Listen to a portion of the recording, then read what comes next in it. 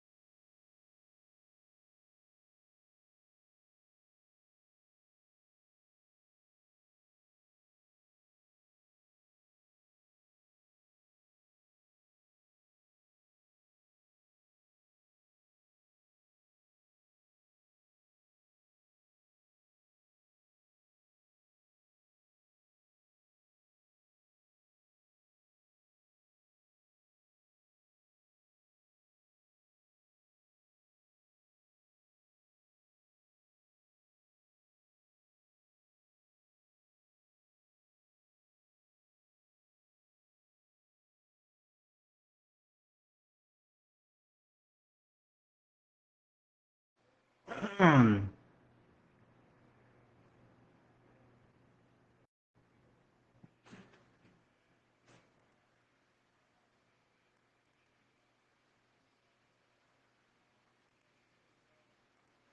right, just give me a moment. I got my finger blocking the camera. Actually, oh boy.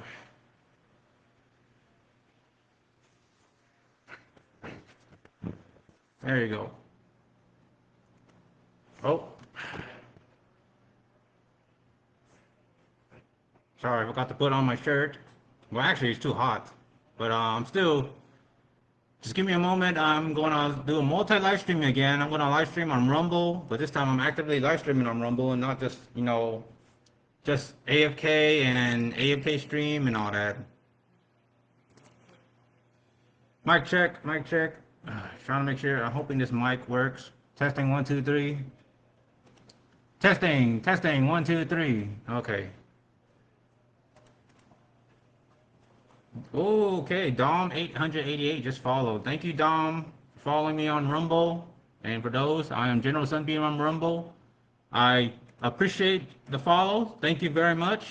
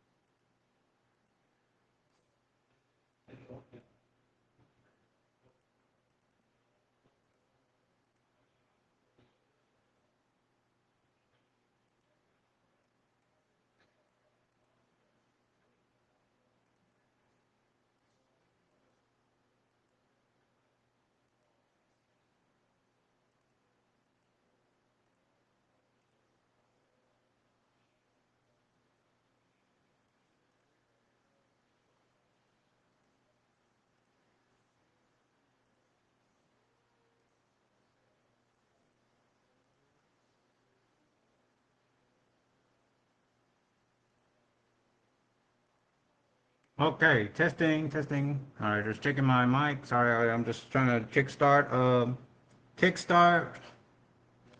the Rumble live stream. This time we're using the Rumble and kickstart the Twitch live stream, doing three-way live stream.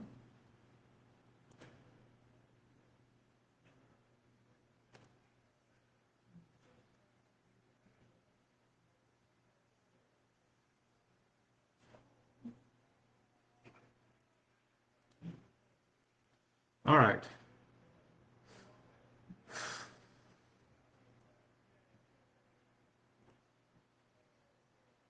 All right, before we're gonna start,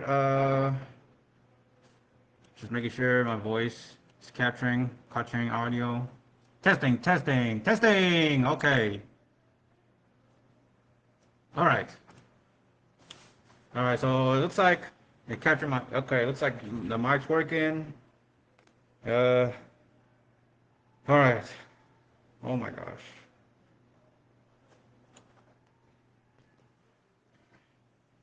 Before we're gonna get started, just to give a heads up, so I must read this as always. I pinned this on the comment. I will update this. First Amendment disclaimer, and as always, viewer discretion is advised. This content may contain mature 18 plus, not safe for work themes. Implied 18 plus discussions are visual material intended for adult audiences. Viewer guidance is recommended, as well as parental advisory. Mature content warning. I fully exercise my rights under the First Amendment of the United States Constitution, including freedom of speech, expression, rights to petition, assembly, protest, and right to recording, press, media production, at least here in this household, while honoring the social media of any social media terms of service conditions under the guidelines.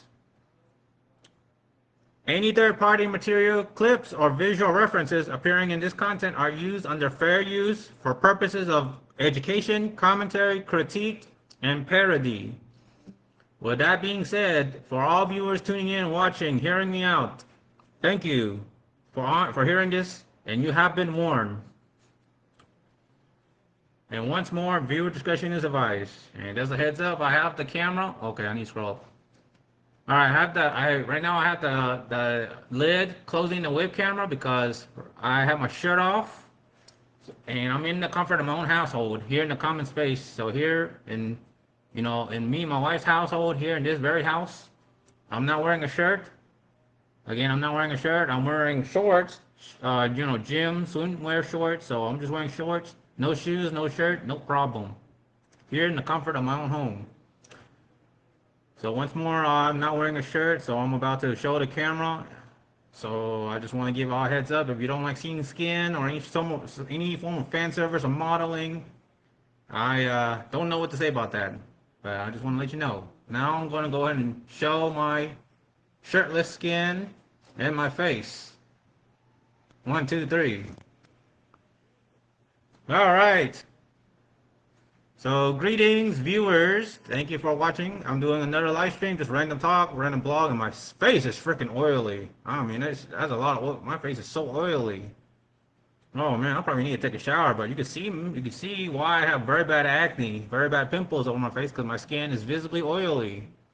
From the sweat, the moisture, the humid. It's hot. It is like 69 degrees. Well, it's actually windy. It's 69 degrees, but it was 85, 87, 81 degrees earlier. It's sweltering. It's kind of humid, so it's hot. So again, I'm not wearing a shirt. So I apologize if there's some PG-13, little bit of fan service, and have a TV in the background in the living room. I just had dinner, and at the time of this live stream recording, broadcasting, I just dropped off my wife. I took my wife to one of her friends, Marvis Mackay's place, and they are out to watch a movie. Let me check on my phone. I got a message. Oh, my wife sent 2 messages. Okay, so she posted a selfie. I'm sure she's gonna post this on her Facebook page, or her Facebook profile on her feed. Of her, she showed a picture of her selfie. She got an icy Slurpee. She's posted on a Facebook Messenger to her friends, to her other friends. Maybe sharing it on Instagram on the group chat. But she posted a selfie of her drinking a Slurpee icy from 7-Eleven or something, and then watching a movie theater. The Mummy Returns movie. The Mummy Returns, and then tomorrow, Saturday, I'll be going to get my oil change, doing my next service in the northwest of ATX. So that's the plan for this week. And then after that, we'll be going shopping, grocery shopping, because we need to buy more food. And I'm trying to make a career out of this, live streaming, blogging, this being me. I mean, I'm a male model, Asian male model. Once again, I keep saying this, but I'm not wearing a shirt.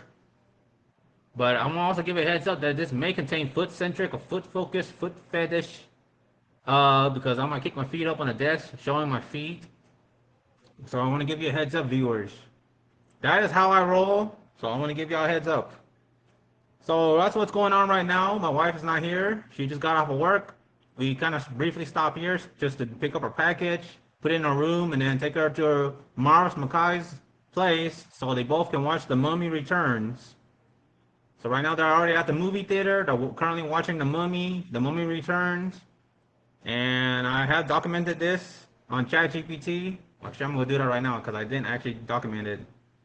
I see that they got an Uber. They spent some money to get an Uber, and they spent some money for food and snacks and all that. Because I checked the bank. It shows.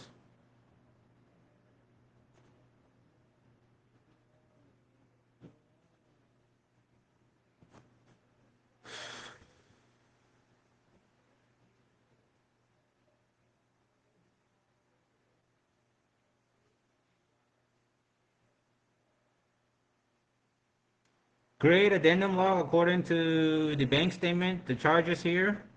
My wife is hanging out with her friend. I picked her up from work, stopped by the home briefly to pick up package and all that, and took her to a friend at Marvis Mackay's place, and they both purchased a ride Uber to see The Mummy Returns on Friday, March 27th, around dinner time evening.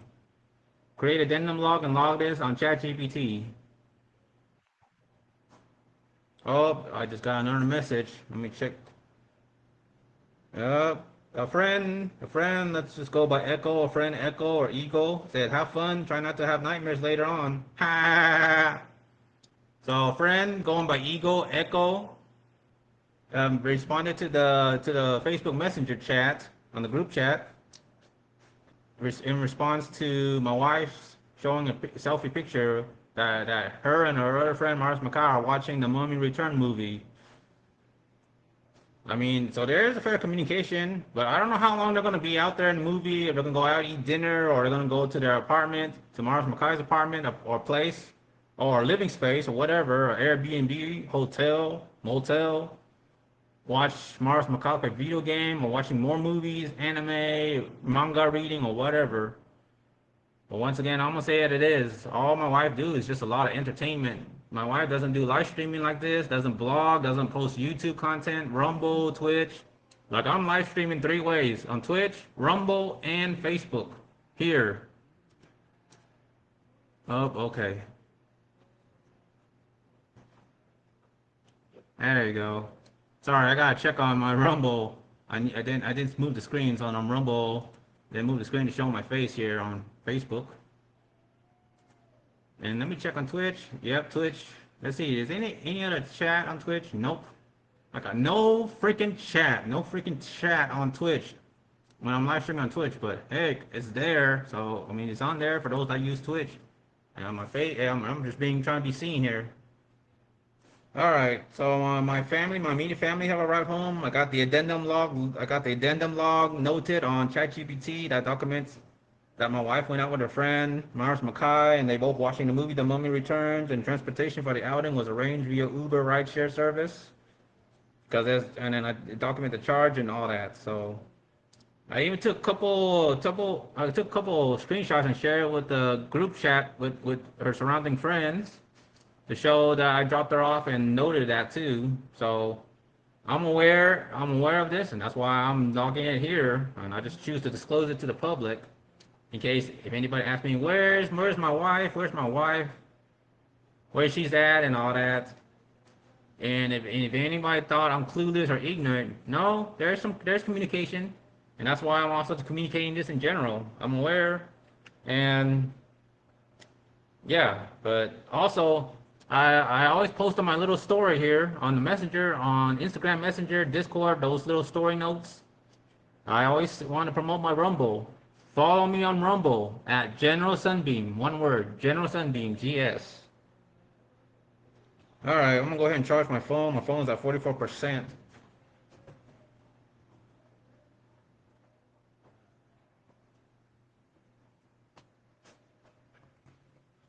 And I hope you don't mind me. Oh, my leg hurts. Oh, soreness. Yesterday I've been stepping out, going to the backside and doing some gardening and a lot of dirt digging, digging up dirt, creating ditches, maybe taking a mud bath. I don't know. I mean, I always want to take a mud bath. I don't like spending the money taking the airplane, going all the way to the north side of California, going to what is it, Napa Valley, Calistoga, California, just to go to the Golden Haven Spa to get the mud bath. I've been seeing that. I've been following the Golden Haven Spa on Facebook, and I shared it on my profile on Facebook. How much I want to take a formal mud bath, an exotic spa treatment. But I was blessed the moment that me and my wife moved in here on March the 7th, 2026, in Saturday afternoon, rainy Saturday afternoon. I was lucky and blessed with to have a garden bed, a small garden patch. It's enough for me to, it's enough to fit me. But I just want to say, yeah, I've been doing some extreme gardening, dirt digging, maybe taking a mud bath, and just to show the freedom and what I mean, why I like to have our own place, have our own roof, because it's freedom. As homeowners, well, within the law and within the HOA community policy guidelines, we can do whatever we want as long as we don't harm anybody. Yeah. Now I will go ahead and read off of these because I'm trying to delete the post on my Facebook profile. I want to be courteous, considerate here. Yep, my wife did posted a picture. Oh, don't tell me is it? Oh, okay. Okay. Yeah.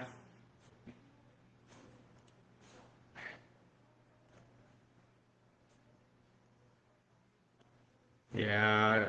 It's. Let's see. Okay. There he goes.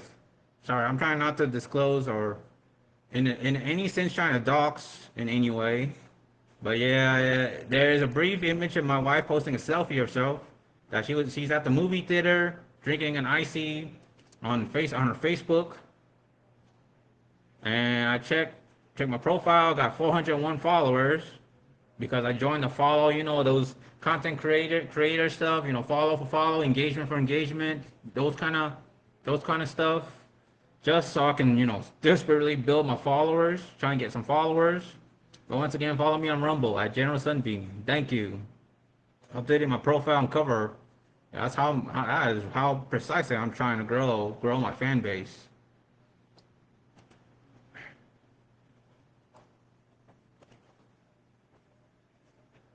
Oh, it's eventually gonna get dark. Right now it's 69 degrees Fahrenheit. It is windy.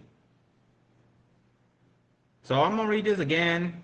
I'm gonna read this as I'm very trying to communicate to all the viewers and making sure that you, the viewers, understand this, who I am as a content creator, streamer, and modeling, as a general model, male model.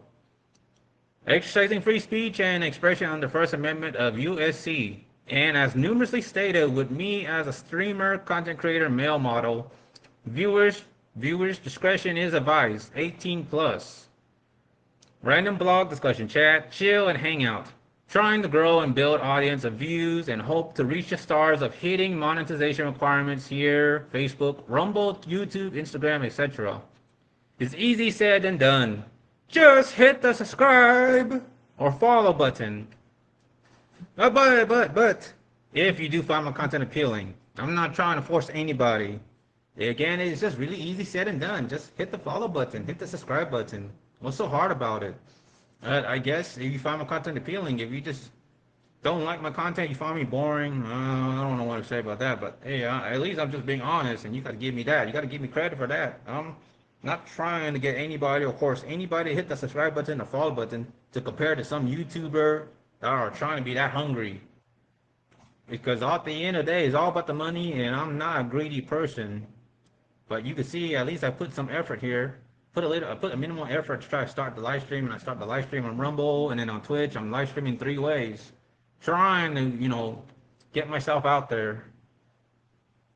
So thank you for watching, hearing me out, and again, there's all my social media and my wife's social media handles.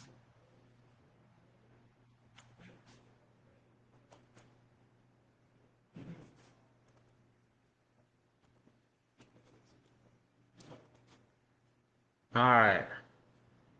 So on Rumble, to all viewers, to everyone watching, I appreciate the follows. Thank you for following. Thank you for being my follower. Hit that follow button. So, and Twitch and Facebook, and it just get posted on YouTube. If it gets reposted or shared to other social media, Instagram or whatever, just I appreciate it. I greatly appreciate it if you follow me on Rumble. Help me reach 100 plus followers on Rumble. I'm trying really hard to really monetize and really trying to get out there.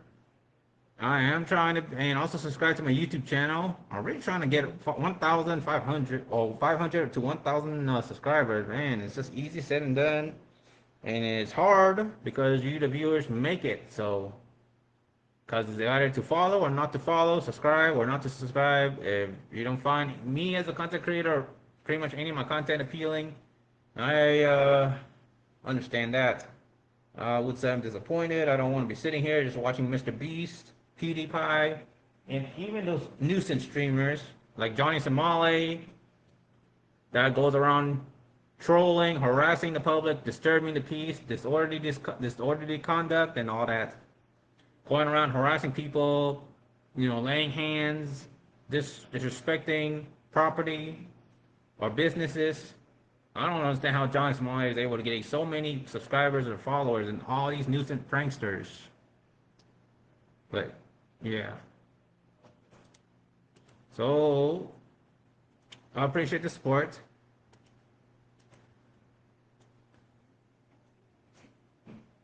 Yeah, I can hear the wind. Okay. Public statement, content direction, news, approach, and transparency. Oh, I am sweaty. It is hot. Oh my God. Huh. It kind of feels good when I'm sweating. I mean, kind of want to keep my feet up. Yeah. So, news, approach, and transparency. Public statement. Greetings. Uh,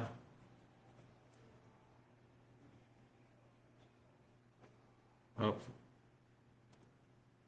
Greetings to anyone that care to read this post. Sorry, greetings to anyone, to any viewers currently watching, that care to hear me out, because I am reading off this post on my Facebook. Pleading the first.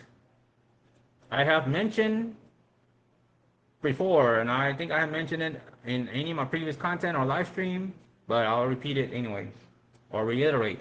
As I have said, that I will plan to set up and organize my own news style anchor reporting outlet, thinking more of a relaxed, casual, summer vibe theme news. No shoes, no shirt, orange swimwear, no problem. Kind of ordeal while blogging about what the F is going on around the world personally. I might name it the General Summer News, or Solitaire News, or Solar Summer News, or General Solar Summer News, something like that. I would like to take a moment to clearly and openly share my intentions moving forward as a content creator, influencer, streamer, Asian male model, cosplayer. I don't play games, but gamer, just blogging, talking, chatting, speaking my mind, doing the right thing to give a heads up notice whether online here or in person of future events when recording or streaming in open general public spaces. I will continue to produce videos and live streams across platforms such as YouTube, Rumble, and other social media. So here, Facebook, Instagram, if I can multi-live stream a 4-way or 5-way, just to really broaden my reach and gather up serious audience viewers. My content will remain neutral. No, I'm sorry. Yeah, my content will remain natural, raw, and unedited. Usually focused on real life moments and everyday experiences at excruciating detail. I am not aiming to present myself as an over-the-top entertainer or someone using heavy production, special effects, or any gimmicks. I am not like any other Hollywood-style movie YouTuber with a lot of special effects, a lot of transitions, and all that. I'm just me being me here, and just other than just showing my skin. That's what I can do. I am simply documenting my life as it is. This means normal daily activities, AFK, ASMR style live streaming, just with the web camera, actively showing what's going on in the background, what I'm doing, excruciating detail. Right now I'm home alone, and it's getting dark. It's evening. It's dinner evening. It's windy outside. My wife is watching a movie with her friend at the moment, and I have the TV. I have a TV on a YouTuber named Fred Beyer, whose nickname is Durf, that allows a nuisance public street prankster going around pranking and disturbing the public, harassing people. I could never understand why nuisance streamers or nuisance pranksters like Fred Beyer, Dita Mac, Canal Joseph, G Dion, my house is dirty, Johnny Somali, and many other trolling public nuisance pranksters on YouTube, Twitch, Rumble, Instagram that are doing all these things intentionally. I mean, they're really showing it, and and then I don't know how I don't understand why they are getting like high subscribers or followers like that. Just pranking people, and I don't understand. Despite that, on multiple of their YouTube content, the police were called, and they weren't arrested or like booked into any county jails or whatever, which is so utterly confusing why they're not locked up. But anyway, that's what's going on in the background. I have it on YouTuber Fred Beyer, aka Durf, harassing, just various of his content, just pranking the public, disturbing the businesses, disorderly conduct, disturbing the peace. It's retarded. Okay, so normal daily activities caught in the background of the web camera, honest thoughts and updates, moments that may feel ordinary, quiet, or even awkward, as well PG-13 implied or NSFW implied 18 plus regards. I understand that this style may not appeal to everyone, and that is completely okay. My goal is not to compete with large creators or viral personalities, but to remain consistent, authentic, natural, and grounded, or just be myself, and that's what I'm doing a phenomenal job. You have to give me that. Content notice and direction. As I continue this journey, I want to provide a clear notice. Future content may include discussions on news and politics, blog-style commentary and analysis, occasional fan service or stylized creative content, references to real-world individuals or public figures, naming out anyone that I either personally knew or have heard / seen on my content. So I will be calling out, shouting out, shout out, naming out, calling out a specific proper noun, actually naming a person from a high profile, mid profile, low profile, based on what I've heard or what I know personally or have seen on my content or seen on the internet that is out there, that information of the person and their organization, workplace, like any information that is out on the internet to the general public of the internet. 18 plus, viewer discretion is advised. Transparency, documentation, and accountability.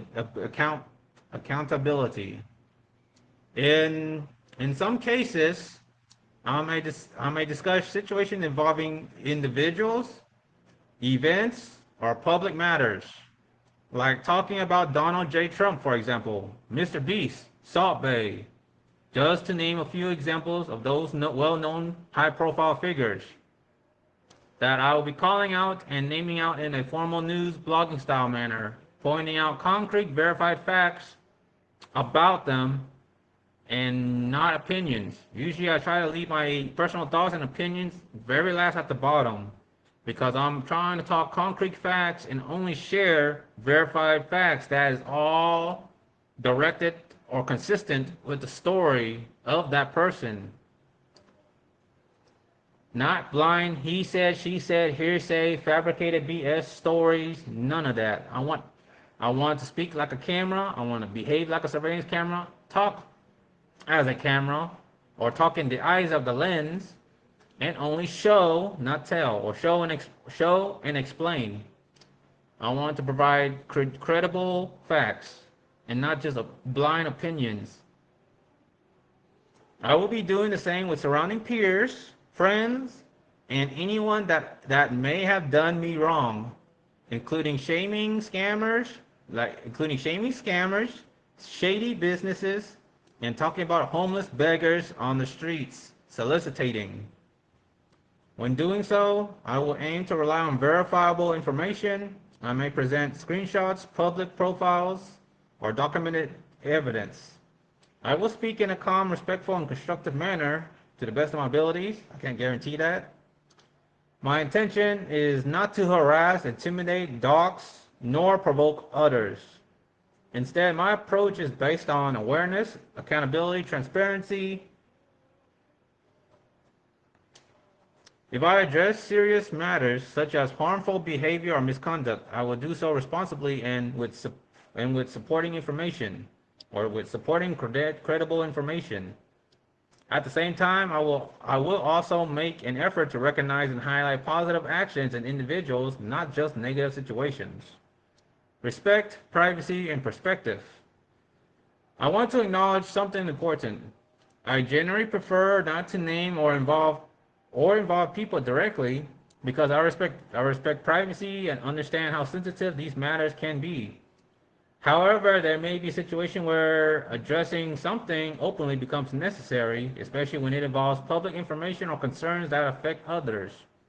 Maybe like something like a potential deranged criminal, as the saying goes, if you see something, hear something, say something. If you see something odd or potentially dangerous, or hear any talk that will lead to criminal acts, say something, report it, put a stop to it. And that's what I'm going to be doing. I'm the internet vigilante. I'm trying to bust all these scams. I'm trying to put an end to all these scams and dishonest, shady dealership or businesses. Trying to call them out and report them. Put a stop to all that. Enough of the wrongdoings. The internet is a space where information can be shared quickly. People may speak honestly or dishonestly. Content can influence how others are perceived. Because of this, I choose to approach content creation with care, fairness, and responsibility, which is to the best of my abilities. I cannot guarantee that.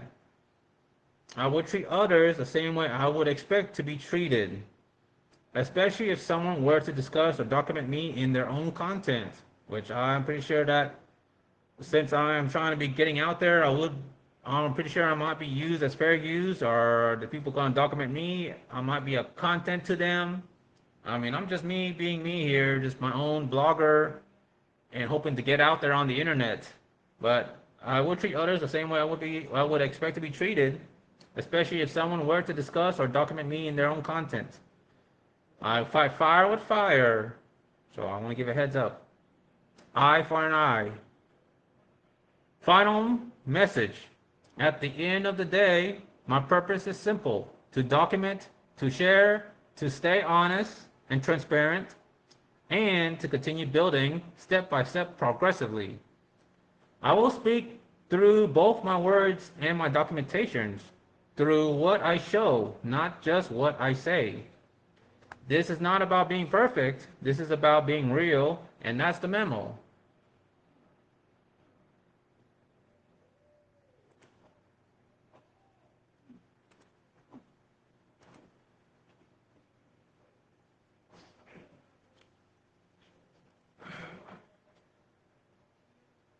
Okay, I will reiterate this. I'm going to reiterate again once more.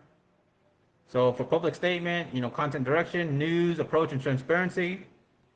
So once again, greetings to all the viewers watching at this hour on Twitch, Rumble, Facebook.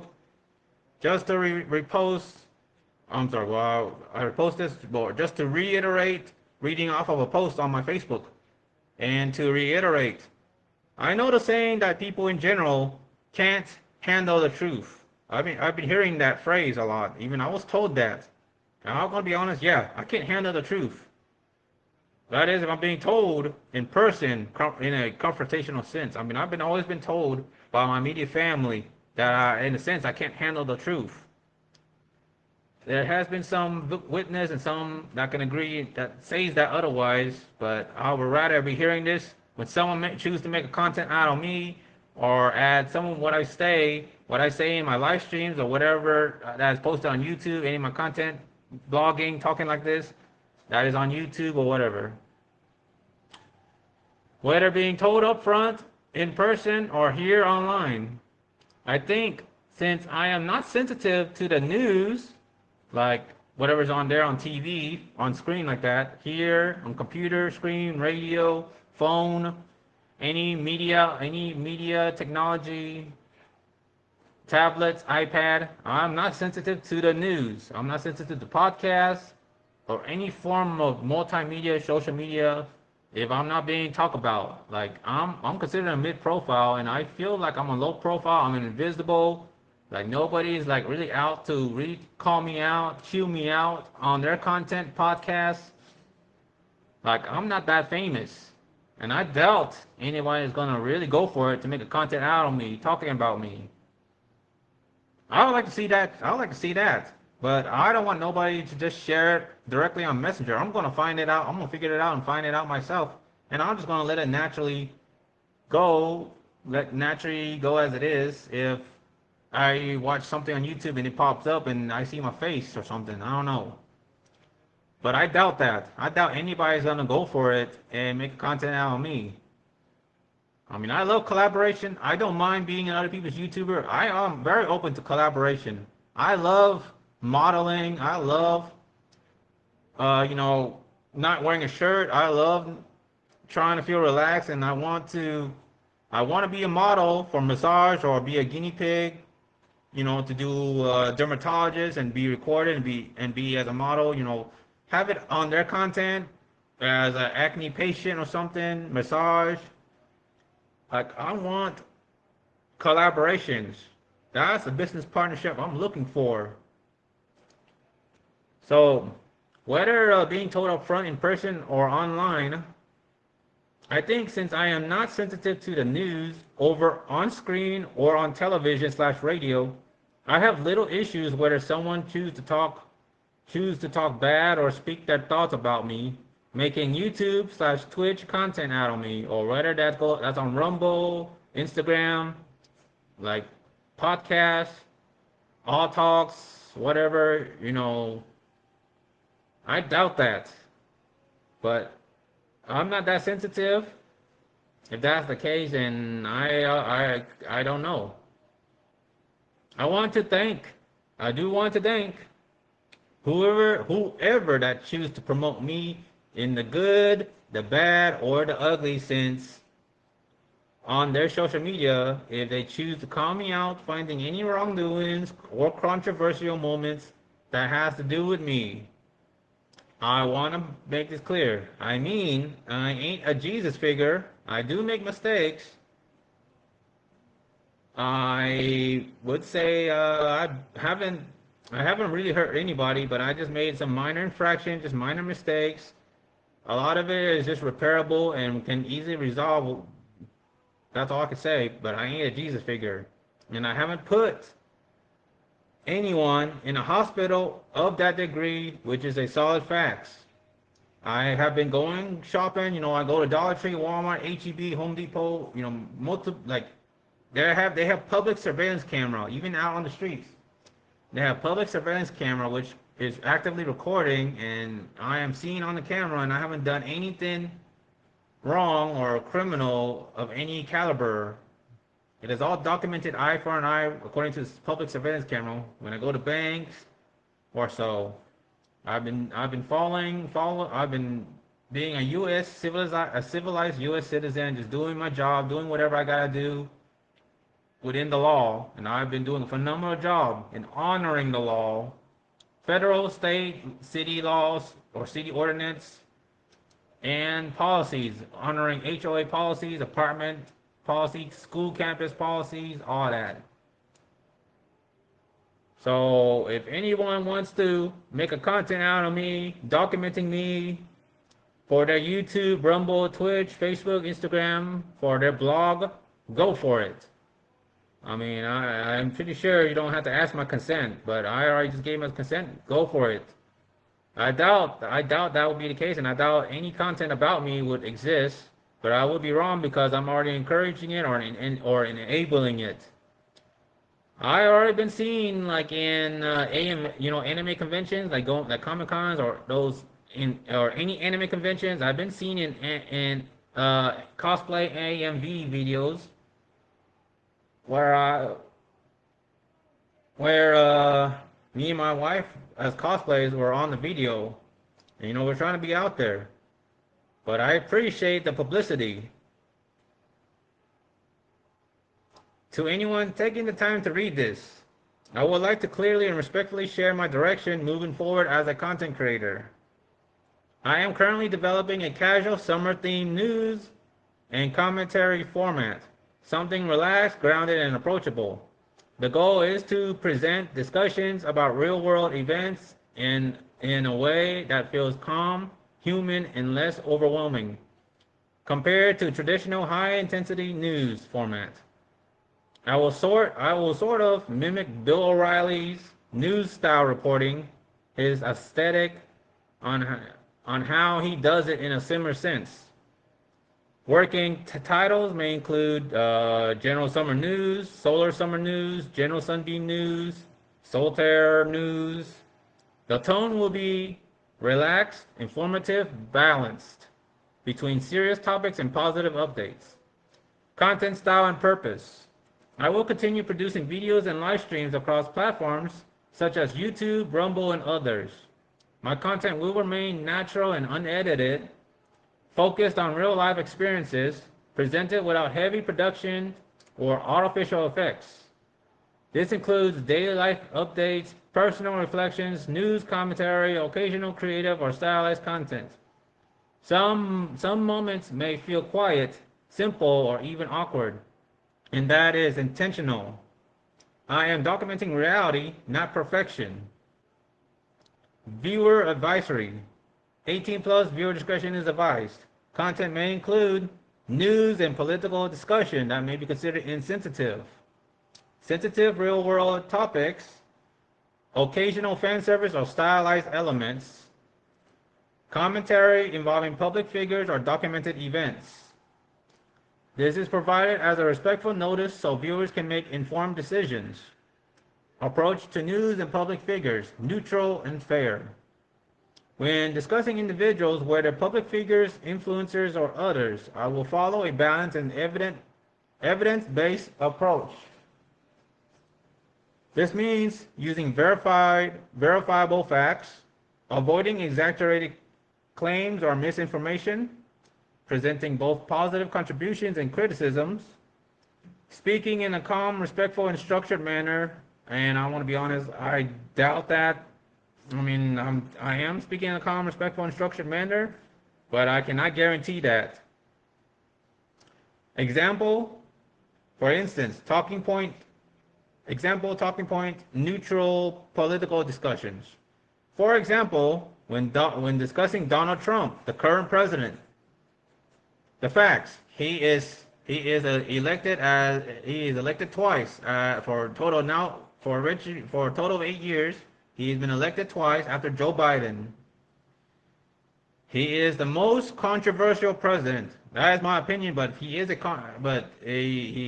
but there's a lot of questionable things that Donald Trump, as the president, as the current modern president, has done that is considered controversial. Like a lot of heavy ICE crackdown that took 2 lives during the protests.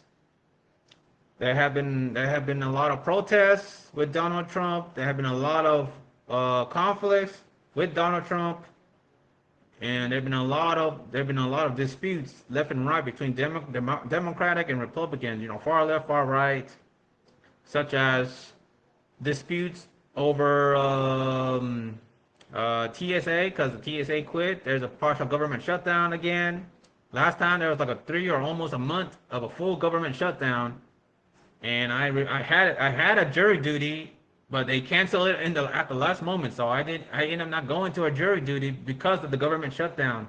I kind of texted my parents, my immediate family, saying, "Hey, I didn't have to go to the jury duty. You can thank the government shutdown." But let me get the camera on me. There we go. But yeah, so in talking about Donald Trump, the current president, so background: former businessman and television personality, host of The Apprentice, public figure involved in entertainment, including WWE appearances such as the Battle of the Billionaires with Vince McMahon, Stone Cold Steve Austin, with Umaga, shaving the hair bald. That's where I notably see Donald Trump. Premiered back when it was like WWF or WWE around that time. I think it's in early 2000. I don't know when precisely, but I have seen that. Where Stone Cold Steve Austin make an appearance as a referee. Political career: served as President of the United States. Policies and actions that supporters often highlight: economic growth prior to global pandemic disruptions, tax reforms, criminal justice reform, First Step Act, criticism presented fairly, strongly polarizing leadership style, controversial public statements and communication, approach ongoing political and legal scrutiny, balanced delivery. In my reporting, I aim to present both the accomplishments and criticism clearly, allowing viewers to form their own informed opinions. Documentation and accountability. When covering topics, I may reference public records, screenshots, or sources. I will aim to verify information before presenting it. I will avoid targeting individuals unfairly. All that will be to the best of my abilities, but I cannot guarantee it. The purpose is awareness, transparency, responsible commentary, not harassment nor provocation, whether you believe it or not. Respect and boundaries. I recognize that people value privacy. Information can be misinterpreted online. Content has real-world impact. Because of this, I will speak with fairness, avoid unnecessary confrontation, or trying to instigate or stir the pot to create any form of confrontation or leading up to potential violence or anything because of what I say. I will put that as a disclaimer. I am not trying to offend or to cause any discomfort or so, but that I am pleading the First Amendment and speaking my mind, and to the best of my abilities, to remain respectful, unbiased, and neutral. I cannot guarantee that. I treat others the way I would expect to be treated. Positive news focus, a core principle. One of my main goals is to shift the tone of news content. Traditional media often focus heavily on tragedy, conflict, violence. loss of life, natural disasters, fear-based reporting, shock value or shock content. While these topics are important, I also want to highlight positive developments, promote community growth and progress, share uplifting and constructive stories. My intention is to create a space where people stay informed without feeling overwhelmed nor distressed. A more balanced approach, awareness plus positivity, facts plus humanity. And again, to the best of my abilities, I will try to structure all that. I, uh, I mean, I'm going to be live streaming, so I don't know how to pop up images and all that. Or at least on Facebook, Twitch, but I'm trying to multi live stream all at once to pop up the images just to show and explain and not show, not tell kind of thing. Trying to show some verified proof, posting the links, www something, and all that of the person or an organization that it exists. It exists in person, and they have a website online. Any contacts that is considered public. I'm going to be showing it here. I'm going to be broadcasting and presenting it here on live streams, or if I'm making a content, it will be included. It's going to be embedded. It's going to be posted visibly, openly. So just making that clear, crystal clear. So, once again, final message. At the end of the day, my purpose is simple: to document, log, report, to inform, to remain honest, to the best of my abilities, to grow consistently. I will communicate not just through words, but through what I show and document. This is not about being perfect. This is about being real, responsible, and respectful. And once more, thank you for your time, understanding, and support. And that's the memo. I am General Sunbeam. Do hit that follow button, subscribe.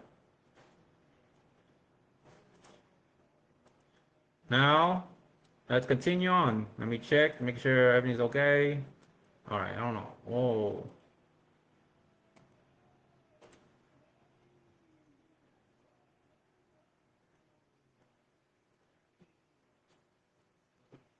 Okay.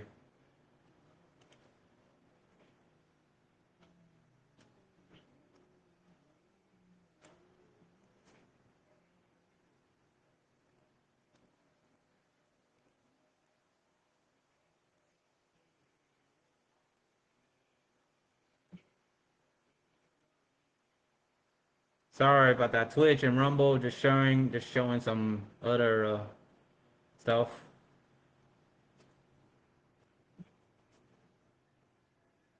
All right.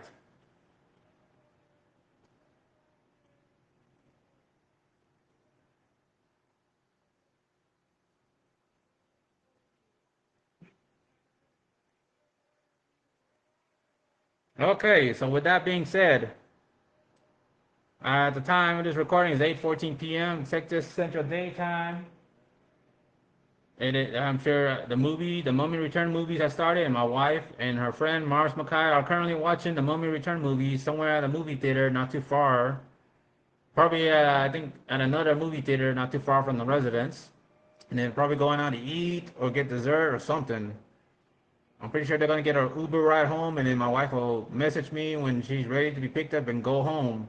And then they're going to talk on Discord with her friends in the room, playing Genshin, playing Honkai Star Rail. I did ask my wife if she wants to live stream on Rumble, on Asuna Bean 500 on her Rumble, and if she wants to live stream on Facebook and Twitch as well, to do a three-way live stream like I'm doing right now. I'm live streaming on Twitch, Sunbeam072. I got it right there on the comments. You can check it out. I appreciate the follows and the subscribe. I can't stress it enough. I'm trying to grow. So at the time, once again, good evening, viewers, and thank you for being here. I appreciate you care, or at least care, or willing to hear me out and watch. Thank you for hanging out and chilling with me. Again, I got the TV playing in the background. That's Durf right there, Fred Beyer, that lousy public nuisance prankster going around pranking, harassing the public. I couldn't believe that he has already almost about to hit 2 million views, 2 million subscribers. Sorry, 2 million subscribers on his YouTube channel, Fred Beyer, aka Durf. Durf or nothing. But anyway, good evening, folks. Thank you for being here. Tonight, I want to talk about a topic that keeps showing up online. The risk, the rise of prank content. That's the risk. The rise of prank content and nuisance behavior filmed in public. Content that often blurs the line between comedy and harassment. And I want to begin with a clear boundary. This stream is about awareness and accountability.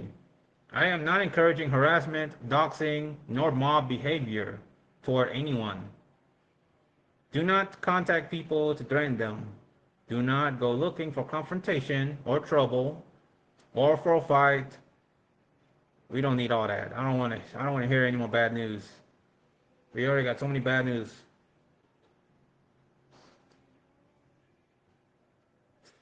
Okay. If you believe something illegal occurred, the correct process is reporting it to the appropriate authorities. Simple as that. If you see something, hear something, say something. If you believe platform rules were violated, use reporting tools and let the platform handle enforcement. Now, why discuss all this? Why discuss this at all? Because prank content is not automatically harmless. When content is built on shocking strangers, provoking fear, creating chaos, or disrupting public spaces, public venues, or businesses, it can cross into behavior that the law and platforms treat seriously. In many jurisdictions, disorderly conduct is a broad category that may include conduct that disturbs the peace or safety of the public, such as unreasonable disturbances or disruptive behavior. Again, it depends on local statute and the exact facts of what happened. At the platform level, YouTube has clear rules about harassment and safety. YouTube states that harassment and cyberbullying can lead to strikes, and repeated violations can result in channel termination. Severe cases that can also trigger termination. Let me repeat that part. Severe cases can also trigger termination. YouTube's harmful or dangerous content policies also include examples of pranks that cross into dangerous territory, such as fake kidnapping and other pranks that cause serious emotional distress or fear of physical harm, especially toward vulnerable people. That matters because at a minimum, this type of content can create real-world harm, fear, panic, disruption, escalation, and sometimes violence.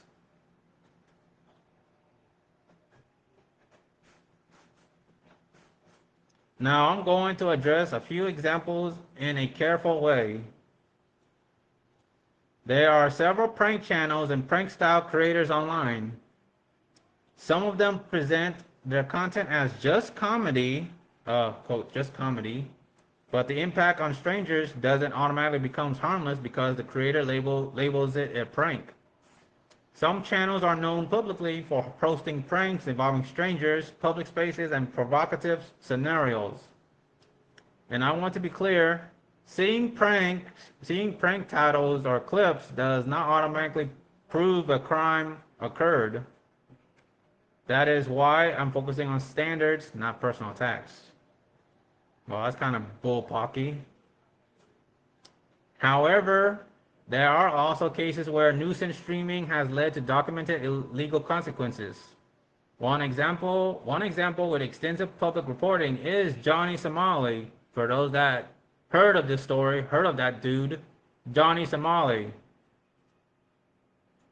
So Johnny Somali reporting has documented fines and charges related to disruptive behavior in public spaces, including a reported fine in Japan tied to disruption at a restaurant and court proceedings in South Korea linked to alleged disruptive incidents and related charges. This case has been discussed internationally as part of a broader trend of nuisance influencers traveling for content and provoking incidents that local communities view as harmful or disrespectful. The point is not to celebrate punishment or to pile on. That's pile on. The point is to say this clearly. When content crosses into harassment, trespass, obstruction, threats, or behavior that disrupts public order, then consequences can and should follow through lawful channels, platform enforcement, civil action, or criminal enforcement where applicable. So what do we do as viewers? First, we stop rewarding harmful behavior with attention. Stop enabling them. Rage clicks are still clicks. If your moral position is this is wrong, but you're watching every upload, that is still feeding the machine. Again, you're enabling the content creator, the pranksters. I mean, I watch them. I mean, I have it there on television on one of those public nuisance streamers, Fred Beyer, going around just being loud, obnoxious, disrupting the peace, causing problems to business, being annoying, irritating. I don't appreciate pranks like that, and I don't like pranksters like that just trying to make YouTube bothering people like that. So you stop rewarding them, stop enabling them. Second, we respond the right way. If the behavior appears to violate YouTube policy, use reporting tools referencing harassment or harmful content policies. If the behavior appears to violate local laws, report it to the appropriate law enforcement agency, venue security, or property manager. If you are a bystander, prioritize safety. Do not escalate. Walk away if you can. Avoid those nuisance streamers you see right there in the background on the TV there. I stream them. I'm not trying to enable them. I'm just trying to spread awareness. But I did share it on my Facebook and I deleted it. I criticized these public nuisance pranksters that's trying to make content off of bothering, harassing people in grocery stores or businesses or on private property where trespassing is not allowed. And I don't understand why they continue doing that. So walk away if you can, and don't engage with these public nuisance pranksters. Well, I doubt that that's gonna be the case. Third, we support better content. Comedy and public interaction can exist without intimidation, humiliation, or disruption. The internet does not need to normalize harassment as entertainment. Finally, I want to close with this principle. I believe in free expression, but free expression is not a free pass to harm or harass other people. Platforms have rules. Communities have laws. Businesses have their policies. Strangers have boundaries, and those boundaries should be respected. If you are a creator watching this, here is the challenge. Be funny without making someone feel unsafe. Be bold without being cruel. Be creative without building a business model around disturbing the peace or disorderly conduct, and being obnoxious. Now I'm gonna take a break. I'm thirsty, I'm dehydrated, I'm sweating a bit. I'm gonna use the restroom. I'm gonna make sure I close the door because I got the webcam and it's probably capturing that restroom right there behind me. I'm gonna step out for a bit. Be right back. Facebook, Twitch, and Rumble.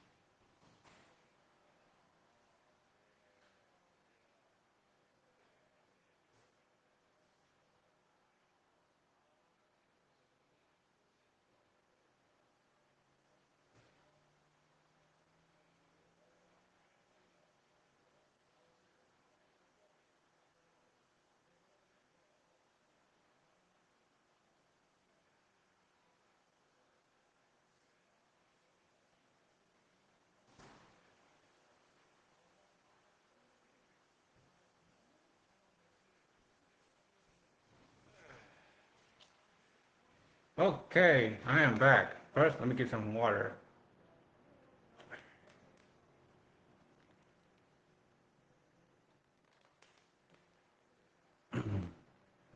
Okay.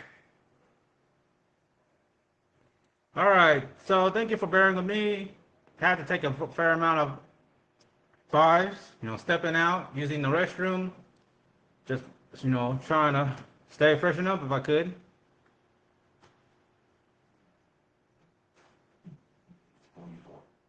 All right, just always looking over my shoulders.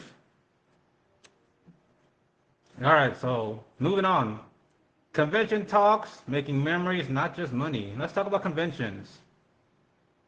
I also want to say something from the bottom of my heart about conventions, events, and what I would want to bring into reality one day.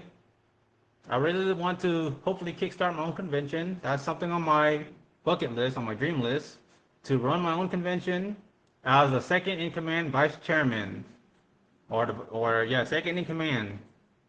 I have said this. I've been watching what's it like to run a convention. It's a lot of hard work, a lot of labor, stress, a lot of manpower and organization skills and coordination here, a lot of communication. But I do want to run my own convention or help run a convention, but as a vice chairman. I don't want to be a chairman. I don't want to be the owner, the founder. I want to be the second in command. When I think about conventions, I do not think only about money. I think about memories. I think about people, the attendees, we the attendees, the anime, cosplay, uh, the cosplay convention community cultures, the Ace Triple C's. I think about artists, creators, cosplayers, vendors, writers, performers, and regular attendees who save up just to enjoy one special weekend.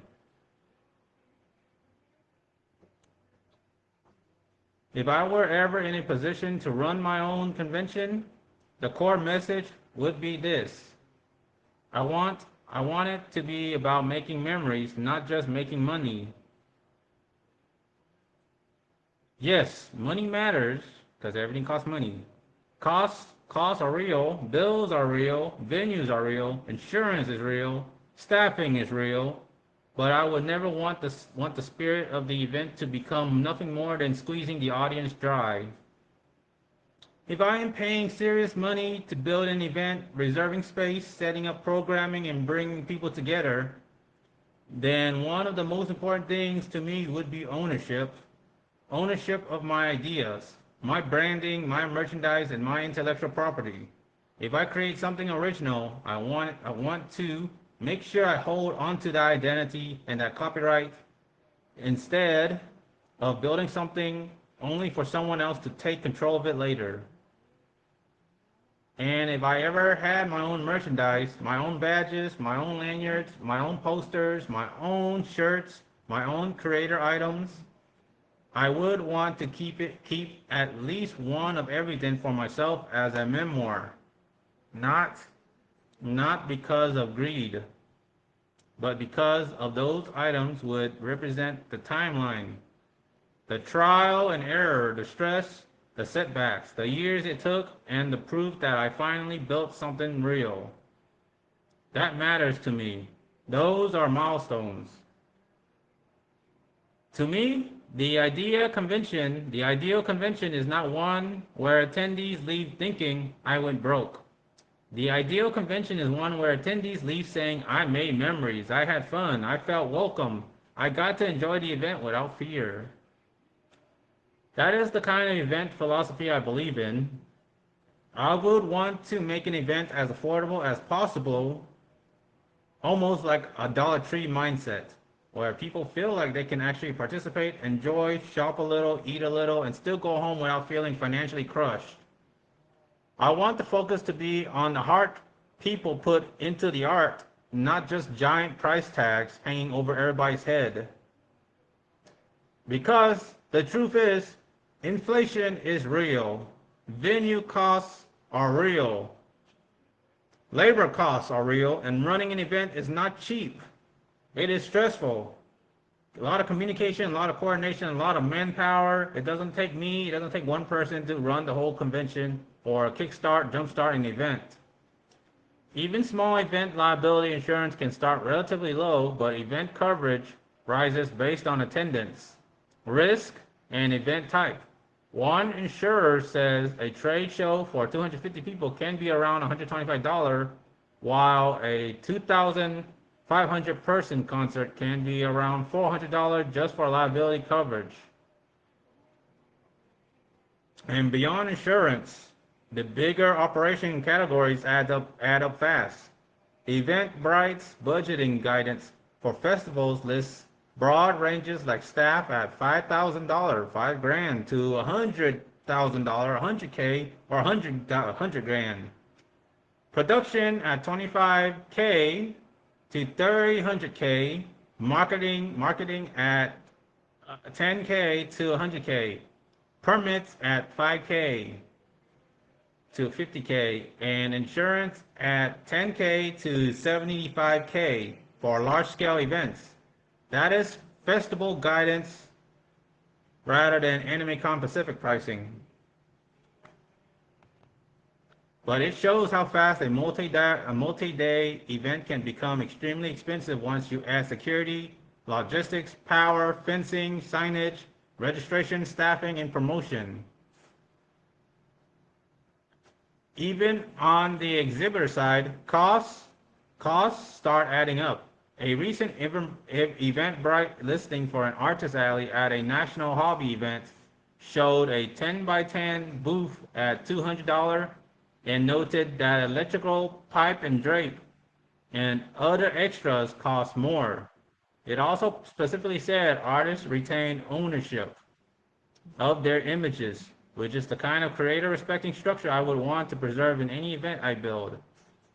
So, when people look at a convention from the outside, they may just see a badge, a hotel, or a crowd. But behind that, there is stress.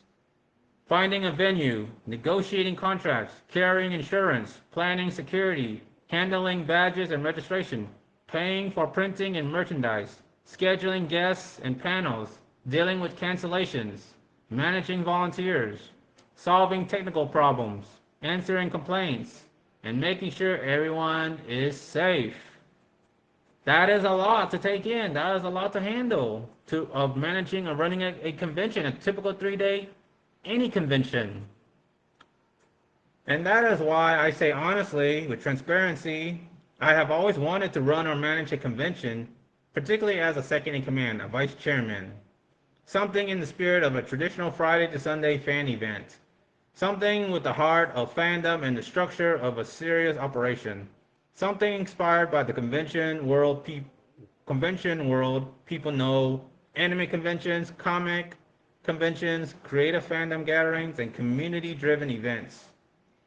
But I also know the truth. Right now, I do not have that level of money at all. I do not have that money to even start a small convention at the least, a typical 3-day small convention.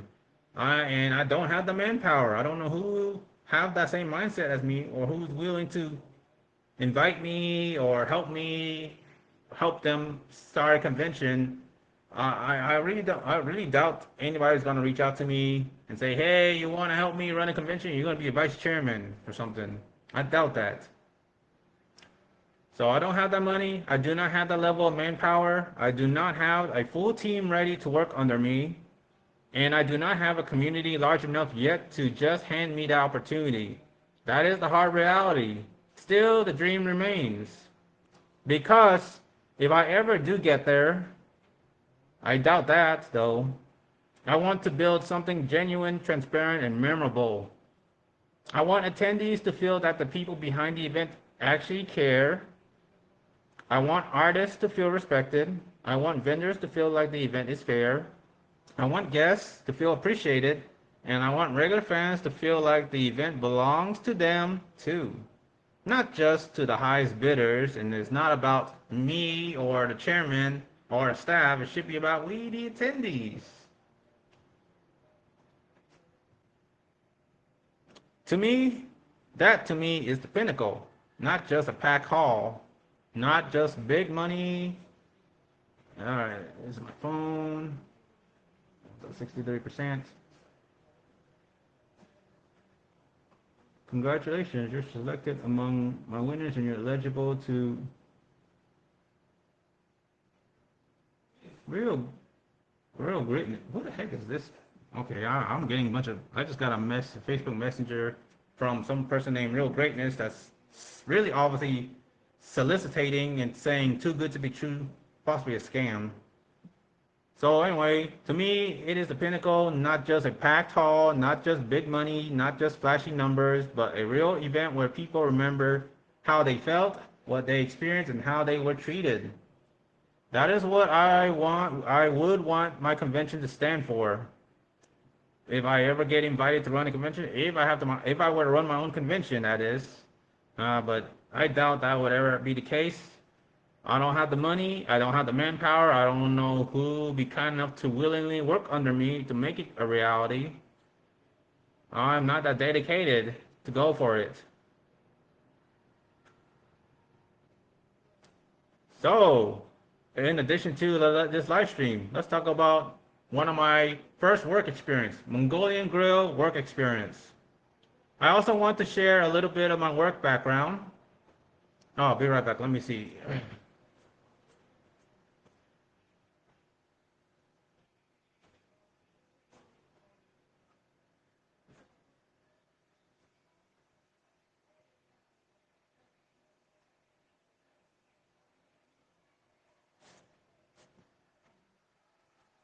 All right, hope you don't mind. I'm gonna go ahead and turn on the lights, the kitchen light.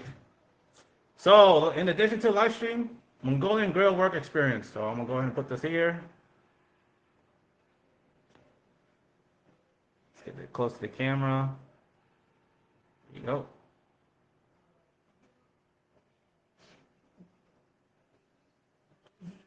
I also want to share a little bit of my work background. This is my first job.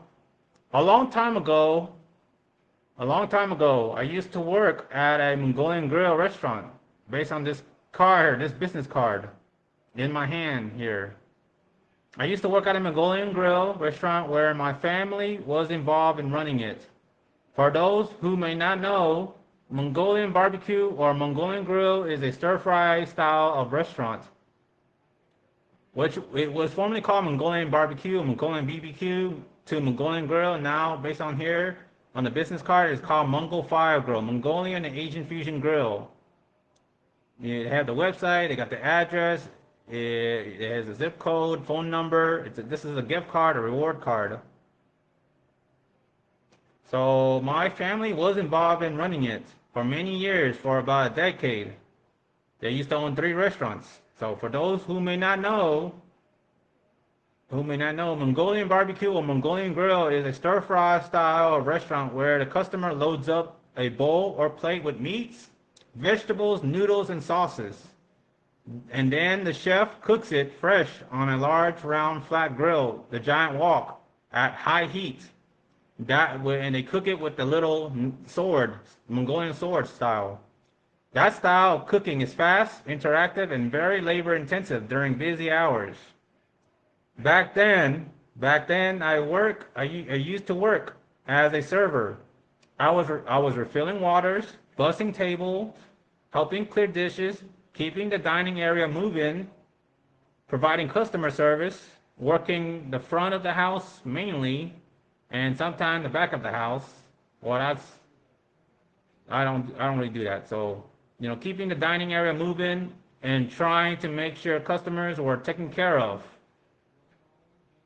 On paper that may sound simple, but in reality, it is a demanding job being a server, especially when the restaurant gets hit with a lunch rush or dinner rush. When I say lunch rush, I mean that busy period in the middle of the day when many customers arrive at once, usually on a short time schedule, wanting fast service, quick seating, refilled drinks, clean tables, and hot food without delay. A rush period puts pressure on the whole restaurant at the same time. Front of the house, back of the house, the grill, the servers, the bussers, and management. When a place is short-staffed or seemingly short-staffed, that pressure becomes even harder because fewer people are trying to do the work of many. Restaurant operations guidance emphasizes that short staffing forces teams to simplify service and stretch workers thin because long waits for food and drinks quickly make guests unhappy. So let me repeat this part. So when a place is short-staffed, that pressure becomes even harder because fewer people are trying to do the work of many. Multitasking. Restaurant operations guidance emphasizes that short staffing forces teams to simplify, to simplify, to simply service and stretch workers thin because long waits for food and drinks quickly make guests unhappy. And that is where the stress really comes in. Food service is not easy, or food service and customer service and hospitality is not easy. During a rush hour, you are moving constantly, on the go, on the clock, left and right. You are carrying drinks. You are carrying drinks, cleaning tables, watching customer needs, staying alert, and trying to keep up with timing. And on top of that, you may have to deal with upset, impatient, or defiant, difficult customers. But now there's a offensive term, a slang term called Karen. And I knew that there is such term. So that's the case. What people usually call Karen behavior, where someone becomes overly demanding, rude, or disrespectful because they are frustrated about wait times, service delays, seating issues, or food expectations. That kind of environment is stressful because you are expected to stay calm, professional, and respectful even when customer is being difficult towards you. And if the restaurant is short-staffed, it can feel even worse because you know the team is trying, but there are only so many hands available at one time. Like the servers, the waiters, service, they can only do so much. They can only do so much. And there's just so many of you, the customers, the Patreons, clients. There's just so many of you and so little service. They can only do so much. It's just hard. And being short staffed is just feels worse. Because the team, the service is trying, but there are only so many hands available at one time. Management has to lead from the front, and staff often end up juggling multiple roles at once just to keep the restaurant functioning. Restaurants, cafe, eateries functioning. So, from personal experience, I can say it is hard to manage a restaurant well. It takes coordination, patience, speed, teamwork, and emotional control. Or again, patience. People often only see the plate of food when it reaches the table, because that's a fact. People or customers often only see the plate of food when it reaches the table. But they do not always see the pressure, the timing, or they do not always see or care about the pressure, the timing, the staffing problems, and the nonstop movement happening behind the scenes. That experience taught me that food service is real work, real stressful work.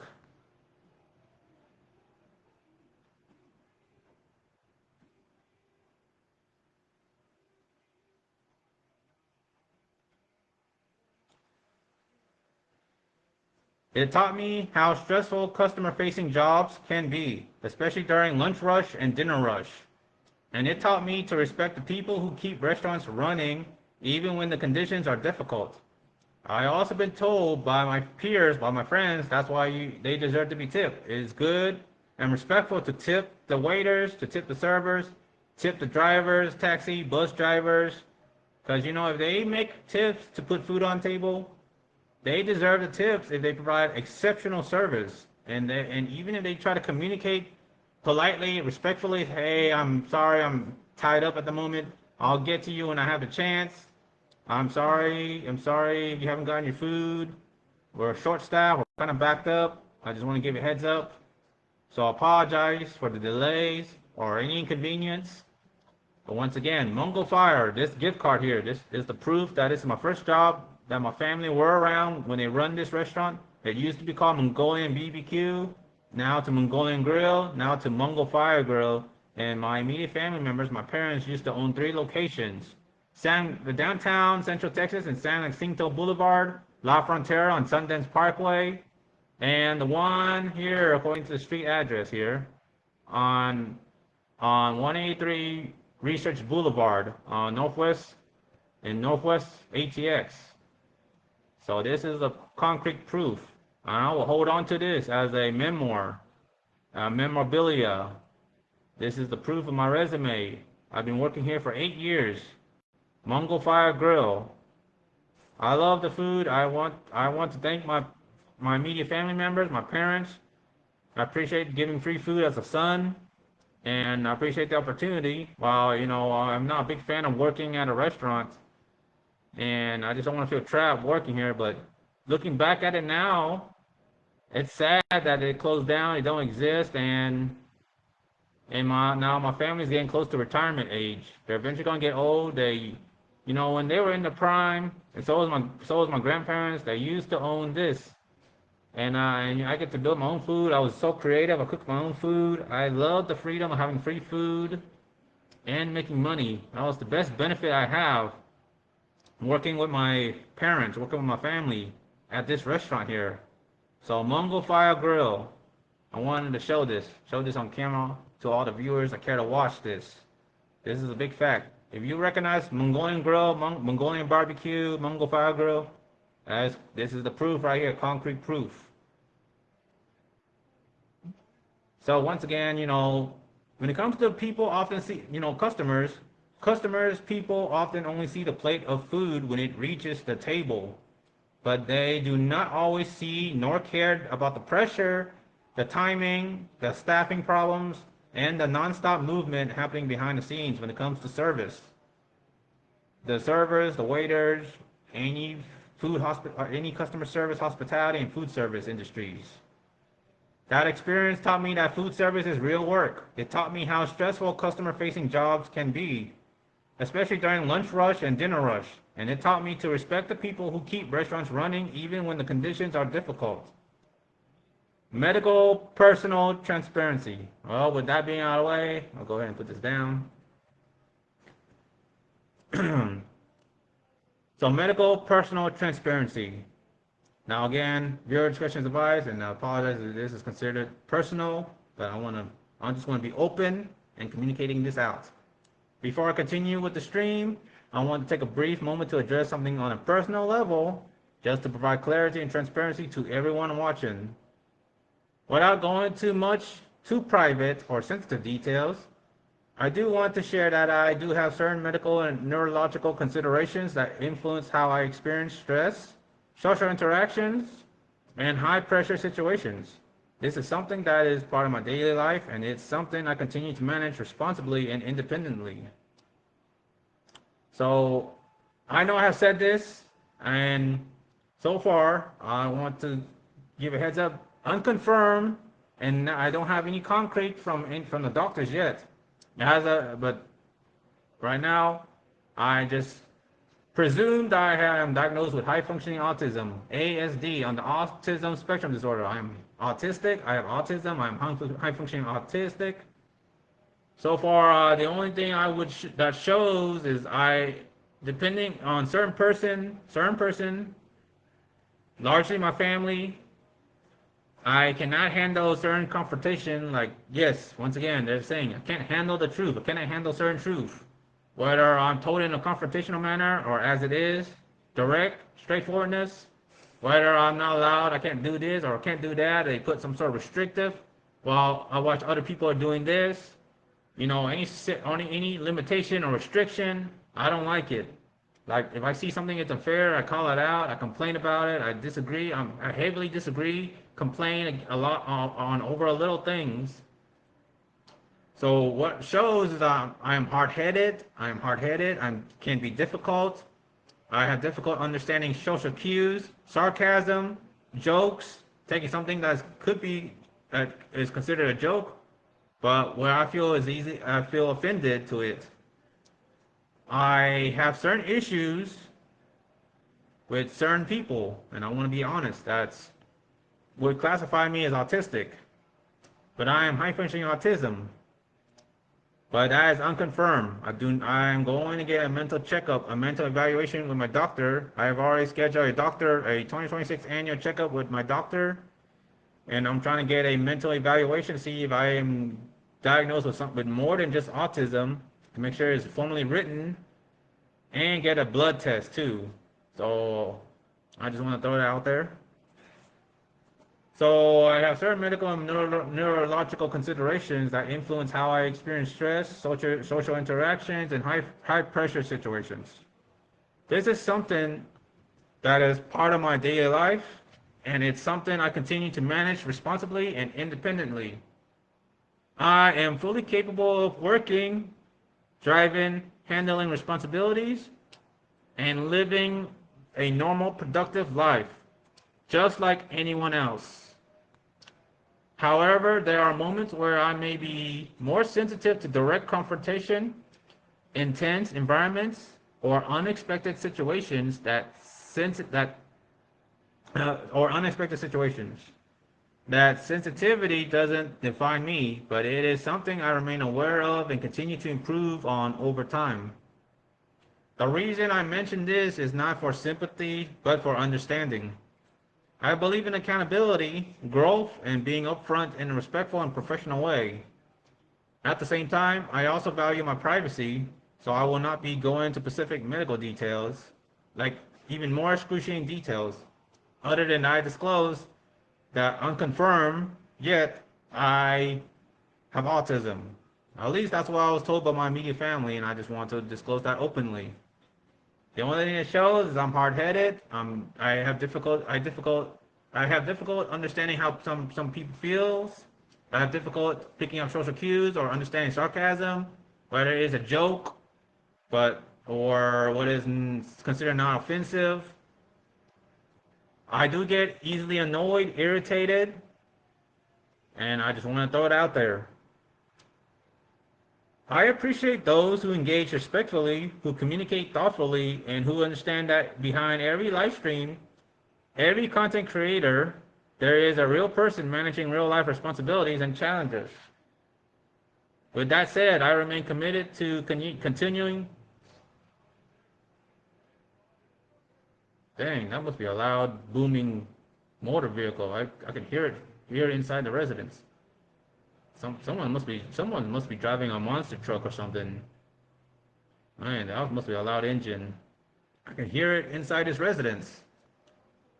All right, sorry for derailing. I appreciate those who engage respectfully, who communicated thoughtfully, and who understand that behind every live stream or every content creator, there is a real person managing real life responsibilities and challenges. With that said, I remain committed to continuing this journey, creating content, improving myself to the best of my abilities. I can't guarantee that. And growing step by step, progressively.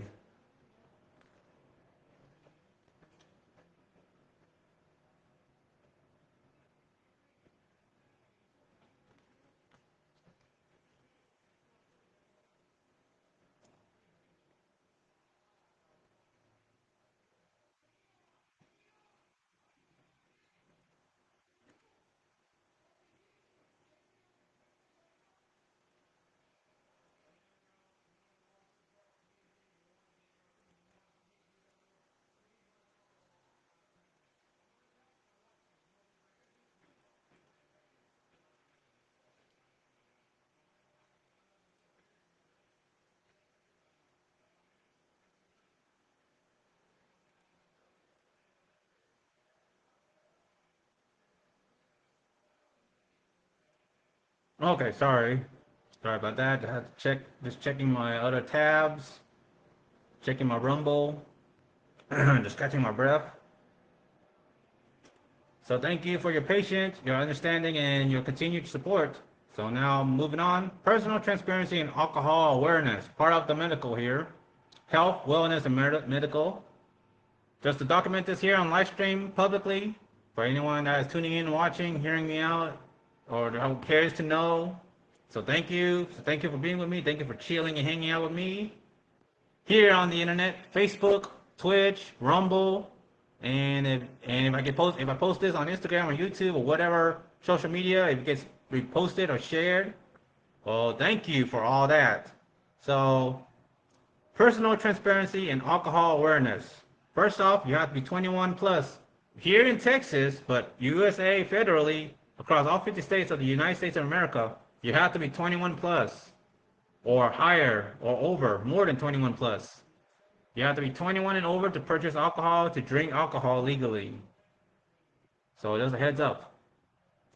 In the Grand Cayman and the Cayman Islands, you have to be like 18. You have to be 18. But I show my driver license anyway. I show my ID at the Grand Cayman, at the Cayman Islands, when I was on the cruise. And I'm surprised that the legal drinking age in the Grand Cayman is you have to be 18 years old. Well, I'm like, wow, okay, that's a fun fact. So, yeah. Now, before continuing with the stream, I want to take a brief moment to address something on a personal level. Just to provide clarity and transparency to everyone watching, I'm not wearing a shirt. Obviously, that's a fact. It's hot. The temperature is going to be plummeting, so it's going to get cold again. Maybe the cold front is coming.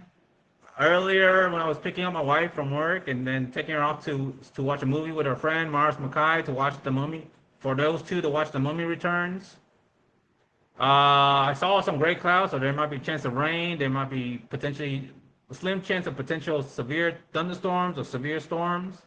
And again, this residence, I hope it can withstand a heavy storm. But again, there's some winds. There's wind. It's windy right now. As I look at the weather on this laptop. But now, getting back to the point.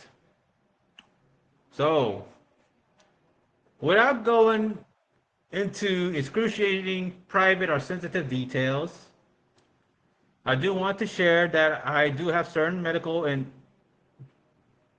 neurological consideration that influence how I experience. Oh, okay, I already read that. I don't know why I'm reading that. So, yeah, I'm driving. I'm capable of driving, and there we go. Additionally, just for general awareness and responsibility as a person, as an individual, I want to briefly mention alcohol tolerance in a practical and transparent way. From personal experience, I tend to handle lower alcohol content beverages around 5% or less comfortably. I repeat, I tend to handle lower alcohol content beverages around 5% or less comfortably. Drinks such as Seagram Escapes or Mike's Hard drinks. Around the 10% range, I can tolerate it in moderation, especially depending on food intake and overall condition. However, anything approaching 50% or higher tends to affect me more noticeably, where I may begin to feel buzzed, flushed, or more impacted than usual. So I approach that level with caution and responsibility. Similarly, my wife also has a lower alcohol tolerance and typically prefers lighter beverages, such as Seagram Escapes. Be right back. I actually have a last Seagram bottle in the fridge. I'll be right back. I'm going to go to the kitchen.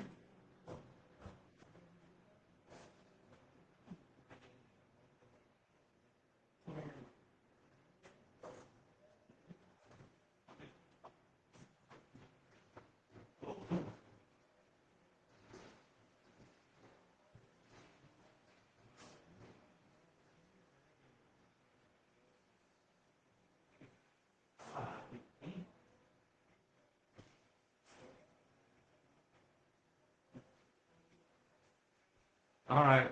Okay, this is not a Seagram. I just want to show this off. So, lemon lime soda, off-brand from HEB. All right. Let's see. Oh boy. Okay. So this is a Seagram bottle. Let me get a close up. This is, you can see that. All right, trying to get this on close on camera. So viewers, audiences, anyone watching, this is what the Seagram Escape looks like. Me and my wife went to HEB. We got a pack, a Seagram Escape pack. I know my wife posted this on her Facebook, showing this bottle, one of the flavors. I think y'all making me happy brand. Y'all making me happy strawberry flavor. But this is what the Seagram looks like. This is pineapple flavor. Pineapple starfruit. Seagram Escape. So this is what a Seagram Escapes. Let me zoom it in. Let me get a close up. You can see there. If you can, okay, I'm trying to get a close up, make sure it's clear.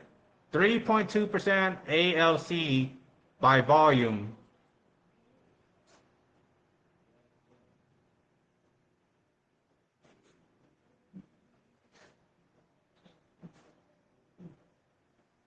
There you go.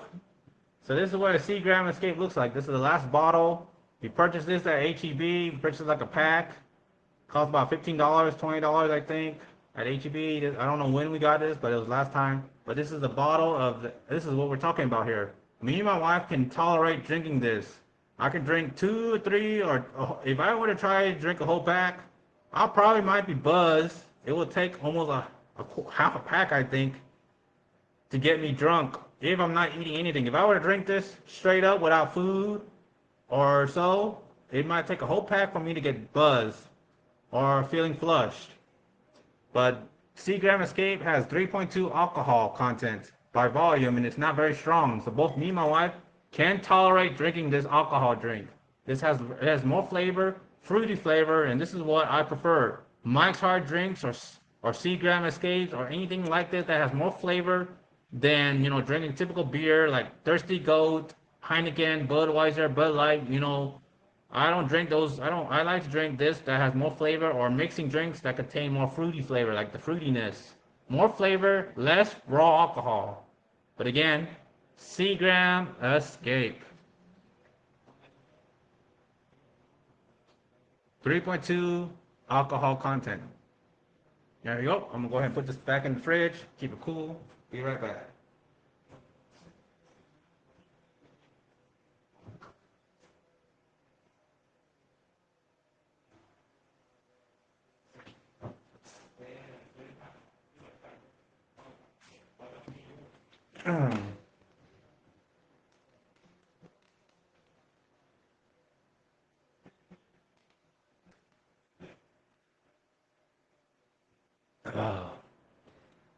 All right.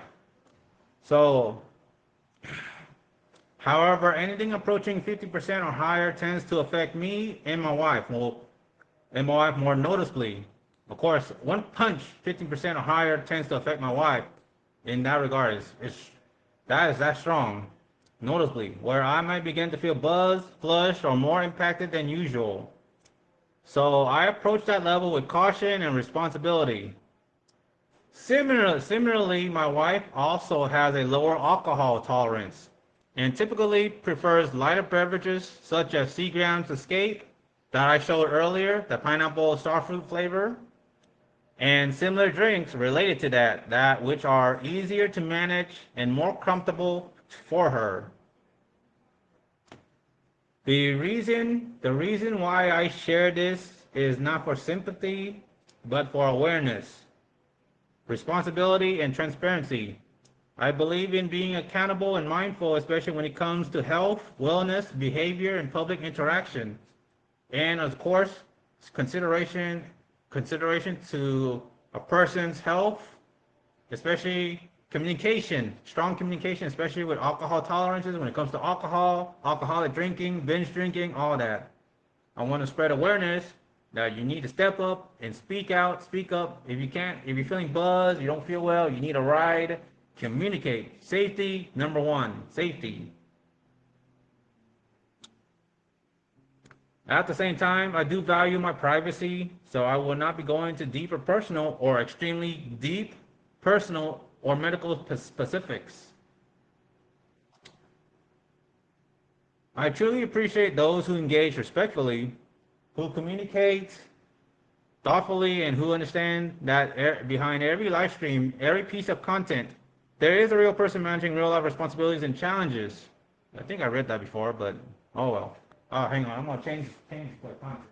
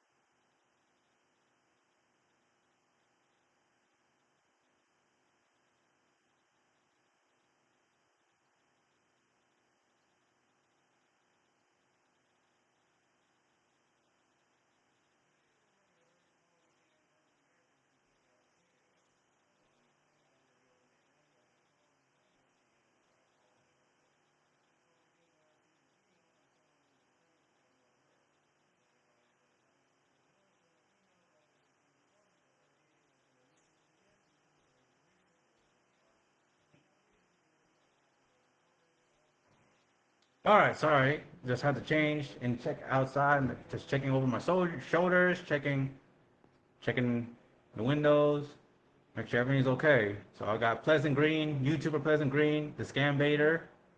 So I don't mean any copyright infringement. I'm live streaming. I'm just having like just random YouTube content playing in the background. So I don't mean any copyright infringement. I want to make that clear. So anyway, continuing on.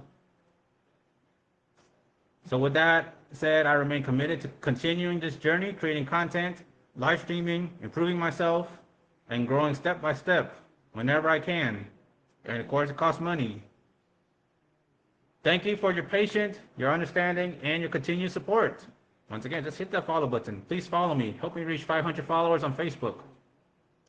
And follow me on Instagram, General Sunbeam. Follow my Rumble account, my Rumble channel, General Sunbeam. YouTube, subscribe, General Sunbeam. Viewers advisory, news, ethic, and current events context. As a general reminder for everyone watching this live stream, viewer discretion is advised. This stream is intended for mature audiences, typically 18 and older, as some topics may involve real-world events, including news, politics, and discussions that can be serious or sensitive in nature. I want to be very clear about my intention when speaking on these topics. My goal is not to spread fear, misinformation, or speculation, conspiracy theories, or just BS fabricated ghost talks. And he said, she said, hearsay. In fact, I am actively working toward building a more structured approach to discussing news in the future where I take the time to verify information carefully to the best of my abilities. And of course, I cannot guarantee it, but I will try. And often I will use AI-assisted tools like ChatGPT and Gemini if they can cross-reference and say the same or consistent with the same story. So I would verify information, carefully cross-reference multiple credible sources, and ensure that what I share is consistent across reliable reporting. I do not support nor promote fabricated narratives, misinformation, or AI-generated speculation presented as fact. What I aim for is transparency, honesty, openness, accuracy, and responsibility to the best of my ability when discussing real-world events, high-profile people.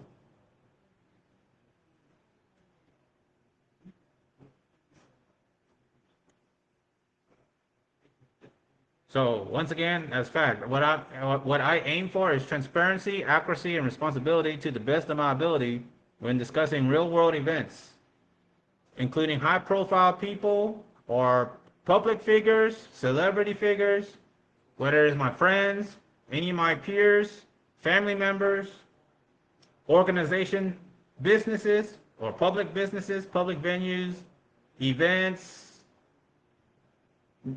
specific proper nouns, or even animals, or hot topics, top stories. Now, I do want to acknowledge that recently there has been a noticeable increase in difficult and heavy news.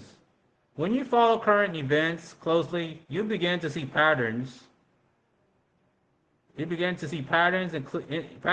Incidents involving loss of life, public safety concerns, and major disruptions that can affect everyday people. For example, there have been reports circulating about serious incidents involving aviation-related emergencies and law enforcement situations in major cities. Or to be specific, there have been a lot of ICE, immigration, custom enforcement police that have been going around states, cities by cities, arresting illegal documents, and there have been worldwide protests against that, and 2 people were killed. I think one of them is Alex Preddy, and Renee Goods, and Alex Preddy. Oh.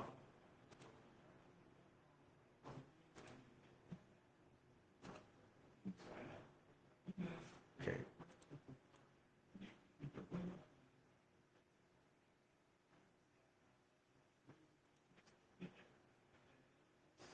Oh, sorry, I'm just checking some detail.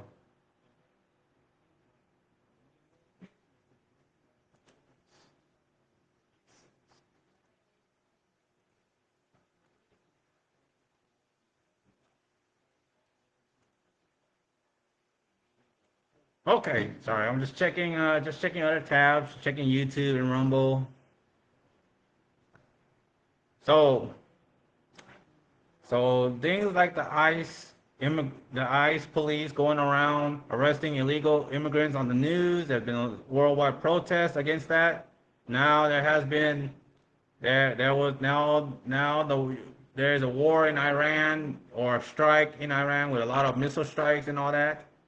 There hasn't been a formal declaration of war against Iran, and the current president of the United States, Donald John Trump, has been at it, sending troops to Iran, as what I heard and seen on ABC News or Fox News, I think.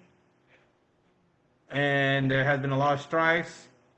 The Iranian leader, Ayatollah has been killed in a strike, and his son has risen to take his place as a successor. Like, that's what I heard. That's the latest top story news. USA is at war with Iran, informally, and there has been a lot of missile strikes, a lot of casualties going on in the Middle East. So there has been noticeably increase in difficult and heavy news. When you follow current events closely, you begin to see patterns, incidents involving loss of life, public safety concerns, and major disruption that can affect everyday people. There have been like serious incidents involving aviation-related emergencies and law enforcement situations in major city. These are the types of developing stories that require careful verification. And I encourage everyone to rely on confirmed updates from established news sources as details continue to emerge.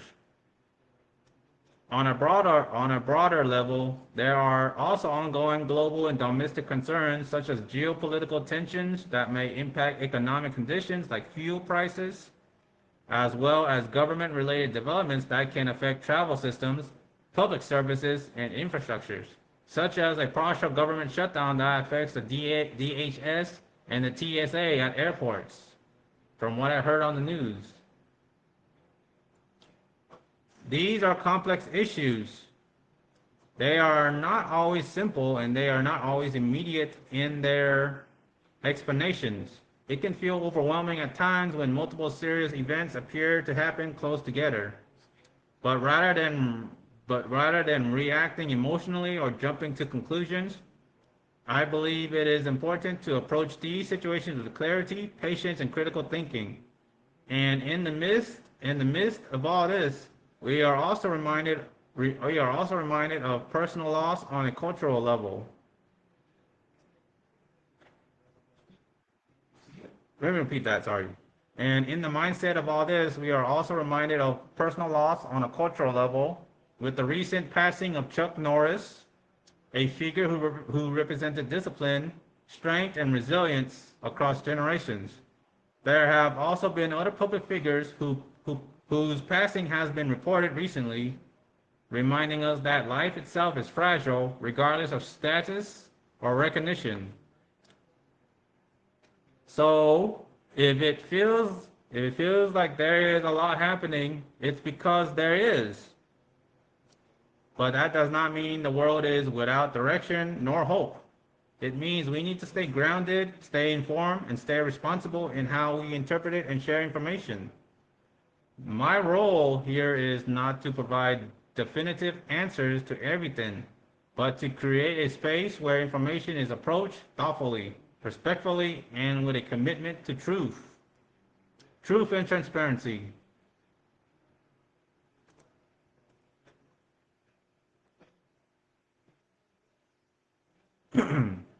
So thank you for taking the time to listen and for engaging in a respectful and constructive way. Moving forward to the next segment, content creation journey, and cosplay industry perspective. I also want to take a moment to speak honestly about something personal. My journey as a content creator and where I stand today. Over the past couple of years, I have been working hard to grow as a serious content creator and influencer with the goal of eventually reaching monetization requirements across different platforms. And I will be very transparent. It is not easy. It remains a significant challenge even to this day. The reality is, this space is highly competitive. In many ways, it can feel similar to a campaign where visibility, engagement, and support determine whether you grow or remain where you are. As of now, I'm going to check here. I'm going to check.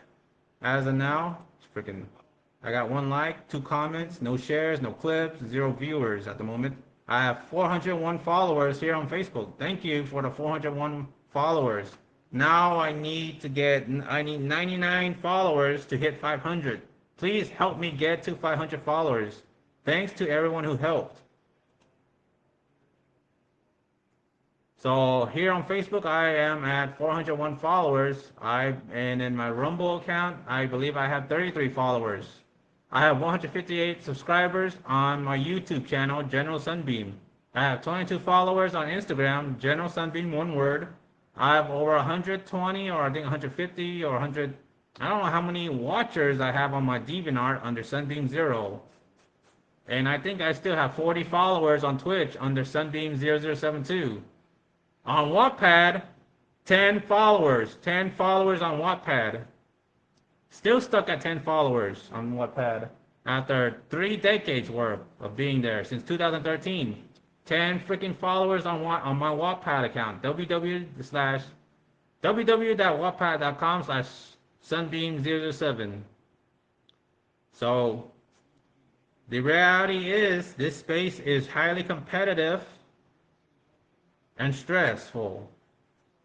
In many ways, it can feel similar to a campaign where visibility, engagement, and support determine whether you grow or remain where you are. Metrics like followers, subscribers, and watch time become the standard by which opportunities are measured. For example, on platforms like Instagram, reaching thresholds such as 10,000 followers is often seen as a minimum benchmark for monetization or broader recognition.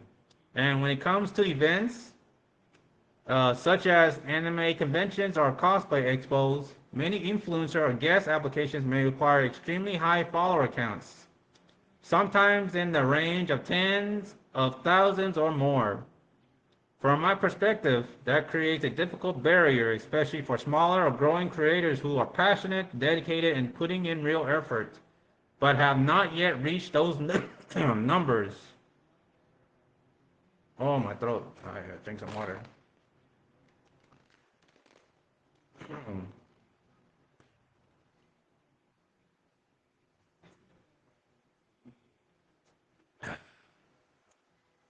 So it may require extremely high follower counts, sometimes in the range of tens of thousands or more. From, from my perspective, that creates a difficult barrier, especially for smaller or growing creators who are passionate, dedicated, and putting in real effort, but have not yet reached those numbers or reached those milestones. I want to be clear. I am grateful for the community I do have, reaching over back then 130 followers, or now 401 followers on Facebook, 158 subscribers on YouTube, 33 followers on Rumble, still stuck at 40 followers on my Twitch, Sunbeam 0072, Wattpad, stuck at 10 followers on my Wattpad account.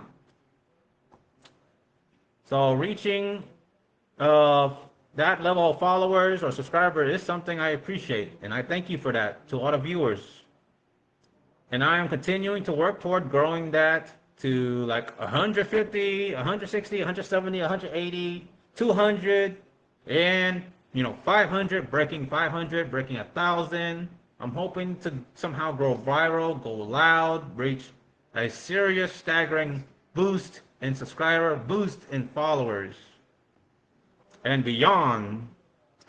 Every single person who chooses to follow, support, or engage means something to me. At the same time, I personally do not approach this journey from a place of ego nor competition. I am not here to compete aggressively for attention, clout, or be a clout chaser, or recognition. What drives me is the passion behind the work, the creativity, the effort, and the connection with people who genuinely enjoy what I create. So again, if you find my live stream, you find any of my content appealing, that is all I care. That's all I would care. If you find any of my content appealing, you enjoy seeing me, you like hanging out with me, you like just accepting me for who I am naturally, feel free to hit the follow button or subscribe. Please, I do appreciate that, but it's optional. I just stress a lot about it because it's easy said and done, because there's a button right there. You can just hit the follow button. You can just hit the subscribe button, and it's easy. It is both too good to be true and yet too bad to be false. I can have like 500 viewers watching, and sadly only one out of the 500 viewers are just hit the follow button, when all of you 500 viewers can do the same thing. Mass subscribe and follow me. That is why I'm stressing that part out. Because it's too good to be true and too bad to be false. It's you have the power, the viewers, the audience, to follow or not to follow. I don't know what to say more about that, because I'm not here to force or manipulate anyone. It is your choice, and I respect that. You have to give me that. I'm just speaking my mind.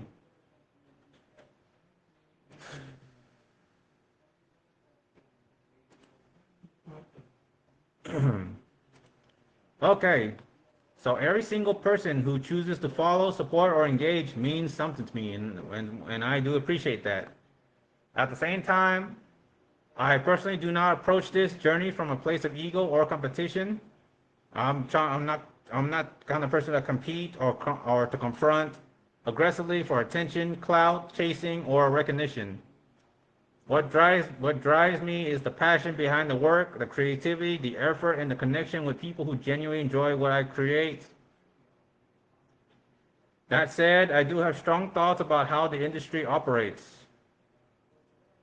When when conventions or organizations require a minimum follower count for participation, and the same goes for YouTube, Facebook, Instagram, and that enforces these influencer monetization requirements, especially for cosplay guests or influencers, sponsorship, it can feel limiting. It shifts the focus from creativity and craftsmanship to numbers and metrics. And for many talented individuals who invest time, money, and effort into their work, that can feel discouraging. I have seen firsthand how much dedication cosplayers put into their craft. Oh, so this is regarding anime convention. So I've seen firsthand how much dedication cosplayers put into their craft, costumes, preparation, presentations, and sometimes that level of effort is not equally recognized if it is not backed by a large online following. That is why I truly respect initiatives like Colossal Con Texas and their meet and greet approach. It creates space for genuine connection, allowing cosplayers to engage directly with attendees, grow naturally, and be appreciated for their work beyond just numbers. So special thanks, shout out, and credit to the staff of Colossal Con Texas for doing this cosplay meet and greet, where you can be a guest, like you apply and they if you send them a picture of your cosplay images and they put you on there and they're gonna say, please welcome this cosplayer to the cosplay meet and greet.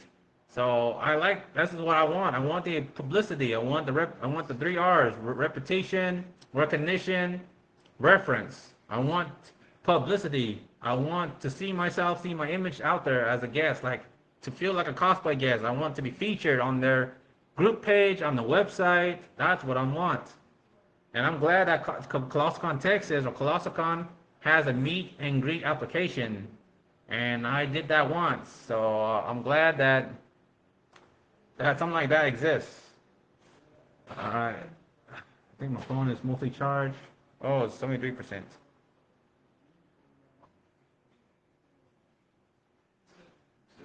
Alright, hang on.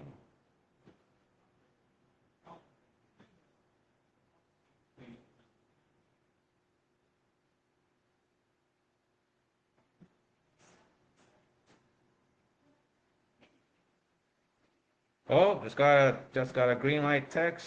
Green light spent $10.95. Oh, $10.95 at Uber again.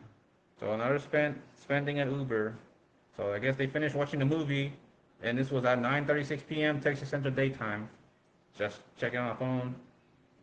All right, so this is from. Okay.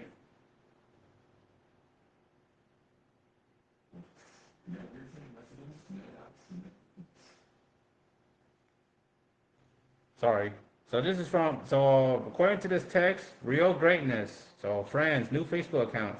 Congratulations, you're selected among my winners, and you're eligible to claim the sum for 400,000 and a brand new iPhone. Kindly get back to me once you get the text. Wow. Wow. Okay. Okay. Look at this. Let's call him out. Let's put him on blast. Let's put it here.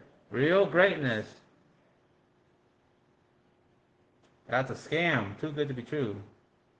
There you go. Trying to adjust the brightness.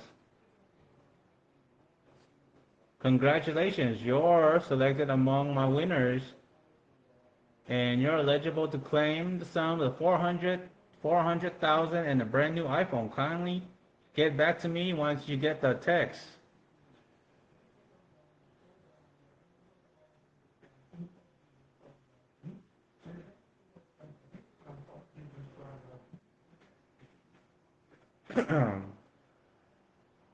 I'm just gonna leave it there. I'm not gonna respond to that. Just checking any updates from my wife. So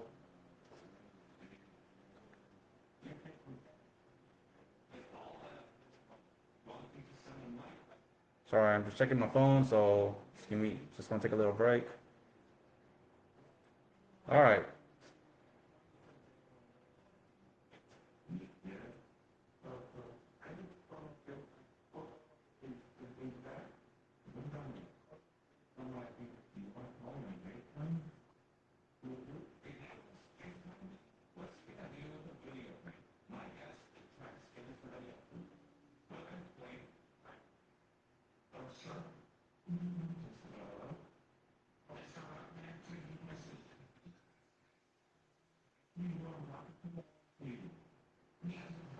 Update, addendum log. Spent $10.95 for Uber. Just assuming they're on the way back, they're heading back. They finished watching the movie and are taking the Uber ride back to Morris Mackay's living quarters. And then my wife will reach out to me to let me know that I'll be picking her up at Morris Mackay's place, taking her home.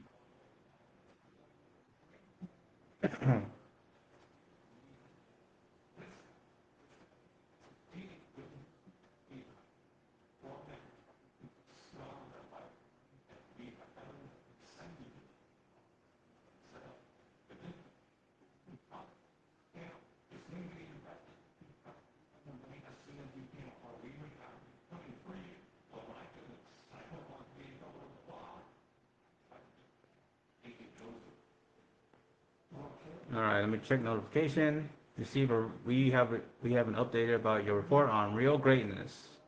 Real greatness, my ass. It's a too good to be true scam. Freaking scammers.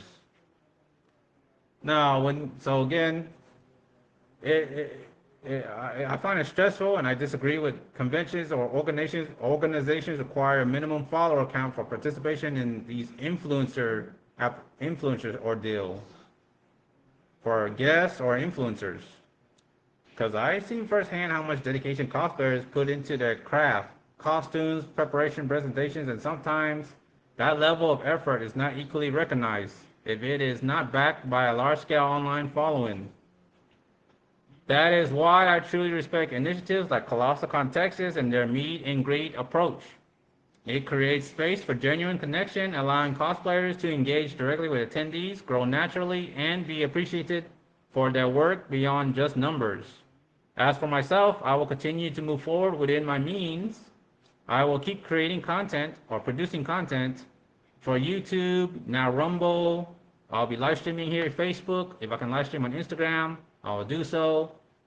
Rumble, Twitch, any other related social media, Blue Sky maybe. If I can also live stream on Reddit, I will do that. So I will keep creating content, expanding across platforms, sharing my work, and applying for opportunities when they become available. If applications open, I will submit them consistently and professionally. Not out of desperation, but out of persistence. Because at the end of the day, what I value most is not just monetization or profits. It is the experience, it is the memories, it is the opportunity to be seen, recognized, to connect, and to be part of something meaningful within the community. If recognition, visibility, and opportunities come with that, then I welcome it. And if there are others out there who feel the same way, cosplayers, creators, aspiring models, or artists, just know that your effort matters, even if the numbers do not reflect it yet. Growth takes time, and I am committed to that process. Thank you to everyone who continues to support me on this journey. Commentary on troll content and platform accountability. I want to take a moment to talk about something that has been increasingly visible online. Content creators who build their platforms around trolling, harassment, and public disruption, like those annoying public nuisance pranksters on YouTube and other nuisance IRL streamers that goes around harassing people, venues, public businesses, stores, and other content creators, innocent content creators.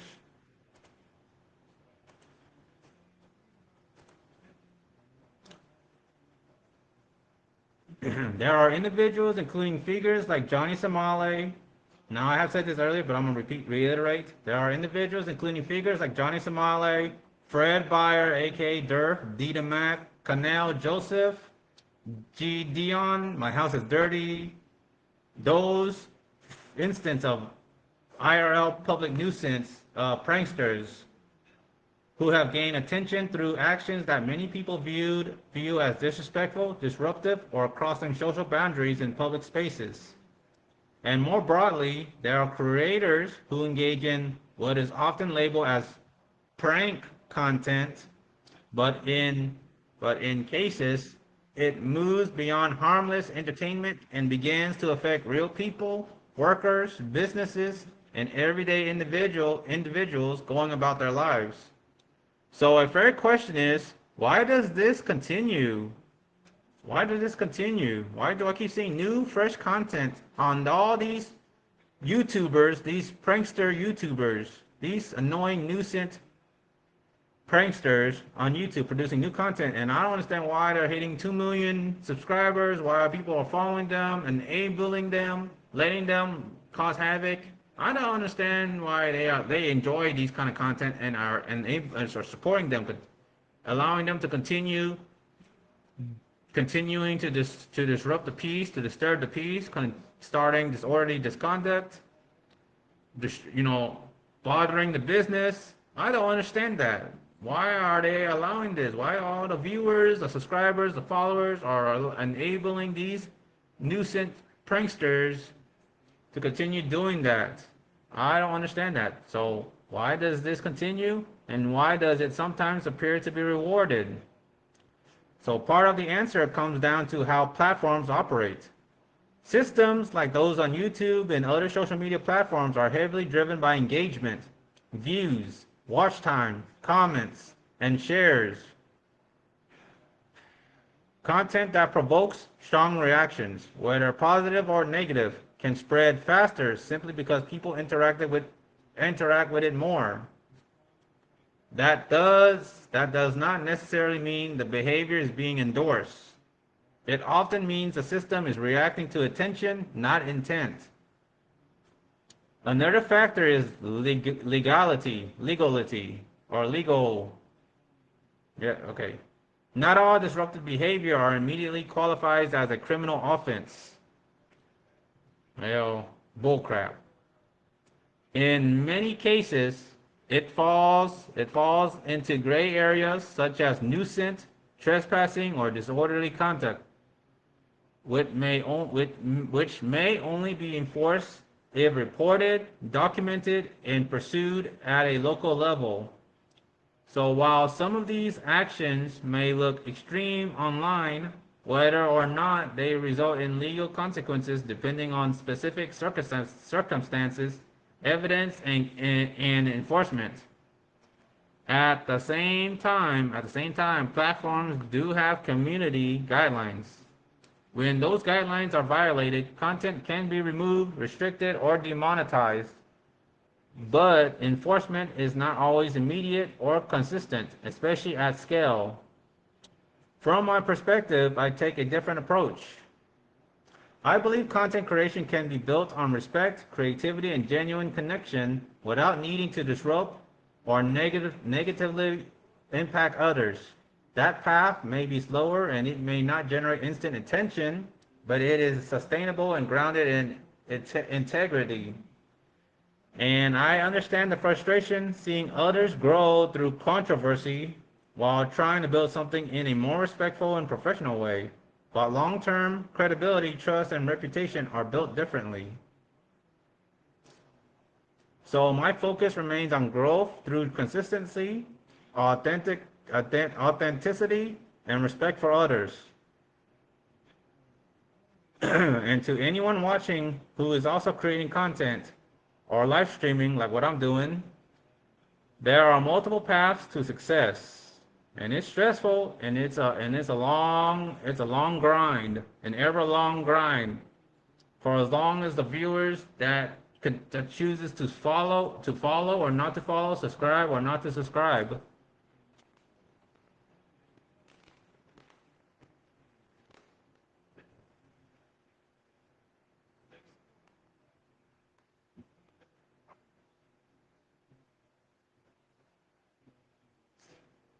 So there are multiple paths to success. The loudest path is not always the strongest one. All right, everyone. As I begin to wrap up this live stream, oh, okay. Well, I'm going to probably go AFK or something, but I'm still going to be live streaming. I meant to wrap up my commentary live stream. So anyway, at the end of the day, I focus on doing what is reasonable and within my control as an individual, doing the right thing, staying grounded and moving forward responsibly. Personally, I've chosen a different path when it comes to work. When it comes to work, I prefer independent 1099 based opportunities, whether that's delivery, creative work, or other flexible avenues, rather than traditional W-2 employment. That path works best for me, and it allows me to maintain a level of independence and control over my time and direction.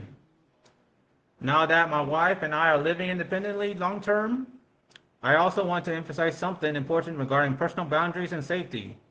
If anyone intends to visit or coordinate anything in person, I ask that it be communicated clearly and respectfully in advance, letting me, Sunbeam Titan, know, General Sunbeam, precisely know that, online or in person. I don't want my wife to just know she might not give a well-detailed, coherent answers or communication compared to me. I try to give a full rundown, a full coherent communication, trying to make sure I answer every questions. So when it comes to future guests or visitors, I ask that it be communicated clearly and respectfully in advance. I take privacy, safety, and security seriously, and I do not tolerate unannounced nor unauthorized presence. I do not appreciate trespassers or illegal trespassing, forced entry, burglary, creepy voyeurism, stalkers. I don't appreciate any of that, and I don't support doxing. I don't like doxers or anyone doxing. I have done a phenomenal job. I don't do any of that. I worry about me. I try to be a civilized, responsible adult. Trying to be productive, trying to put food on the table, make money, making ends meet, trying to find jobs within the 1099 independent contractor field to make multiple streams of income while better understanding how taxes works, because I'm filing a lot of taxes and I'm handling all the payments, taking care of myself, but no additional, no benefits. So basically, I'm not getting a free cup of coffee.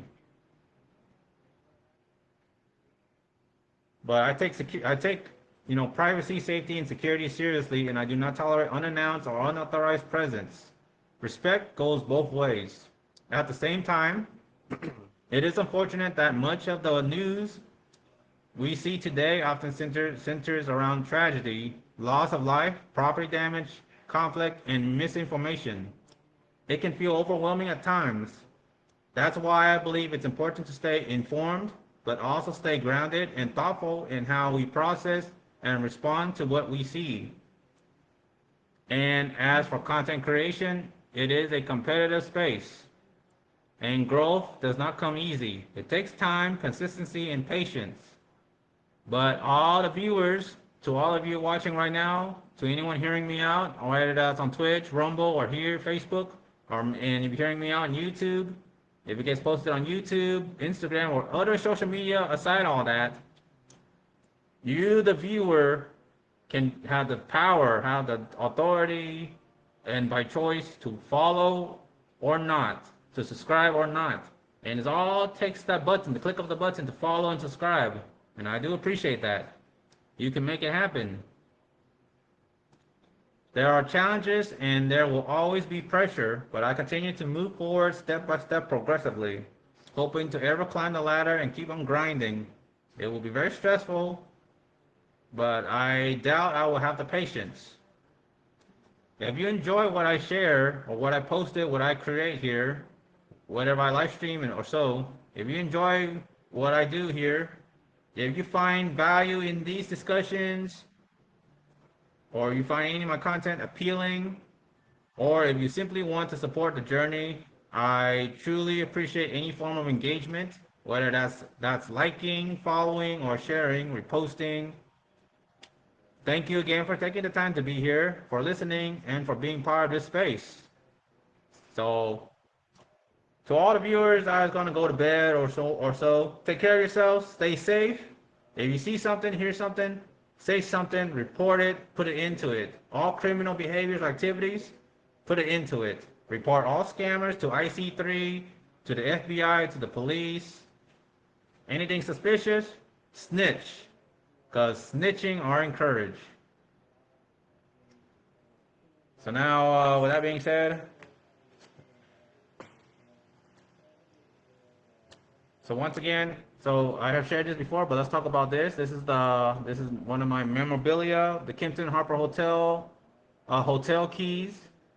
So in mid-December, I believe December 12th through 14th, me, my wife, we went to Kalahari to pick up a friend who goes by the name Lamb, and I nicknamed Lamb Shank, Lamb Chop, Lamb Skewer. Well, we pick up one of our friends, Lamb, that is on Facebook.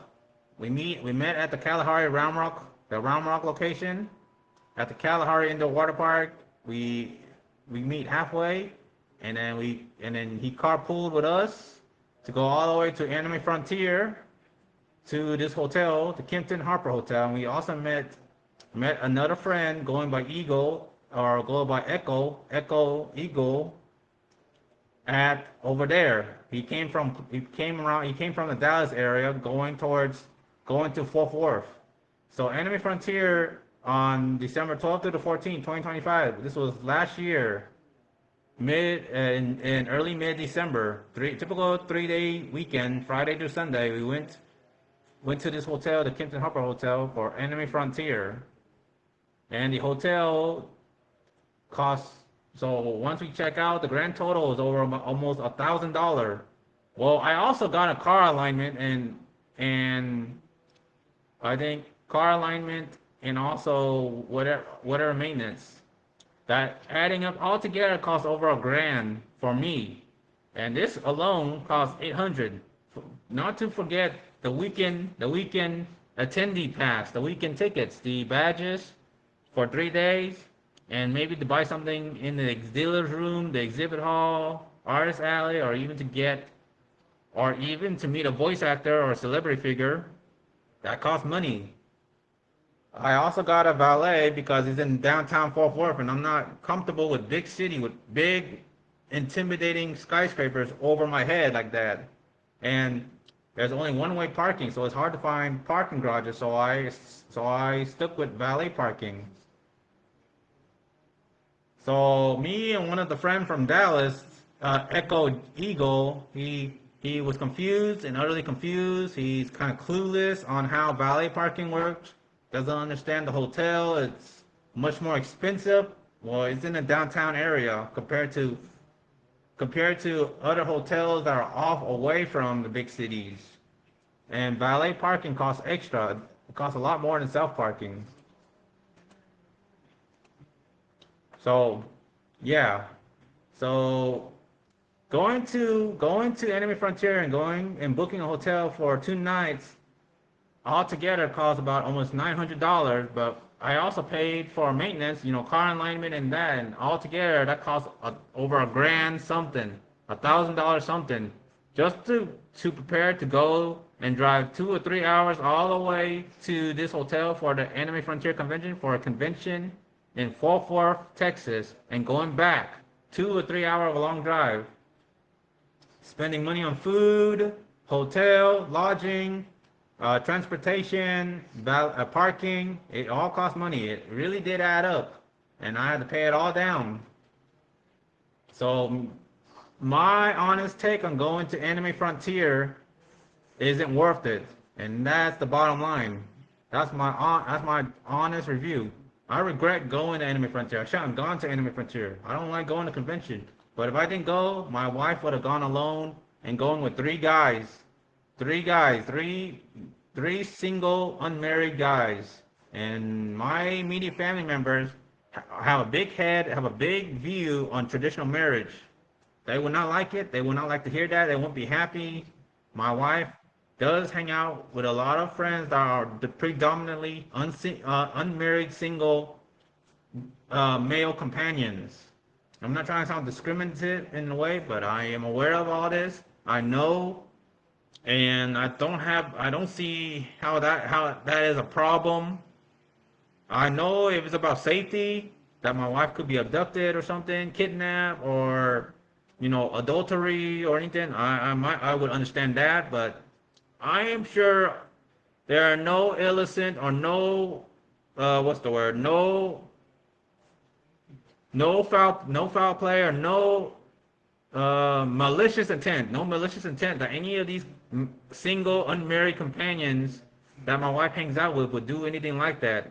My wife has been hanging out with Lamb from Facebook, with a Vietnamese Asian cosplayer named Lamb from Instagram. 3 times while going to an event, going to San Antonio for an event, then going to Houston for an event, for a cosplay event, and then hang out with Echo Eagle from Facebook, Instagram.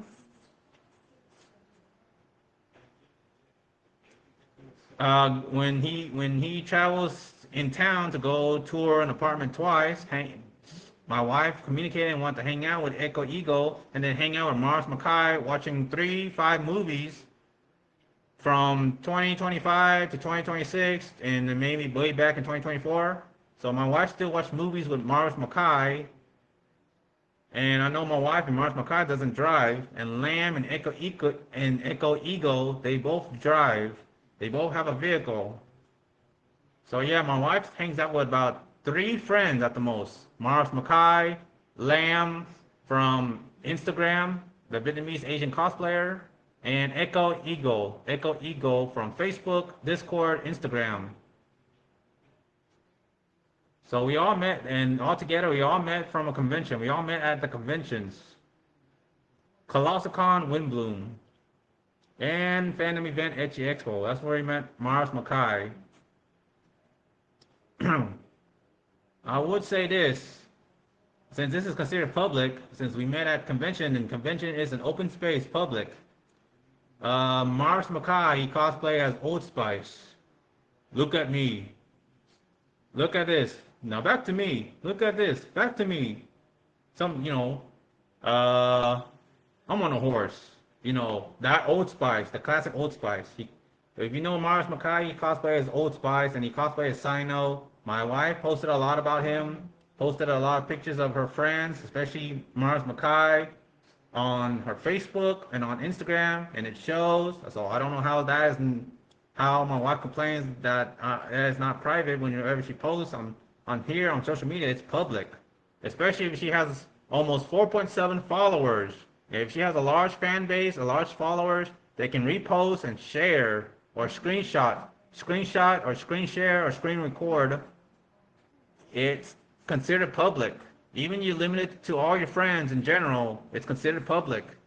There's nothing private about it. Like, I'm live streaming in public. I'm not wearing a shirt. I'm inside this household. This is our household, me and my wife. I got a TV, a Pleasant Green, the YouTuber, the scam baiting YouTuber on playing in the living room on the TV there. All of this is real, no deep fake, no AI. It's all real. It is all factual. This is the real deal here. And I'm all broadcasting here in the comfort of this household residence. So I'm making it clear. Social media like here, Facebook, Twitch, Rumble, YouTube, Instagram, Discord, Skype, Reddit, 4chan, Tumblr, MySpace, AOL, Google Hangouts, WeChat, Amiibo, Telegram, Blue Sky, VK. I'm sorry, I'm trying to name every social media platforms there are. Social Snapchat. What else? Trying to think if there's any other social media off the top of my head I know. Snapchat. Let's see.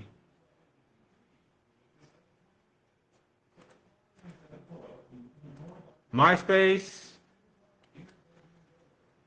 Buy me a coffee, Patreon, OnlyFans, DeviantArt. And I'm trying to think what else. Blogspot, Wattpad, Thread, Twitter X, and any other social media, any foreign international social media that I'm not aware of, I don't know. It is considered public. Even you're limited to your friends or certain people. Friends can betray and choose to repost, share, take a screenshot, and leak those information. So I will still find out any other way. I still will eventually find out. If anyone were to withhold information from me or choose not to disclose information, and somehow it still got leaked by spies, friends being spies or so, I will know. I will find out eventually. Because it's the internet. People can choose to be honest or dishonest. People can get away with lying and being dishonest with social engineering, creating fabricated BS stories, all talks, no action, all hearsay, he said, she said, just a lot of BS lies and a lot of misinformation that aren't verified, concrete. It is all just all talks. But again, it's the internet. Internet can be very deceptive. It's full of lies. There's a lot of scam. There's a lot of dishonesty. It can be unsafe, especially with a lot of people lying about their age. There's a potential jailbaits, where people are trying to bait in, pretending to be underage or others, trying to catch predators, like To Catch a Predator with Chris Hansen. I've been watching some of that on YouTube. Oh, right now it's windy, so temperature to drop. So let's see. Right now it is 61 degrees Fahrenheit. It is Today is 85 degrees. Now it's 56 degrees. Oh, it's cold. Oh man, temperature to drop tomorrow. So it's windy. It's windy. It's chilly outside as of now. It is 10:06 p.m. Texas Central Daytime. My wife is on her way back home, taking Uber ride with her friend Mars Mackay. They just finished watching The Mummy Return, I assume, because I saw a charge. Saw a charge on the payment on the card. So my wife spent another like 10 something dollars. So they're on the way back home.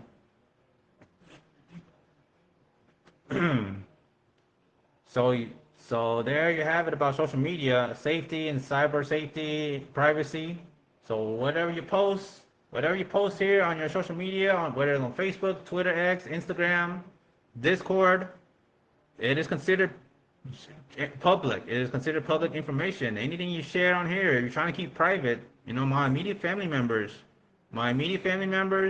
grandparents, great grandparents, they never created a social media account. They never created a Facebook account or anything because everything is going to be public. Whatever you post, whether you upload the profile image, update your profile image, people can right click and save your image. So there's nothing private.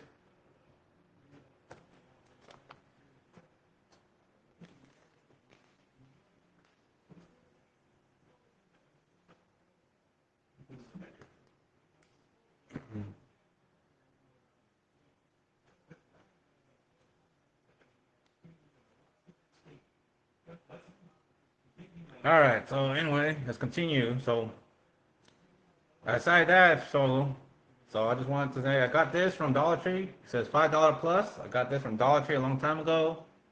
Got a Game Pro LED mouse pad, non-slip backing, 7 colors. 7 colors, modes, USB connectivity, universal compatibilities. So I got this from Dollar Tree for $5. Go ahead and open this.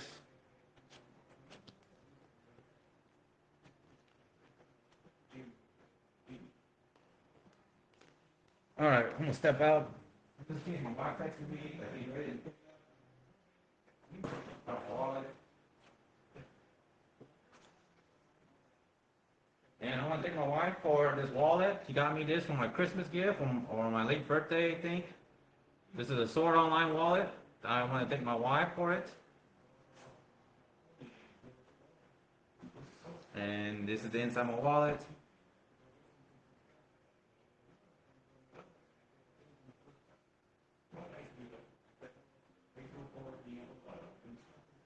Stay inside my wallet here.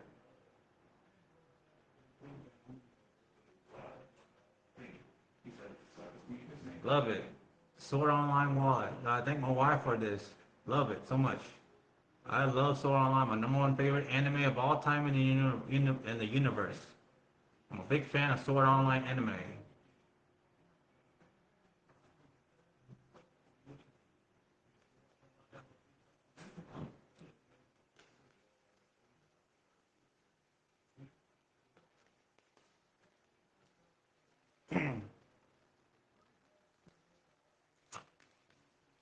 Heck? Oh, it's a USB. Oh, another USB.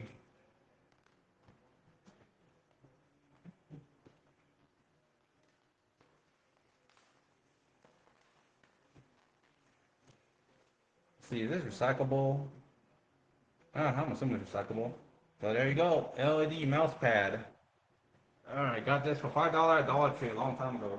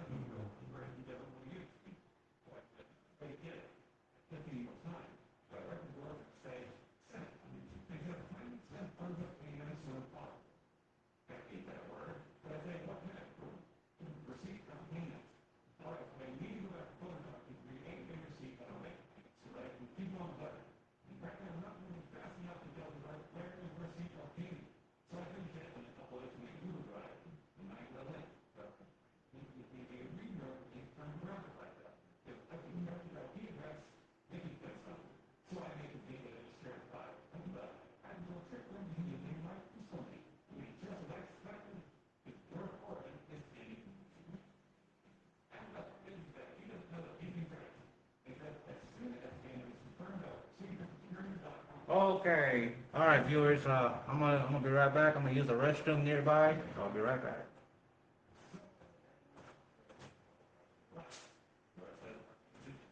Oh, hold on. I need to sweep the floor.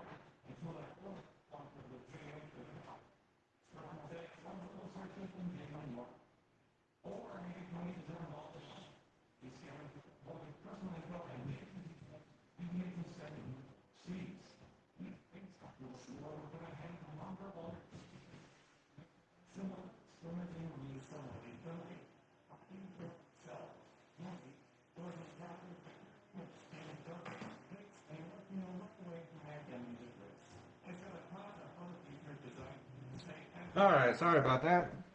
All right, just had to step out, use a bit of restroom, do some cleaning. All right.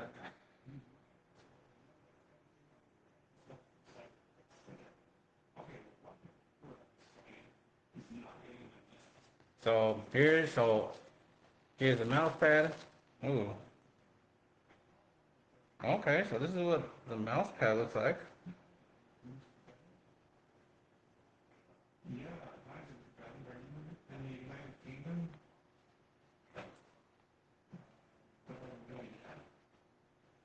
Alright. So there's a mouse pad. So we'll go ahead and put it in the office.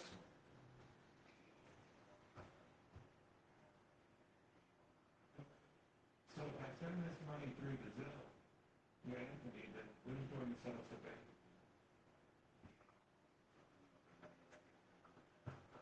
Okay. Well, thank you.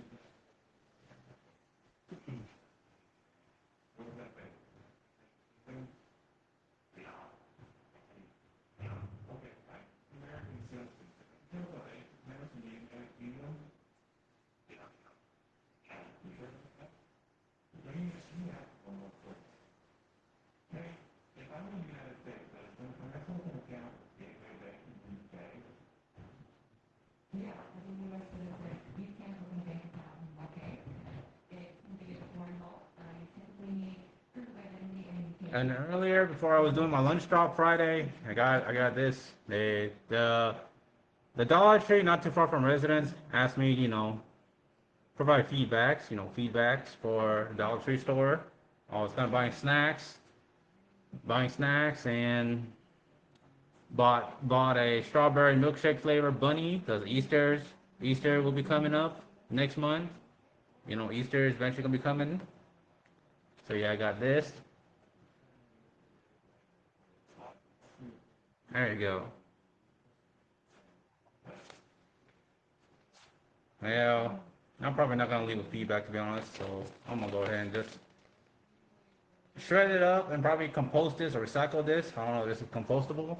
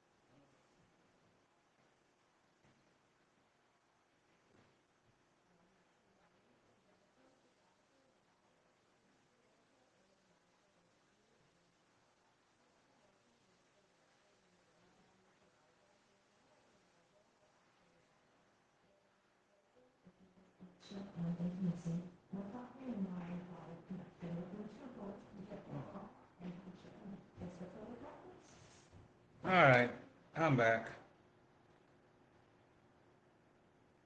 So yeah, again, camped in the Harper Hotel, and my first job working at my family restaurant, Mongol Fire, Mongolian Grill, Mongolian Barbecue.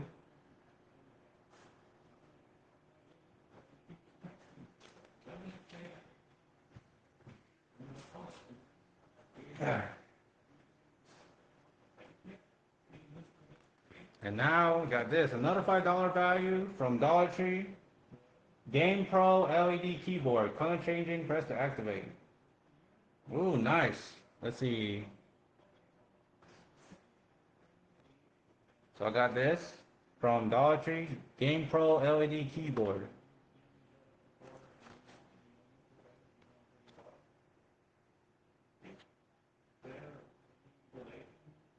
All right. So I charged Sorry for just showing off, but $5. Got an LED keyboard. Just want to get that document on live stream. Gotta get it rolled.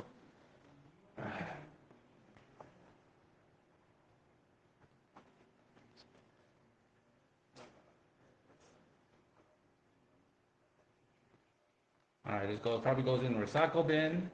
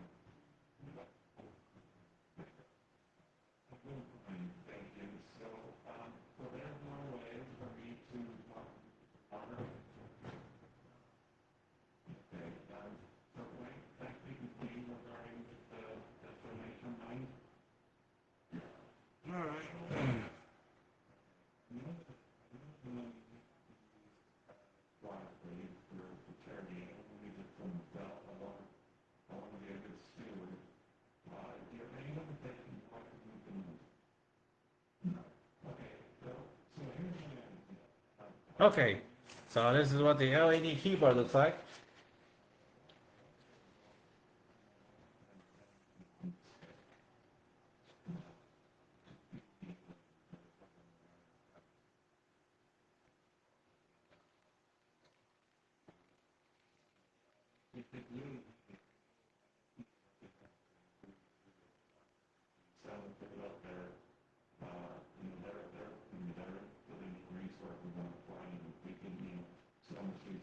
All right.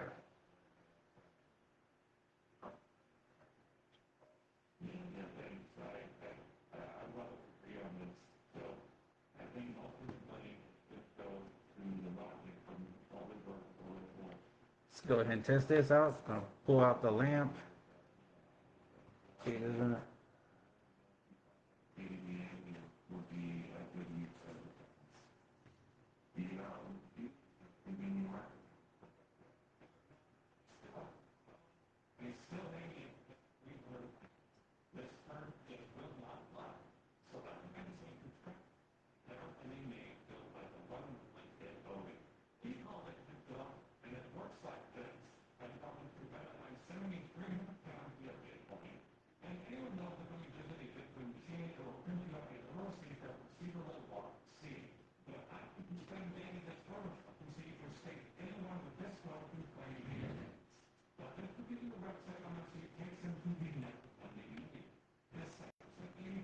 There you know.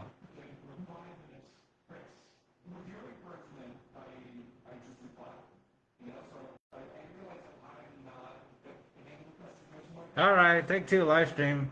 Sorry about that. I'm not sure if the camera was showing, but earlier the camera was cut off, the webcam was shut off, and yeah. So anyway, this keyboard works, connected to the laptop, and now I have it right close up to me. I can type a lot faster. All right, let's see. 10:34. No new updates from my wife yet.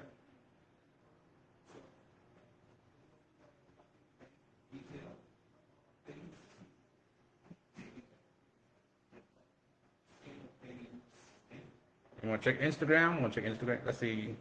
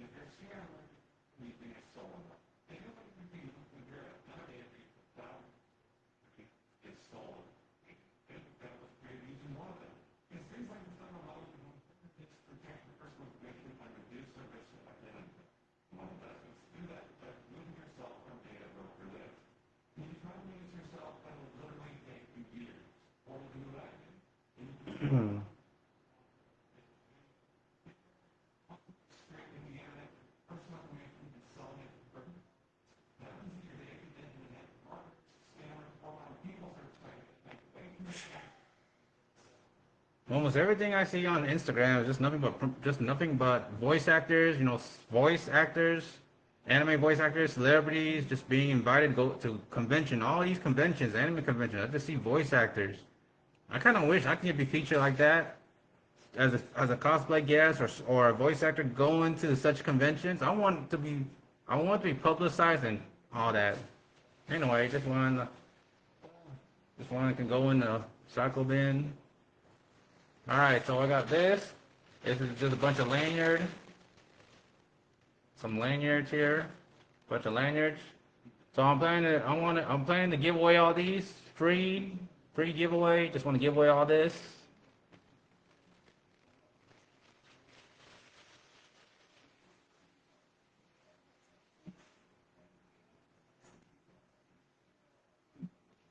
Oh, oh my gosh. And then, if anyone cares about this, I'll also just give away this for free. The Naruto paint or art drawing crayon or something. I got this a long time ago, but I'm just giving this away free. So if anyone cares about Naruto, I got this right here, giving this away.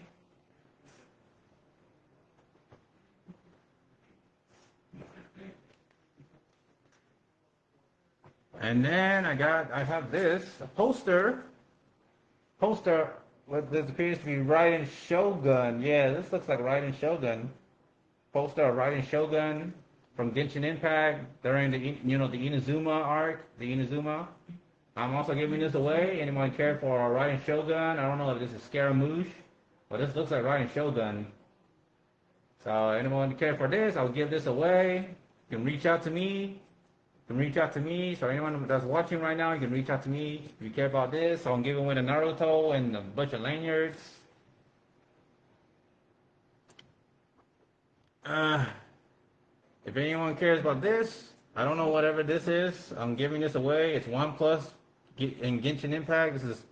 This is Golba from Liyue. Golba, one of the companions for forgot that Pyro Spear user.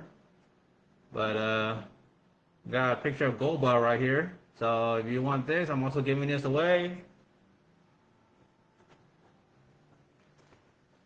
If anyone cares about this, this is the Anime Expo 2024, AX 24, AX 2020, 2024.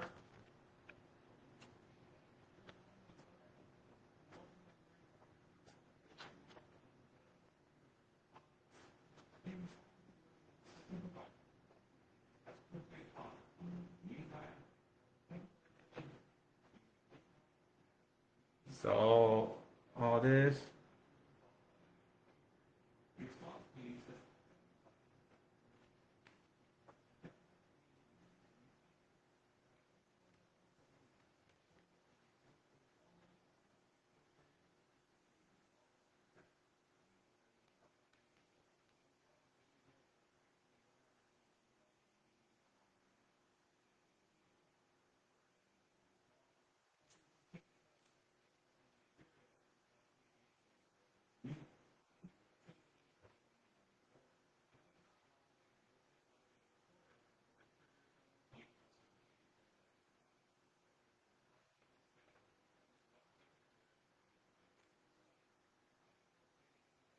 Look, I wish I could again. I would like to be a cosplay guest or a guest of honor, being featured like this. I love the publicity. So, guest of honors.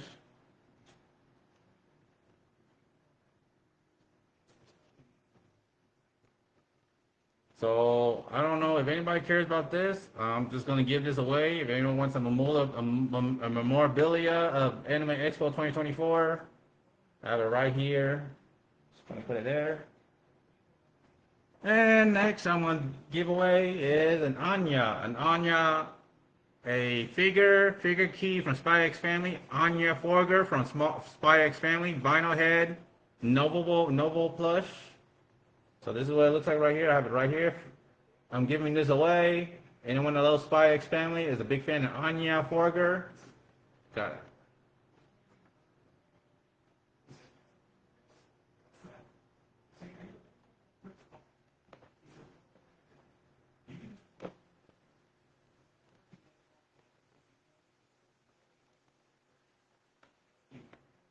So I'm giving this away. And next, for those that loves One Piece, OP, One Piece got a pop figure, 1607 pop animation of Luffy Gear 5. A fungal pop of Monkey D. Luffy Gear 5 from One Piece.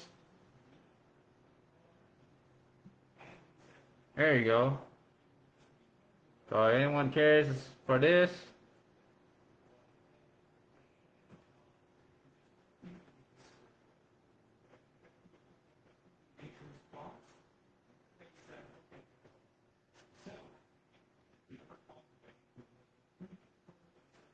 So I'm giving this away, whoever wants this, on top of all these. So that's so far I'm giving away. Be right back.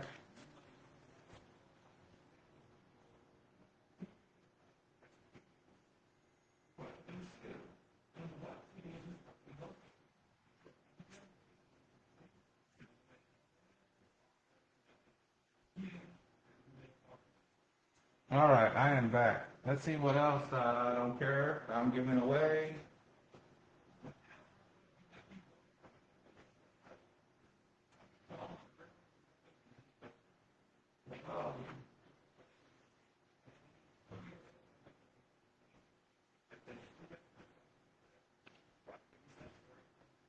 All right, so if anyone cares about these, I'm giving these away. This one is a picture of Asdef. Asdef from Akame ga Kill. If you heard of Akame ga Kill, the anime, one of the villain is Asdef. Asdef. This waifu here, Asdef from Akame ga Kill. I'm giving that away. It's probably as a drawing. I don't care about it. I don't really. It's hoarding up space. I don't want it.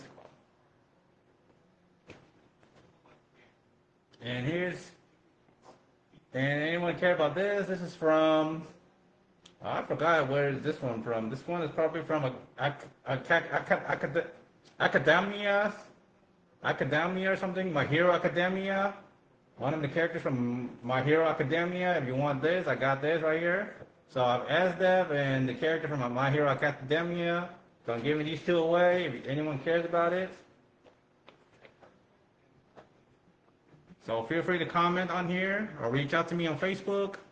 If anyone's watching this from Twitch and Rumble, or if anyone happens to watch it on YouTube when I'm live streaming, if you made it this far from my first live stream to here to my second live stream from Facebook, I originally streamed this on Facebook.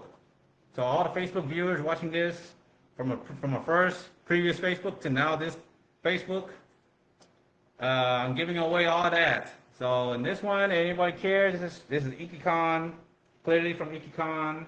If anyone cares to hang this on their wall or something, I'm giving this away. I got two of them. It's just a waste of space for me. It's a waste of space. I'm thinking about hoping to bring this to a meet and greet convention as a giveaway. And I'm trying to promote myself again, like Colossal Con meet and greet. So I got two of these little Ikicon wallpaper or something to hang on your wall. So I got this to give away on top of all that.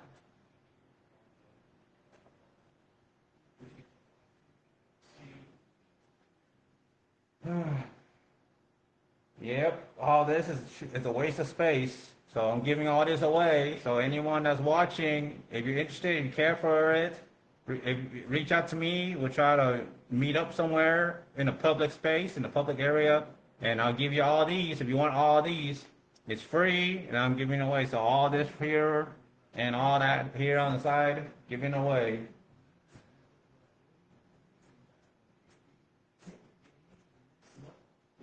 Oh.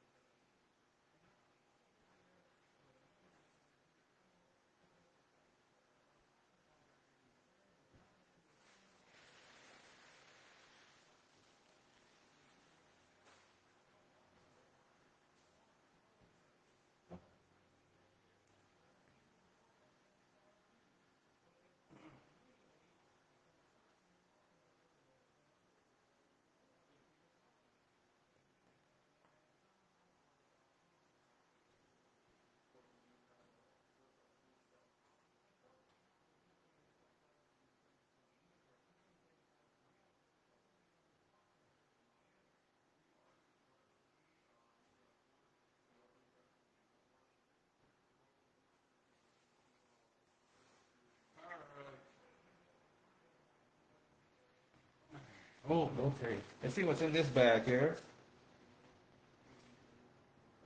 So more of these. So anyone care about Wind Bloom? This is by Phantom Event. Genshin Impact. This custom character, original character drawing.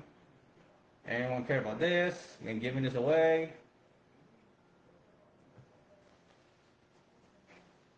Anyone care about this? I'm giving this away. I don't know what the heck this is, but it's a Naruto card contained. Naruto card.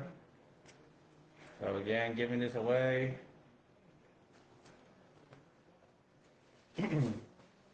Got this. Twin Peaks. Twin Peaks. Eat drinks. Scenic views. Anyone that heard of Twin Peaks? One of my friends, or one of me and my wife's friends, Morris Mackay, goes to Twin Peaks. So I remember this. Twin Peaks. Lanyard, bunch of lanyards.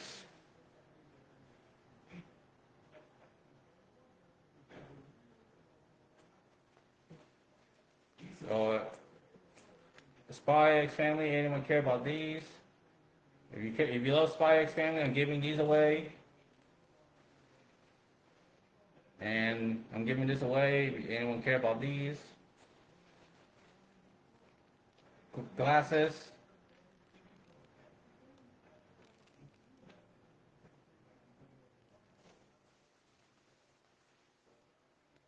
Oh, I'm keeping Sword Online. This, I'm keeping this one. I'm a big fan of Sword Online. And anyone needs a phone, this phone, got this. Free giveaway. Got football, phone football.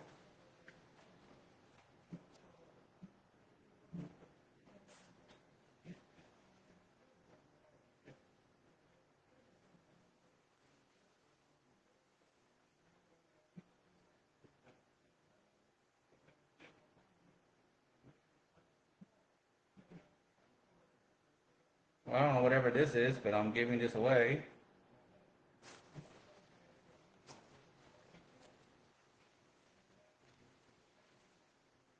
Got stickers, Spy X Family card, playing cards. If you're a big fan of Spy X Family again, the anime, stickers and playing cards.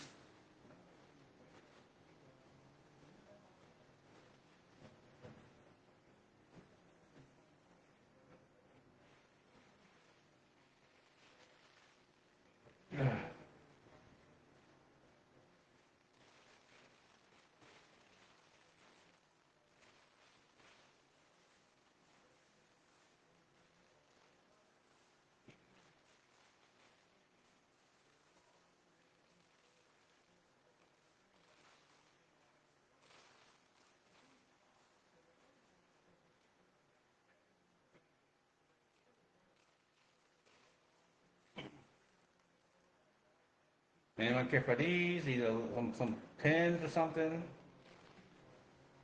Twin Peaks. Some wristbands.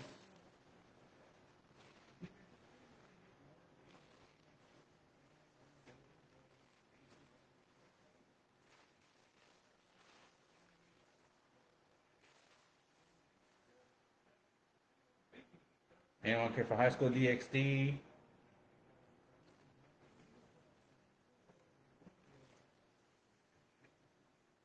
More High School DxD. Anyone loves High School DxD?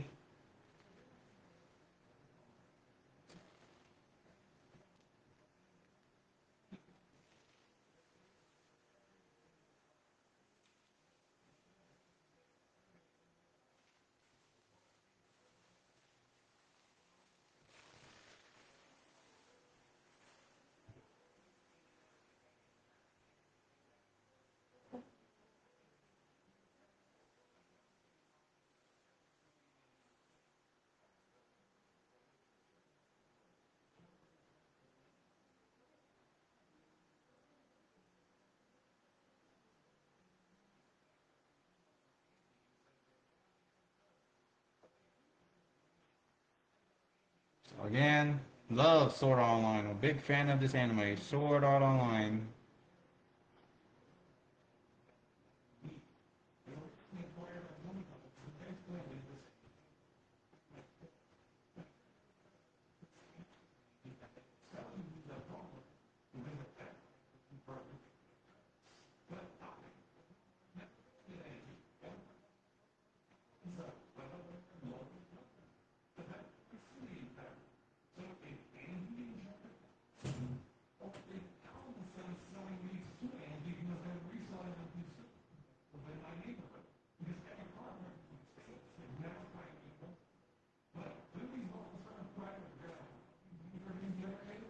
Okay. So just showing out some sort of online stuff. This is one of these computer laptop, some sort of handheld bag, sort online.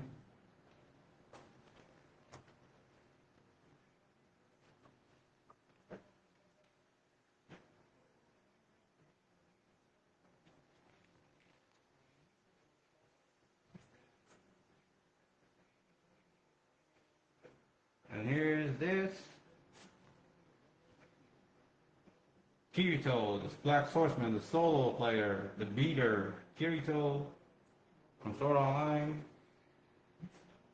And then got another handbag, Sword Online.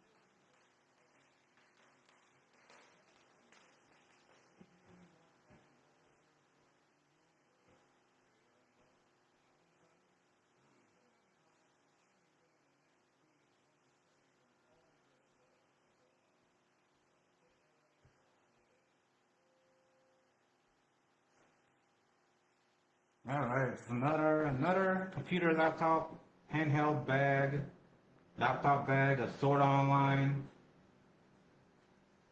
different prints.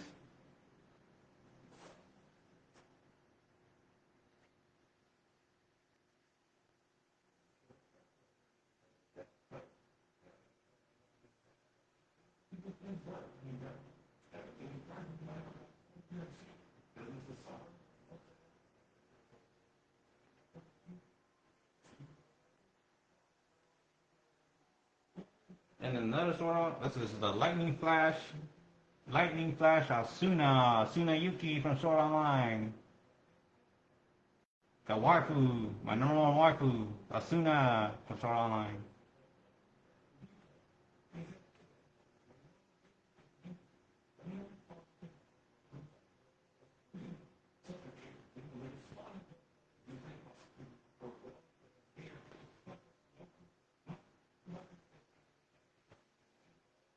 And then this one is another print of Asuna Yuki, Sword Online, one of the heroine, the waifu.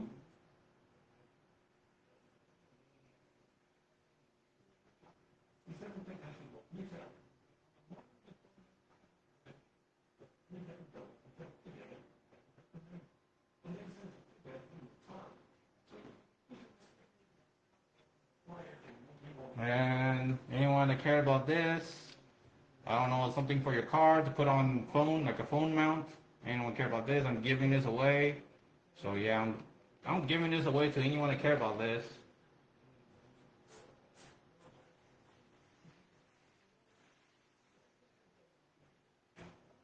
Alright.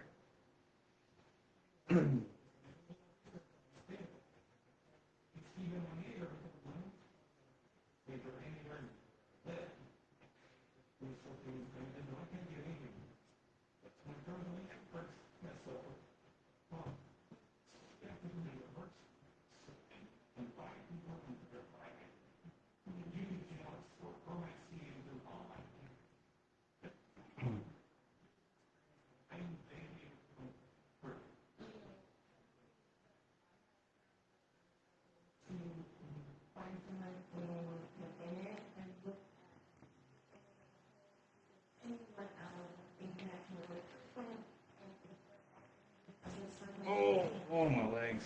Alright, I am not sure what this is.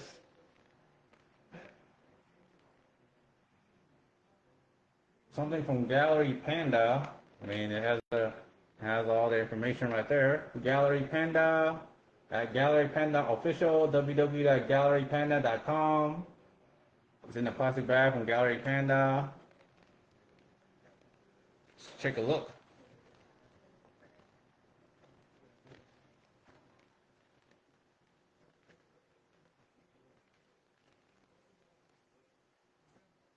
Now this is a good one. Picture of Alice. Alice Zuckerberg. Alice Zuckerberg or Zuberg or something. From season 3 of Sword Art Online. There's a signature from there. So I'm keeping that. Anything Sword Art Online related, I'm keeping that. So a print of Alice from Sword Art Online. Okay, this is probably not safe for work. So I gotta be very careful. Oh boy, I hope I'm not sharing all this. I don't want to get in trouble. So I got a not safe for work of High School DxD print. I'm gonna give that away for free. So anyone care about not safe for work High School DxD? Yeah.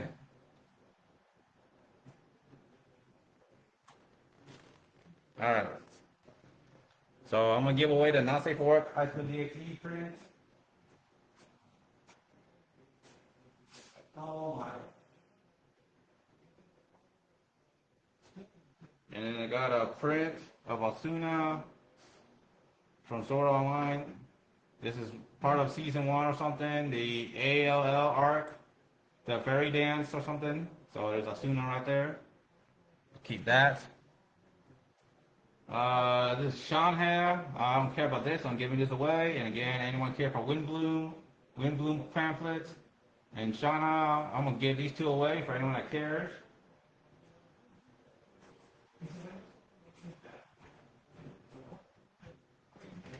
All right. Oh.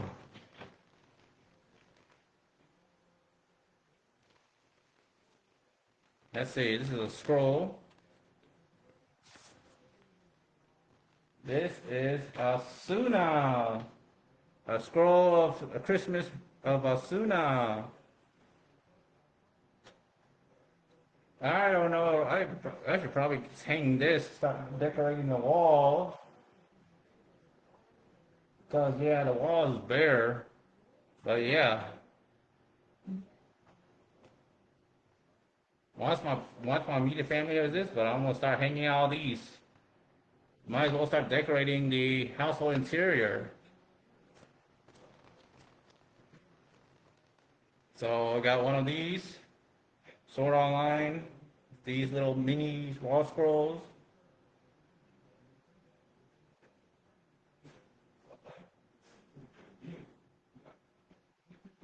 This is during around the time when Sword Online, the movie Ordinal Scale came out. Watch it like 5 times or 7 times. I probably would love to rewatch it again.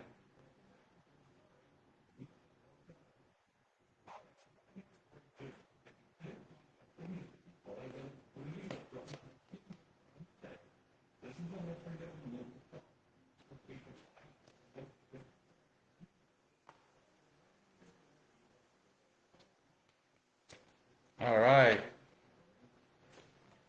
2 scrolls, okay. So here's this one with Kirito and Kirito and Edgy. Oh, trying to get this on camera. There you go.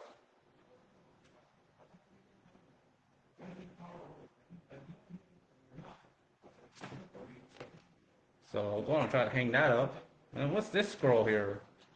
Oh, look at that. It is a wide scroll of Yuna from Sword Art Online.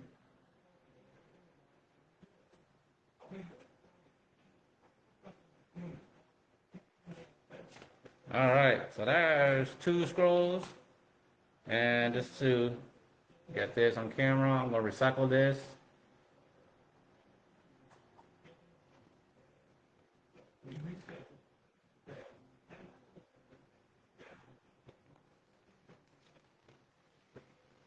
Alright, got another miniature scroll, whatever this is about. Oh, look. A small scroll of Sword Online of Kirito and Asuna.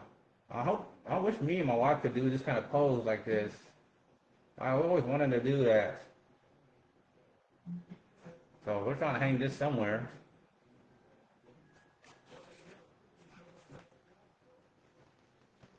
And Sword Online stickers. Probably I should.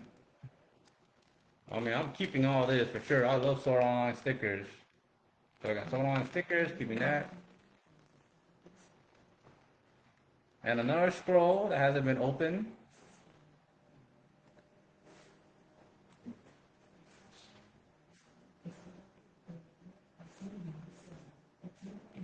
All right, here it goes. This one's a $10, $10. Let's see what is. All right.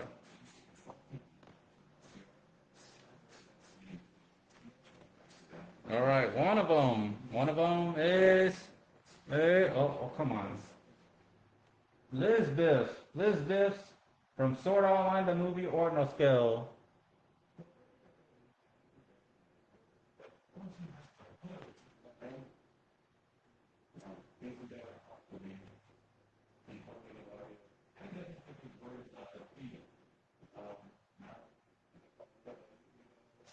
All right, so that's one of them.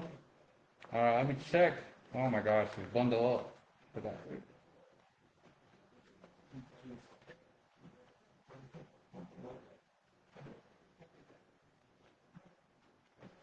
All right, and the second one, this one is the waifu.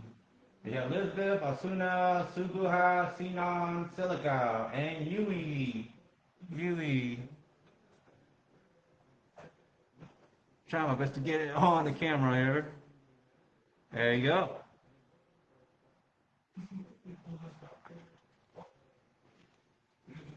Waited all these years to do all this, trying to show all this on the stream. All right, so let's go. There it goes to these two. Gonna recycle this.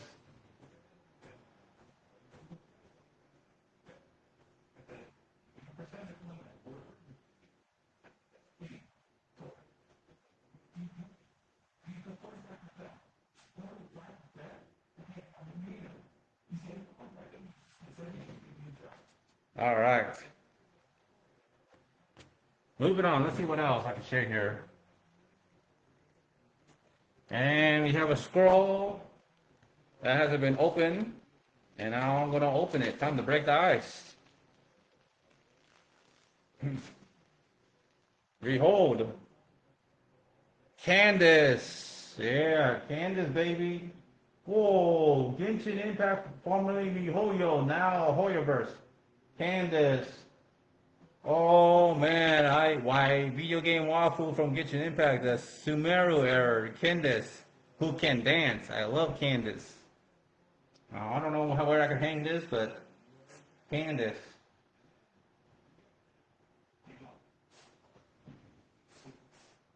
I'm trying to. I mean, this is so pristine, so clean.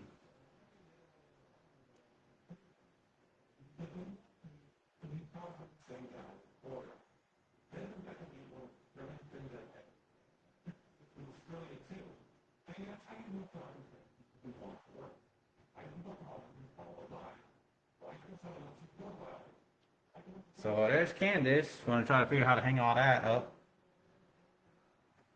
Got this a long time ago, but seeing this on the internet, but now I have this. Asuna, ALL Asuna. Here, I'm gonna move this camera. The microphone out of the way. It's blocking the webcam. There you go. So you got a clear view of Asuna.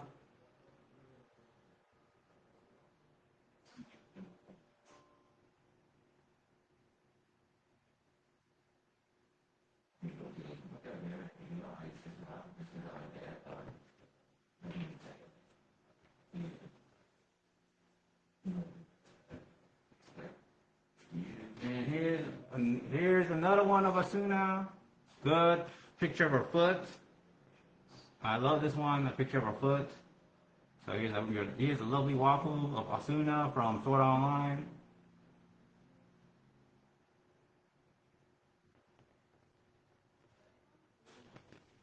Oh, yeah, this is an old little wallpaper of Asuna.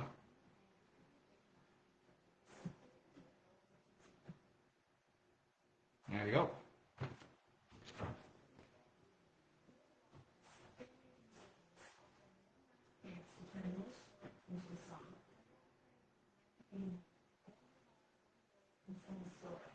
Another sort of online wallpaper or so. Poster, Kirito Asuna from ALL, Excalibur art or something.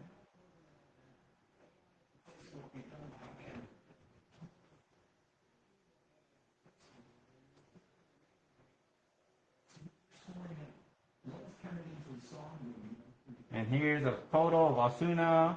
And it's been signed by the English voice actor, Jeremy Lay, the voice actor of Asuna.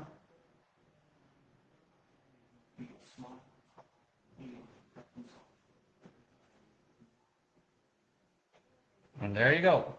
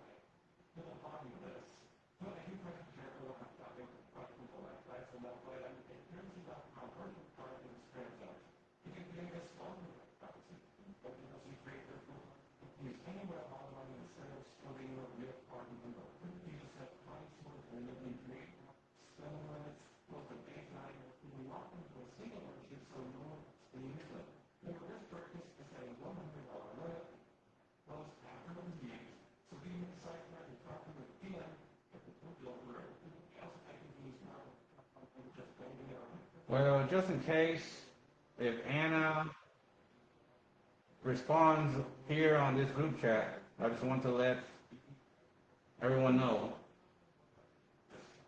But once again, I'm going to step away and take a shower.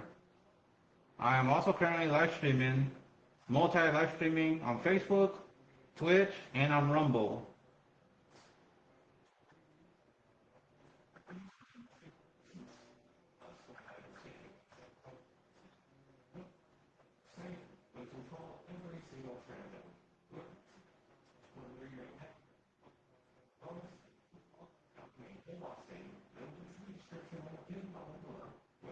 For anyone wondering, I'm doing multi-live streaming on Facebook, Twitch, and here Rumble.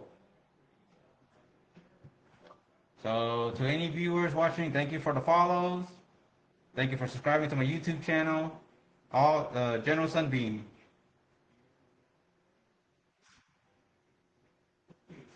I'm going to go AFK, away from keyboard, away from computer. Going to step out and take a shower. And just in case if my wife responds, I did let her know that I'll be taking a shower, and then we'll respond and then pick her up. My wife is just watching a movie with her friend. Watching The Mummy Return with a friend. Marvelous, Mehki, Mekai.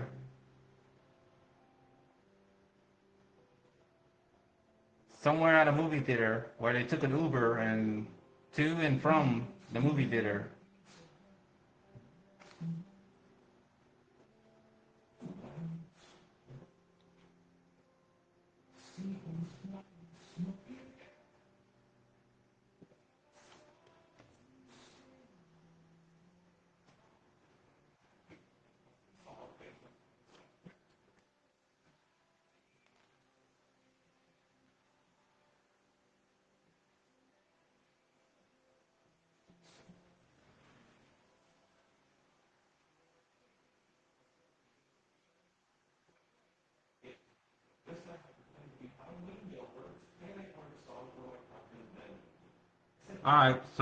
All right, Facebook, Twitch, Rumble.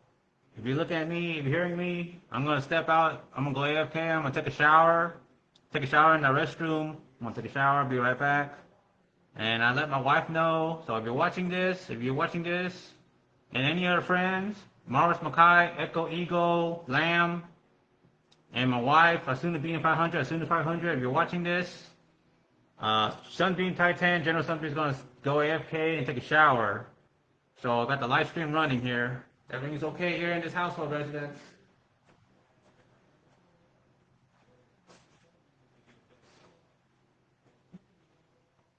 So getting ready for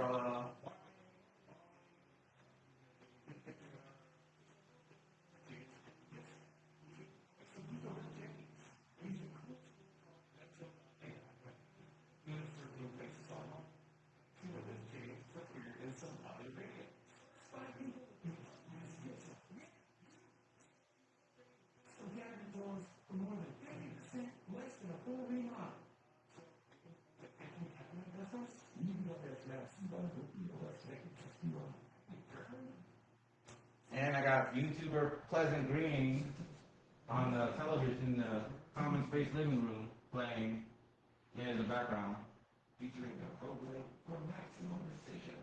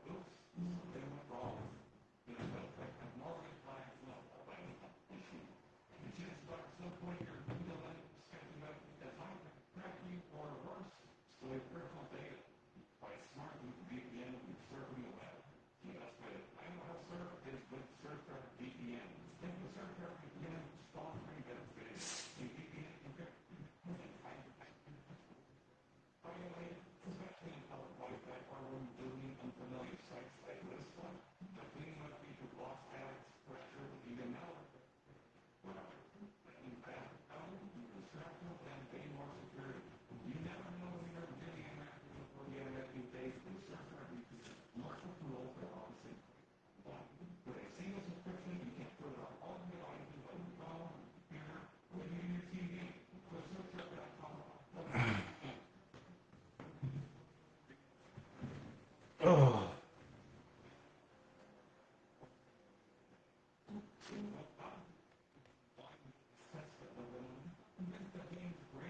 So again, I am back. I am back. All right, let me get the mic back out.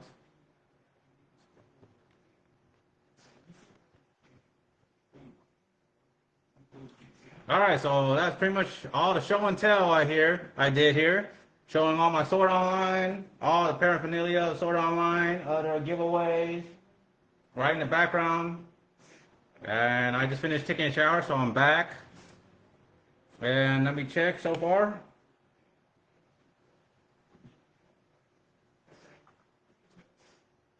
So far, I'm checking Facebook Messenger, checking the chat, any response on the Facebook Messenger. So hear from my friends, surrounding friends. So no updates. I haven't heard anything from my wife so far. Hopefully, my wife is doing okay. And no updates from her surrounding friends. Only one of her friends, one of the friends, Echo Eagle on the Facebook chat, probably responding or something he read, and then other friends on the Facebook, Instagram. So far, no surrounding messages. No. Let me check the Instagram group chat. Let's see. Yeah, no new update from the Instagram group chat. Just share my live stream, share my Rumble and Facebook. I'm also live streaming on Twitch, so yeah, just check both chats on no new updates.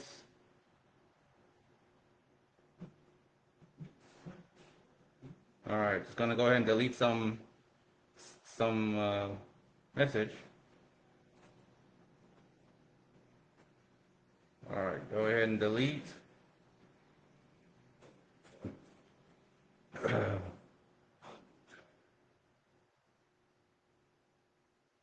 All right, just deleting up chat from Instagram. Okay. Um. Oh no, I don't unflag. I did not need to flag that.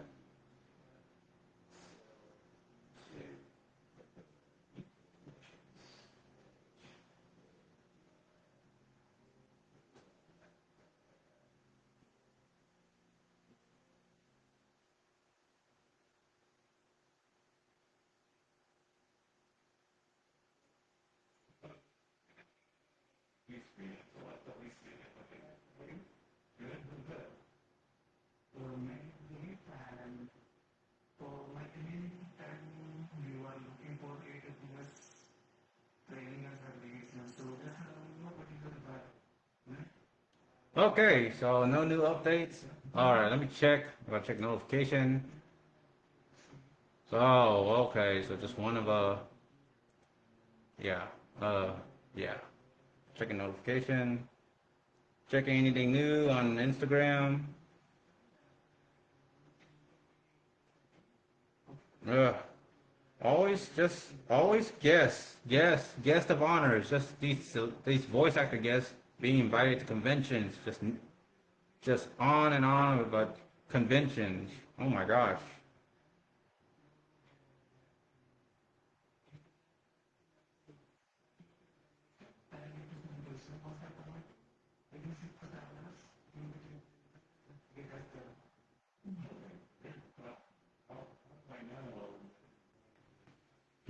All right, let me check the notification again.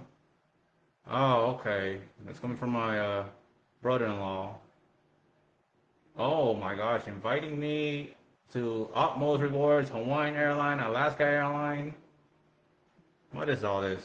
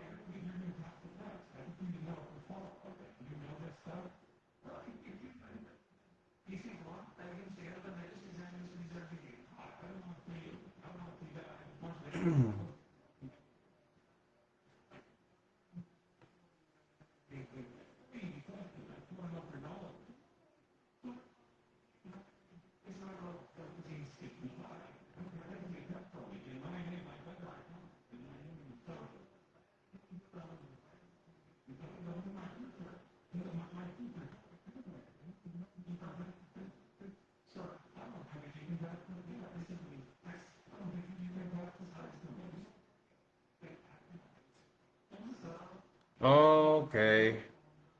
Local Amber Alert. San Antonio, Texas. Joshua Triplet, 14-year-old black male. March 27, 2026, 11:14 p.m. Emergency alert. So again, local Amber Alert. Local Amber Alert. San Antonio, Texas. Joshua Triplet, 14-year-old black male, has been abducted. Another Amber Alert.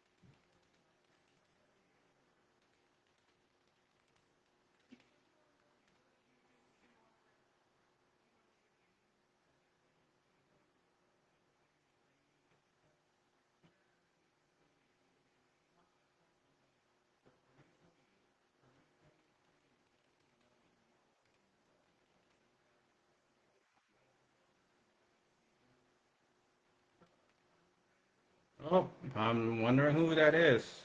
Oh, it's Echo Eagle. All right, I'm just gonna quote what Echo Eagle said here on the messenger chat. Just want to offer words of encouragement if I can, but I'll say this. No matter the difficulty, no matter the gap in experience, if you have a goal you set for yourself, lean into it. But never quit because, yeah, it's hard to reach for the goal you want. If you want to scream from the rooftops or go walk by yourself, that's fine. But never stop moving forward and never give up. I'll just give a thumbs up.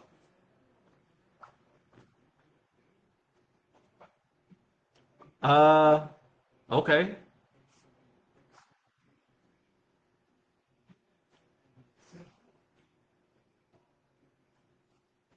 Okay. Thanks for the encouragement, I guess.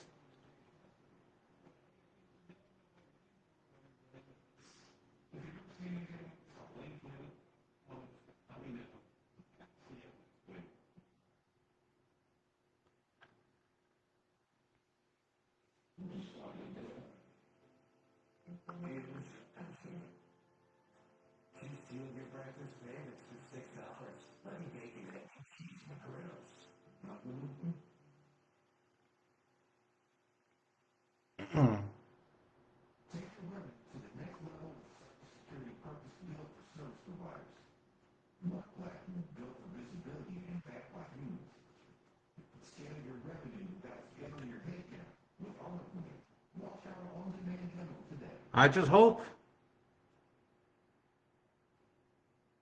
for more action related, hands-on,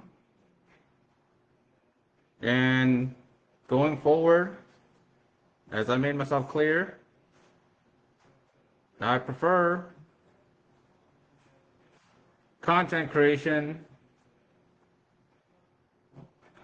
or a cosplay photo shoot, doing meetup or something like that, since we are talking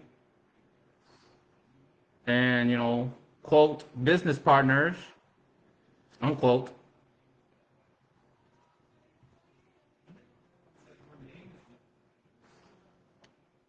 Lousy text to speech.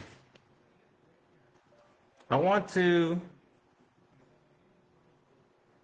see more of that, because all we do is just chat, and more chat on here. And there haven't been any planned meetups or coordination about planning a meetup to do cosplay or just normal photo shoot, as well as doing stuff for YouTube,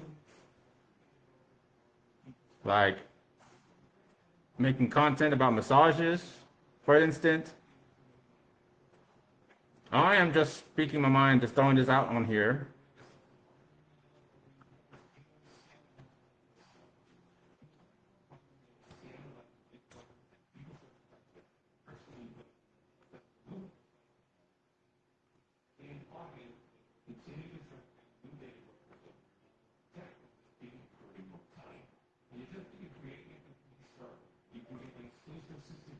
As precisely I have shown and shared links to my Rumble channel, YouTube, and just now earlier I shared my Facebook live stream just to validate what I'm doing and where I'm at and what I mean.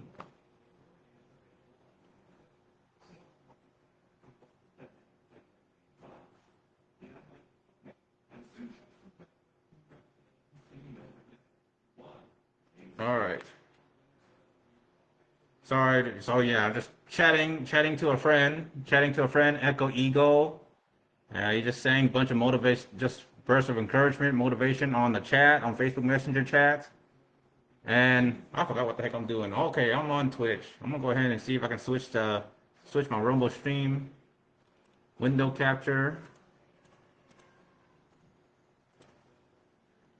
Yeah, let's capture this Twitch here.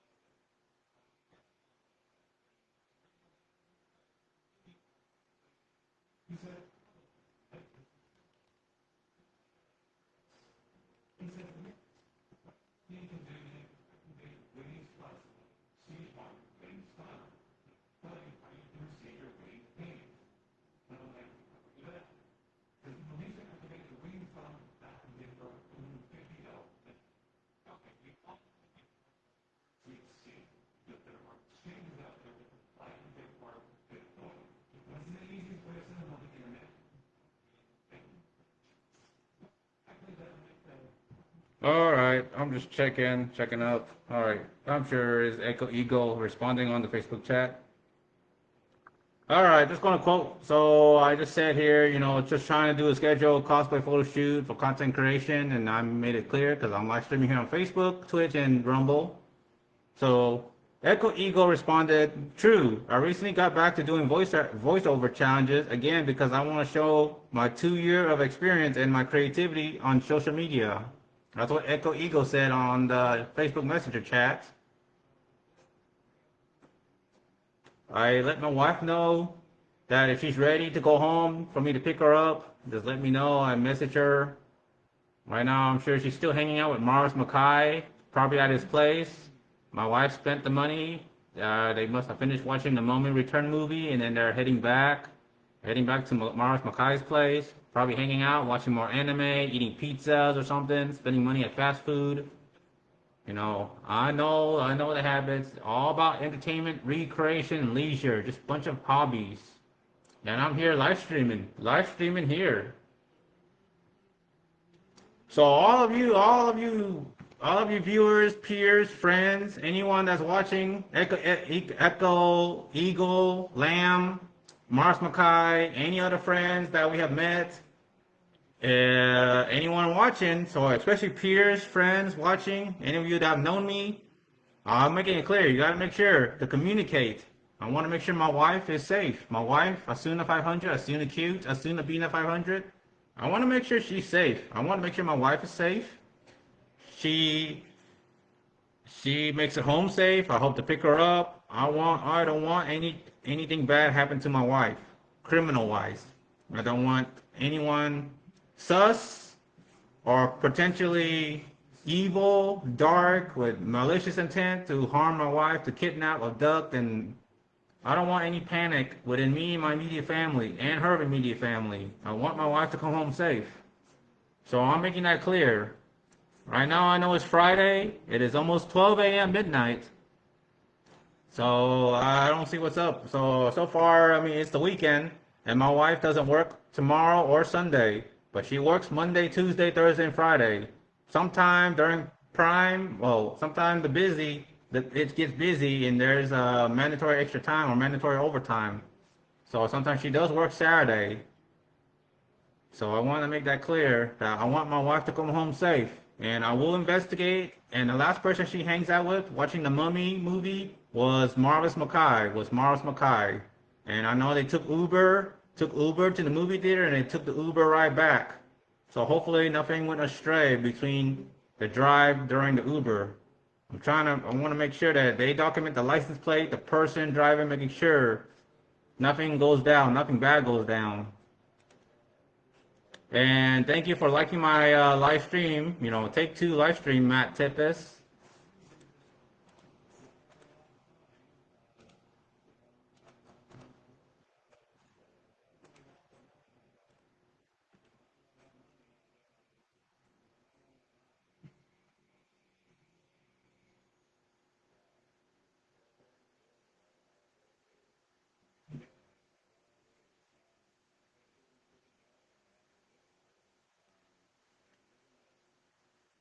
So yeah, okay.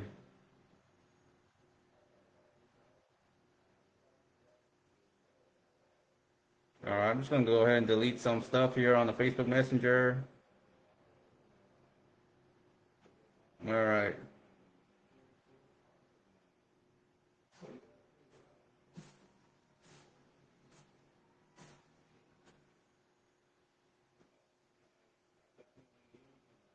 Trying to clean up the group chat. Let's see. Oops.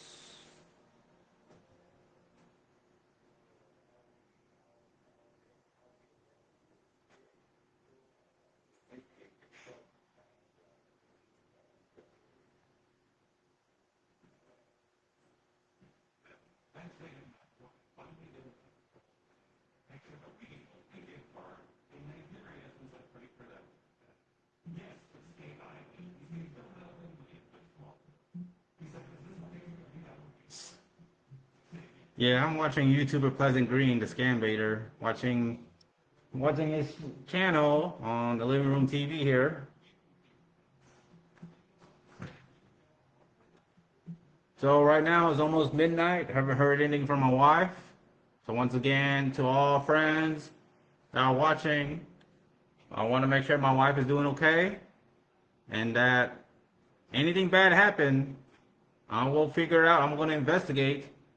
My immediate family will know. They're going to wonder. People will always ask me, "Where's my wife? Where's my wife? How's she doing? Is she okay? Is she with you?" I am aware of this, and I'm communicating to all the viewers that are watching on Twitch, Rumble, Facebook, and if you can share on YouTube. I'm spreading awareness. I want to make sure my wife, Asuna 500, Asuna Bina 500, comes home safe, since she is on her own with a friend, Mars Mackay, and that's who she last hang out with, is Mars Mackay, the Old Spice cosplay, the Sino cosplay from various anime convention. First since 2022 at Ecchi Expo by Fandom Event, went to Windbloom, Colossal Con, Texas, Bell County Comic Con in 2023. Went to a lot of convention, KawawaCon to Tango and KawawaCon Three Wishes. So again, Mars Mackay, the Old Spice cosplay, the Sino cosplay. You also cosplayed as a human spider from the classic Spider-Man. Uh, so I'm just throwing it out there and just to be transparent. So yeah,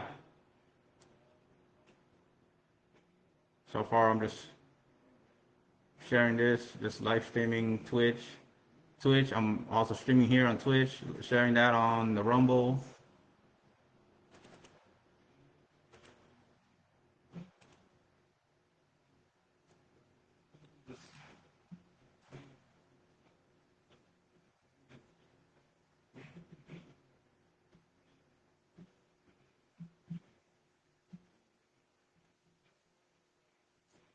Let's see.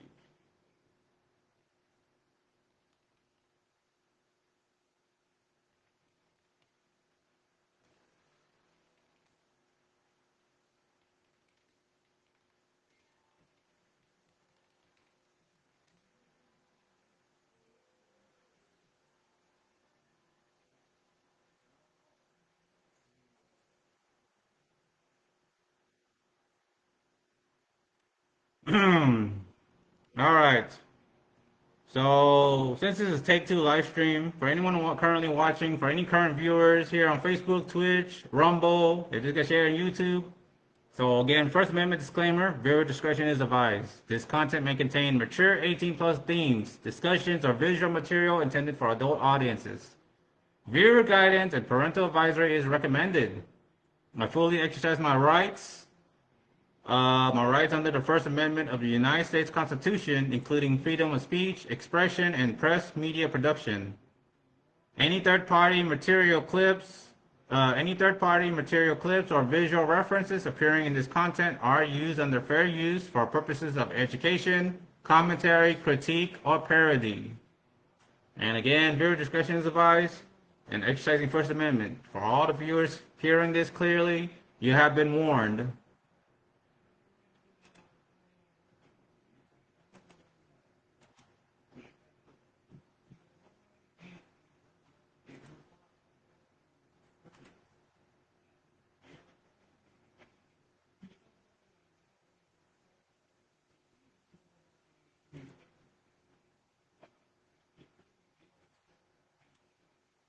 All right. So I want to take a moment to speak openly and honestly with everyone watching in a respectful and transparent way. So first, I truly appreciate the support that people have shown me. I don't take that lightly. At the same time, I also believe it's important to be real about my experiences so far, especially when it comes to collaboration and growth in content creation. When the term business partners is used, I think that comes with a certain level of structure, planning, and shared direction. Business partners. From my perspective, however, I haven't consistently seen that fully come together in practice. For example, at past events and conventions, like Anime Frontier in 2025 on mid-December, December 12th to 14th, Friday to Sunday at the downtown big city of Fort Worth, Texas. Held at that convention center, and it's cold, very cold, stupid cold. So Anime Frontier 2025 example. At least for me, for example, at past events and conventions like Anime Frontier 2025, I personally felt that I didn't have many dedicated photo shoots or structured opportunities on my end, while others, like my wife around me, seem to have more established setups. And my wife has gotten more photos, a lot more photo shooting. She attended the Honkai the Genshin photo shoot that took place on Friday at the convention center for Anime Frontier. So they have more established setups. Looking back over the past few years, I haven't experienced consistent cost plans, modeling, coordination, nor ongoing discussions focused on building something long-term as a team. A lot of the interactions felt more casual in nature, social, recreational, and entertainment focused, rather than aligned towards structured, creative, or professional goals. Meanwhile, on my side, I've been putting in constant effort working on content creation, live streaming, uploading regularly, and focusing on growing my presence on platforms like Rumble and beyond. It's a continuous process, and I take that grind seriously. I want to be clear as it can be. This is not coming from a place of negativity nor criticism. This is simply my honest perspective. I'm absolutely open to collaboration. Seriously am. Nobody has to reach out or step forward and say, hey, you want to collaborate with me? I invite you to collaborate with me. I'm absolutely open to collaboration, partnerships, and building something meaningful with others. But for that to truly work, there needs to be clarity, communication, coordination, planning, and equal effort across the board. You have to go out of your way. Drive 3 hours, 2 hours from whatever city. Come meet me in person. Meet me in person. Let's do it. Let's do it. Book it on the calendar, Google Calendar, and say, we're going to do this. We're going to do photo shoot. We're going to do a massage. And we're going to document on YouTube. We're going to make content. Like, go out of the way. You say you come and you commit to it. You drive 3 hour, 2 hour, 4 hour, 5 hour from whatever city. Come meet me in person. We're going to do it. We're going to make YouTube. We're going to put it on camera, YouTube, upload on Rumble. We're going to live stream it. That is what I'm talking about. I don't want that kind of effort. That's the true business partner I'm looking for. I'm open to collaboration, partnerships, and building something meaningful with others, other content creators, live streamer, bloggers, VTubers, models, whether that's cosplay modeling or just generic modeling, traditional modeling. I'm open to all that. That's how real growth happens, not just individually, but collectively. Now, now let's talk about lunch drop. Now shifting to something practical and informative for those who are also trying to build income streams. Let's talk about lunch drop. Because I just finished my lunch drop route for Friday. It's an easy route, just one pickup, and three drop off, three stops, three drop off at office companies within the same area. All right, I haven't heard anything from my wife. It's almost, oops. All right, I'm gonna go ahead and charge my phone. It's almost midnight. Hopefully my wife makes it back. Makes it back to Mars Makai's place safely. Again, they last took an Uber ride back. They finished the movie. I don't know, they are out eating dinner or late night dinner or something, or watching a bunch of anime, spending the night. But again, my wife did not communicate that with me. My wife just communicated with me that she'll be hanging out with Mars Makai, watching The Mummy Return. She put it on Google Calendar, watching The Mummy Return, and then she bought herself a Slurpee, a slushie, an ice slushie from the movie theater, showing a couple selfies. She posted on her Facebook profile, on her channel, on Facebook, that she was drinking a Slurpee, an icy, and watching The Mummy Return. And then she spent money, the same amount of money, taking an Uber ride back or somewhere. So I assume they made it back safely and currently hanging out at Mars Makai's place, living space.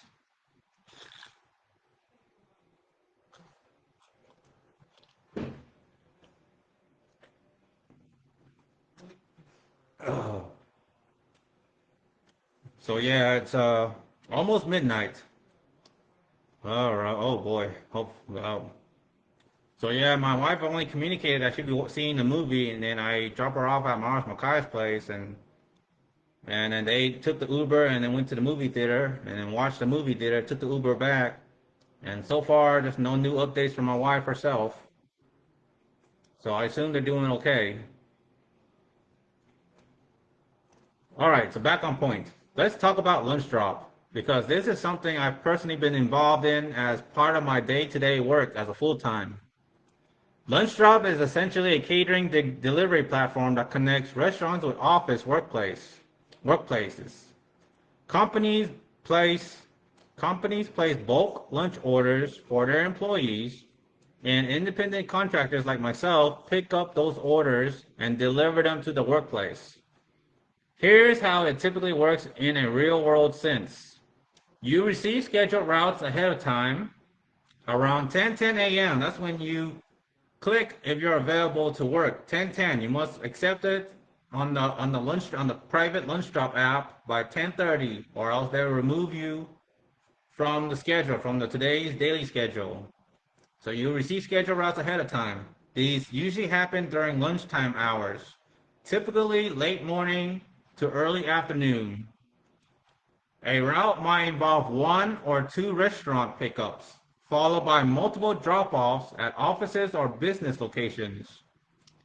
The process is structured and time sensitive. You go to the restaurant, confirm the order, make sure everything is accounted for. You know, you mark them off.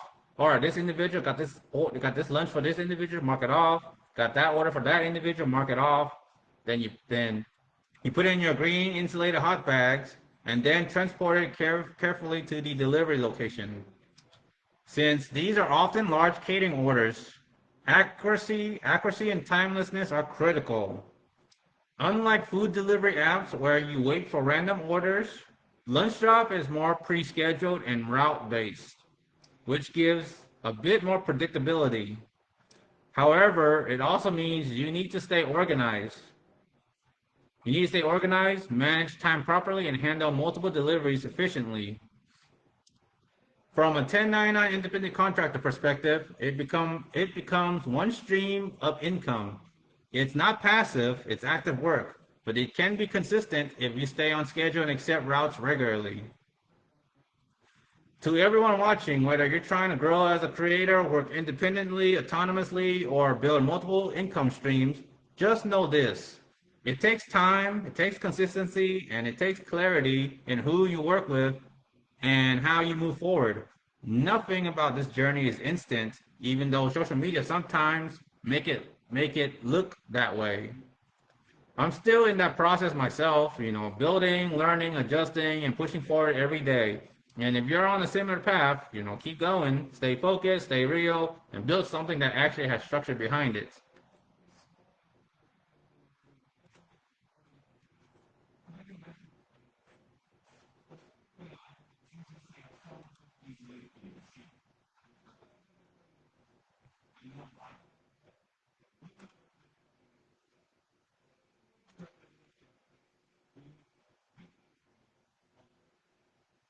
Still got 401 followers on Facebook, and probably got 40 followers on Twitch. And I just reached 33 followers on Rumble, so appreciate it. Thank you very much.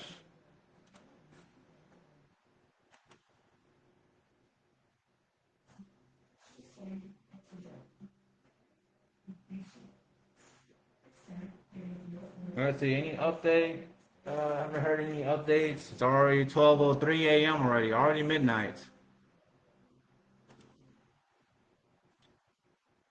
All right.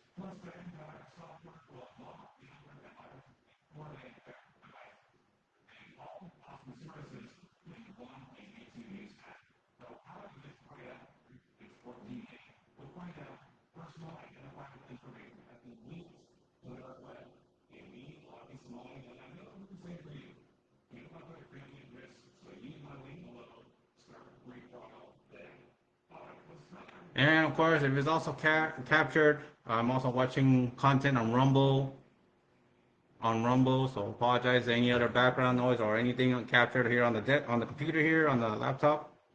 Uh, it's also captured. I'm watching content on Rumble, so if it's captured on Twitch, Rumble, Facebook, yeah, I'm just watching other content. And of course, any background noise like Pleasant Green YouTube on the living room TV, the whirling fans, the fan running right there, creaking noise. So apologize for any external background noise.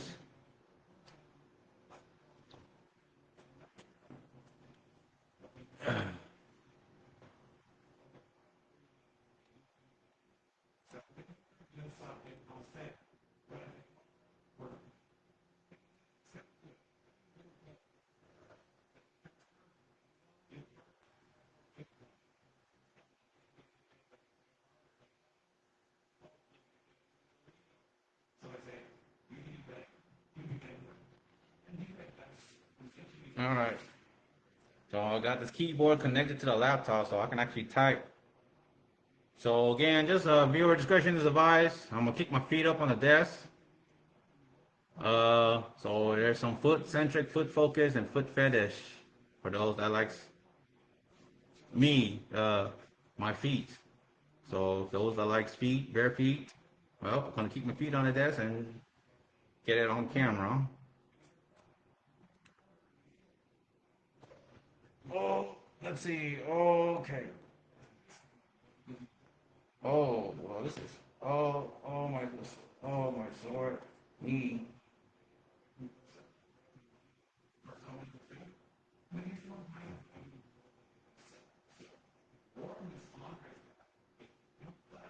All right, try to see if I can get the mouse.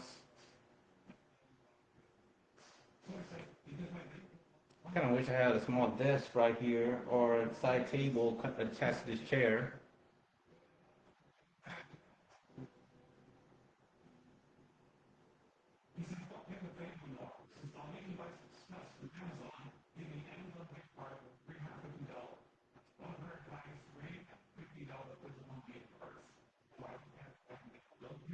All right.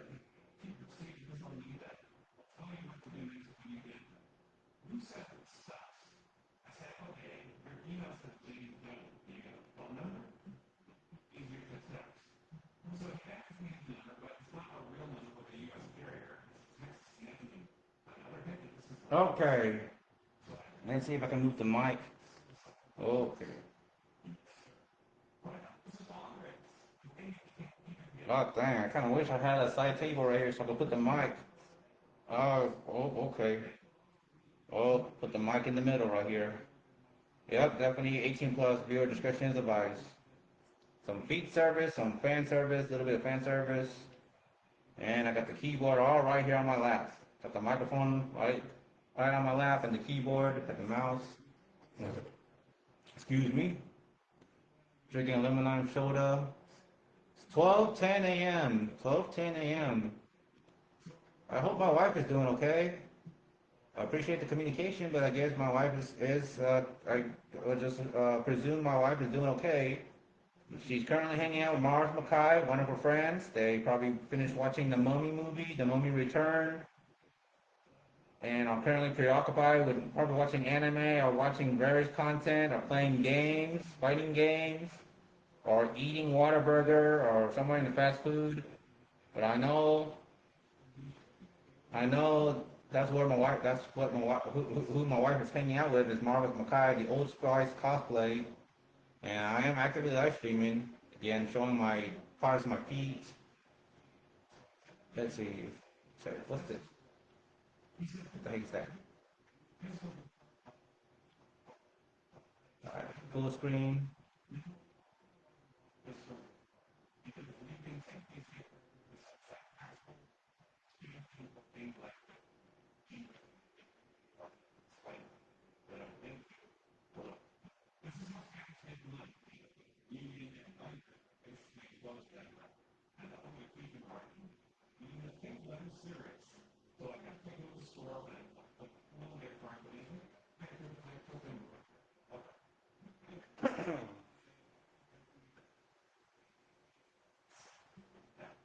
Alright. So tonight I want to step back and look at the broader picture. Oh my gosh. It's kind of hard to see from here while kicking my feet up on the desk.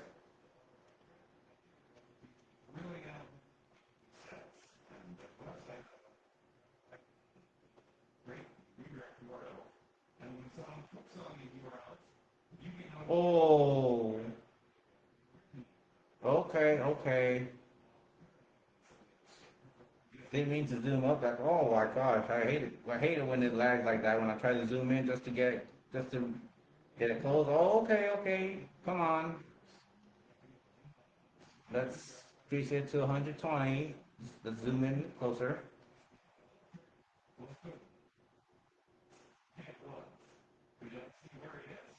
Hey, got my keyboard lights light up.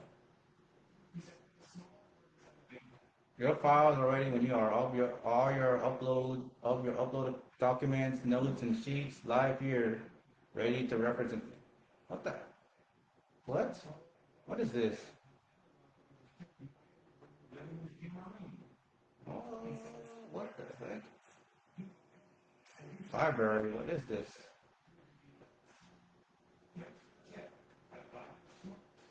Whoa! I didn't know I got a library. Let's see. Do I have images? Files. Oh. Whoa. Okay, that's new. Here on ChatGPT. All right, I'm just going back. I didn't know deep research apps, image. So yeah, I'm using ChatGPT. Let's see, is it captured? Yeah, it's captured.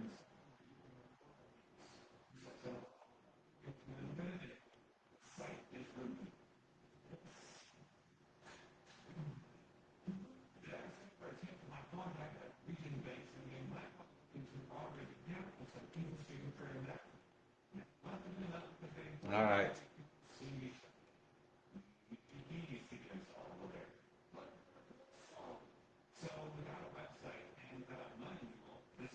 So far, I haven't heard any pop up from the. Well, speaking of the devil, Oh, it's my wife. Oh, I gotta check this one. Trying to put my feet back in. Oh my gosh. Oh my gosh. Uh, all right. Well, I got an update from my wife. I'm glad she's doing okay. Thank goodness. All right.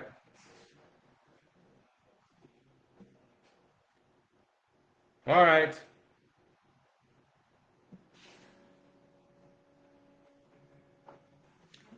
All right, chat. I'm actually gonna go AFK. I'm gonna go ahead and leave the Facebook running. So I'll be right back.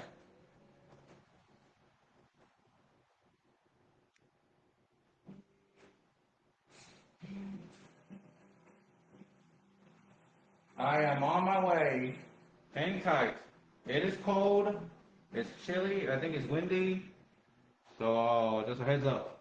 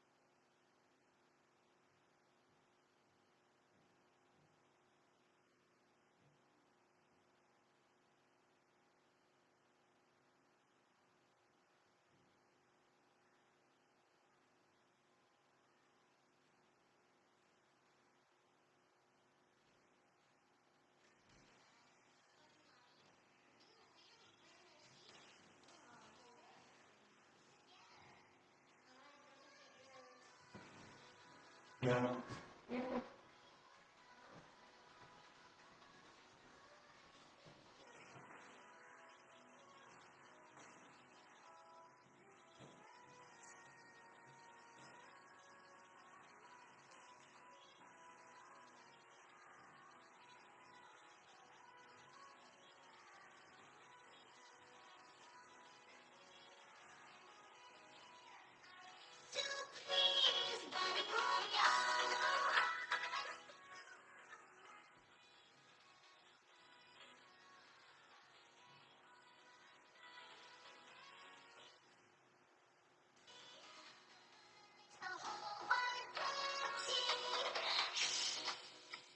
fun, no fun.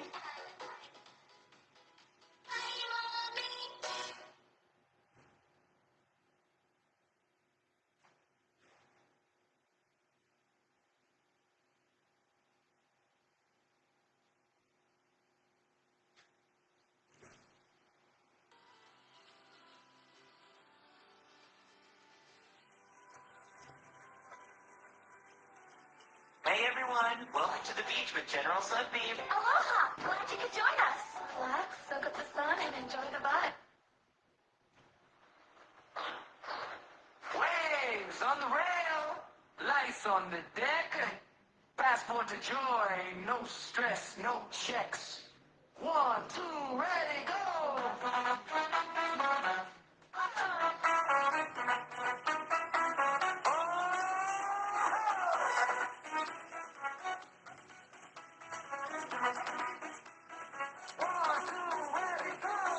Down, ocean up, sky so wide it's unreal. Sun hits the glass, music loud, you can taste the way it feels. Elevator beams, new adventures, buffet calling my name. We're overseas with a breeze and a heart that won't stay tame. A nice coffee, two midnight shows. We're living fast, but taking it slow. Clean that cup, let worries roll. On the cruise tonight, hands in the air and the mood feels right. Good food, good drinks, good friends, good view. Soundtrack and the sky so blue. Let the rhythm roll. We left it away for the body and soul. We came for the waves, now we can't say nah. Everybody on deck like cha-cha.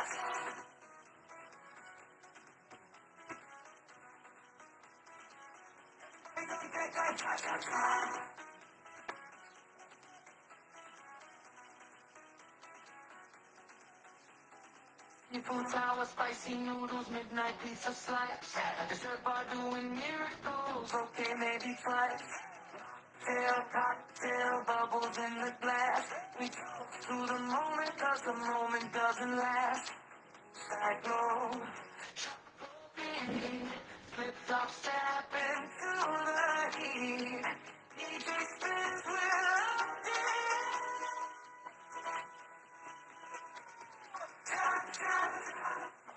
tonight, hands in the air and the moon feels like good food, good drinks, good friends, good view.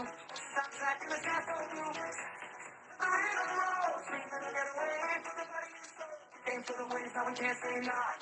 Take my cha-cha.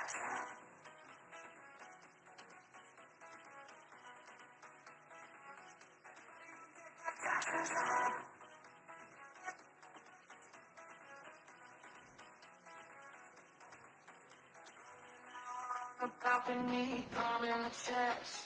New cities on the horizon, we're feeling blessed. Lifelines, tan lines, memories in motion. We're dancing with the world on a floating ocean. Feel that sway. Smile, let the good times stay.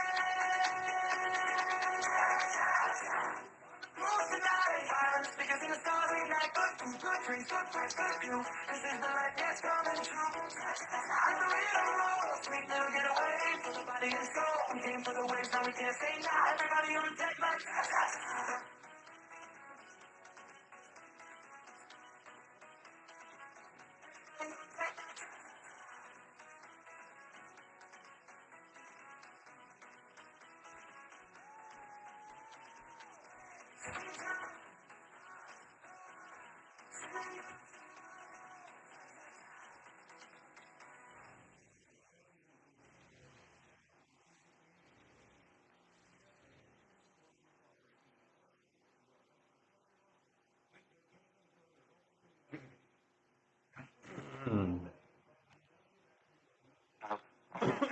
celebrate Valentine's Day.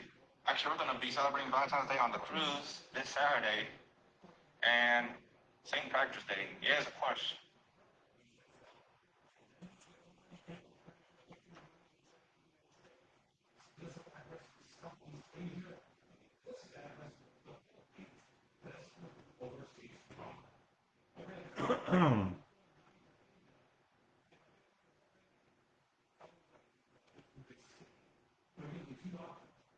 All right. Mic check, mic check. Okay, I am back. I'm back. I'm not sure if it's captured on live stream, but if it is, well, me and my wife are back home. Made it back. It is cold. It's chilly. It's windy. It is 59 degrees Fahrenheit. I checked the weather temperature just now. It's 59 degrees Fahrenheit. And tomorrow, well, today is Saturday. It is 1 a.m. 1 a.m. Saturday. So it's 53 degrees, 59 degrees Fahrenheit, 53 degrees. It's cold. It's chilly. It's windy. And then Sunday will be 83 to 64. All right.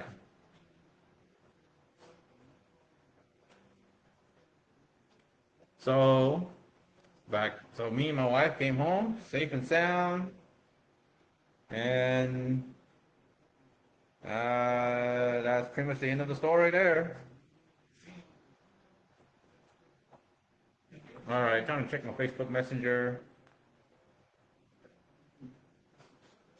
Okay, just some response on the chat message. Oh, more back and forth. What now? Okay. Yeah.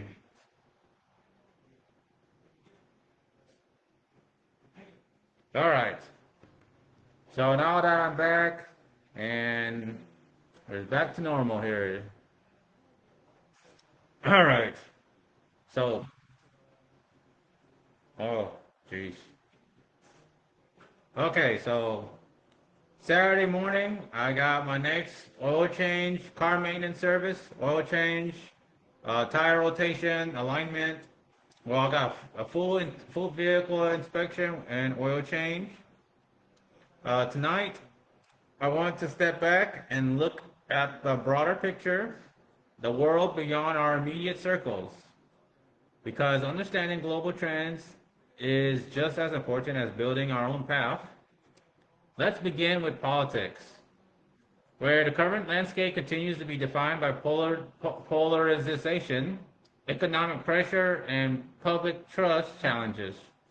Across many countries, including here in the United States, there is ongoing tension between economic stability and public expectations. Issues like inflation, cost of living, housing affordability, and job security remain central concerns for everyday people.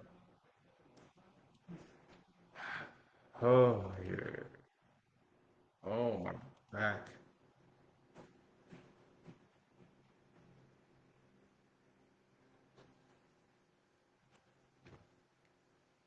Oh, man, I could really use a massage. All right, just checking the chat. All right, so where was I? So politics, it's a essential concern for everyday people. At the same time, political narratives are increasingly shaped by digital media. Public opinion is no longer influenced only by traditional news outlets. It is now driven heavily by social platforms, independent creators, and algorithmic amplification. This creates both opportunity and risk. On one hand, more voices can be heard. On the other hand, misinformation and emotionally charged content can spread rapidly, often faster than verified facts. Globally, intentional news reflects a world that is interconnected but also facing fragmentation. Trade relations, regional conflicts, and diplomatic tensions continue to shape economic outcomes and global stability. Supply chains, energy resources, and technological competition are all part of a larger strategic picture. We are also seeing countries invest heavily in national security, cybersecurity, and technological independence. The race is no longer just about military strength, it's about data, infrastructure, and innovation. Nations are positioning themselves not only for present influence, but for long-term dominance in emerging industries. Now, shifting into one of the most transformative areas of our time, artificial intelligence, like ChatGPT. Of course, for Twitch and Rumble, it is showing ChatGPT. Yep, I'm checking on Rumble right now. Yep, it's capturing. Let's see, is there any other viewers on Twitch? Yeah, I'm just the only single viewer here on Twitch, which sucks. No other viewers, no other comments. Come on, just me. Why is it always just me watching my own live stream? Me on Facebook, Twitch, Rumble. What the heck is going on? Come on.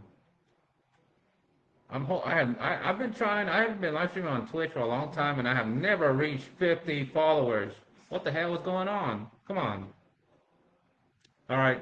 Sorry for derailing. Let's get back on track. So now shifting into one of the most transformative areas of our time, artificial intelligence, (DAI), like ChatGPT shown. AI is no longer a future concept. It is actively being integrated into everyday life. Content creation, customer service, transportation, healthcare, finance, and even governance. Tools are becoming more powerful, more accessible, and more influential. One major development gaining attention is systems like Venice, Venice,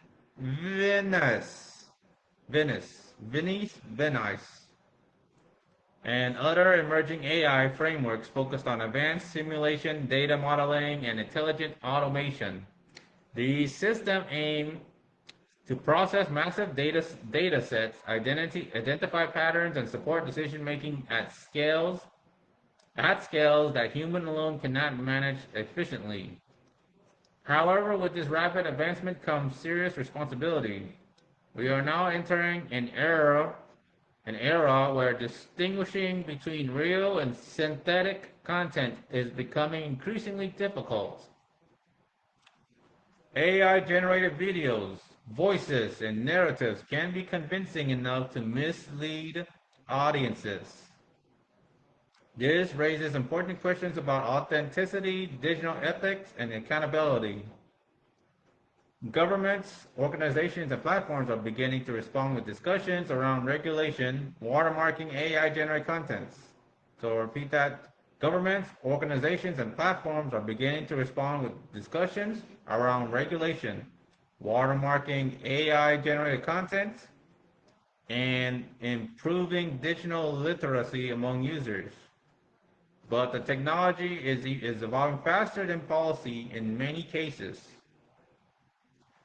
For everyday individuals, content creators, workers, independent contractors, this shift presents both opportunity and challenge. AI can be a powerful tool to enhance productivity, creativity, and reach. At the same time, it requires critical thinking. Not everything we see online is accurate.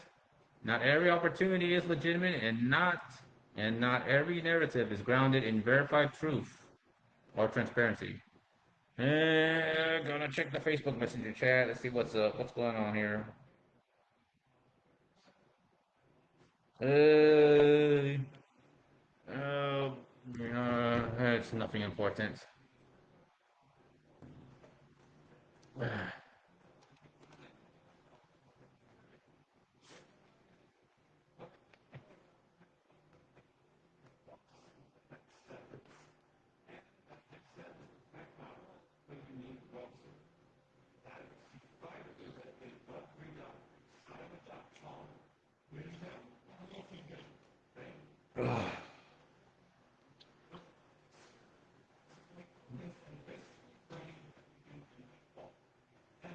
Oh boy. Oh, my back hurts. Yeah, I could really use a full body massage. Oh man, it would feel good.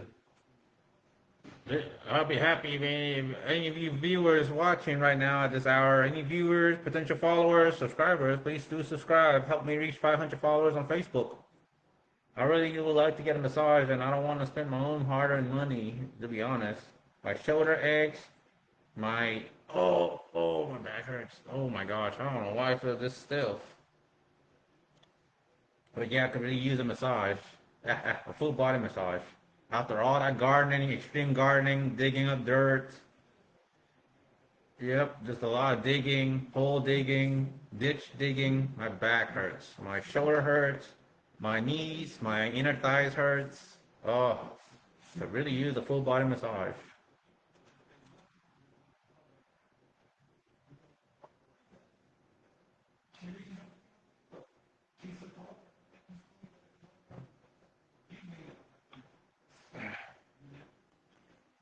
Oh, my hair is growing long. I'm pretty sure eventually my dad might reach out to me, might text me or call me asking me if I want a haircut. For sure, I'm gonna go get a haircut. My hair is growing long here in the front. Feels like a thick dog's fur. So eventually, I'm not gonna get a haircut. My dad might text me or call me and ask me if I care to get a haircut. But yeah. Anyway, so back to what I was saying. So yes, AI has been heavily integrated. At the time, 2026, modern times here, the AI has been heavily integrated.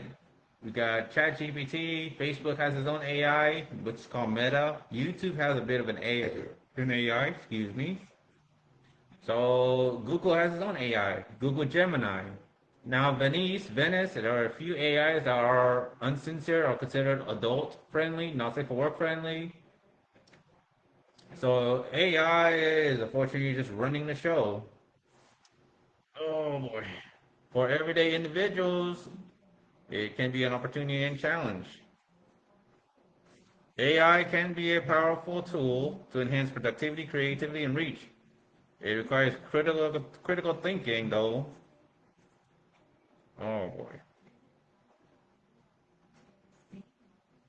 So, as we move forward within this rapidly changing world, I encourage everyone, or all the viewers watching here, for those hearing me out, I encourage everyone to approach information with awareness. Stay informed, but also stay critical or skeptical. Use technology, but don't be controlled by it. Oh my gosh. Build your path. Oh, build your path, but verify what you consume along the way. Because in a world where information moves fast, clarity and discipline become your greatest advantages.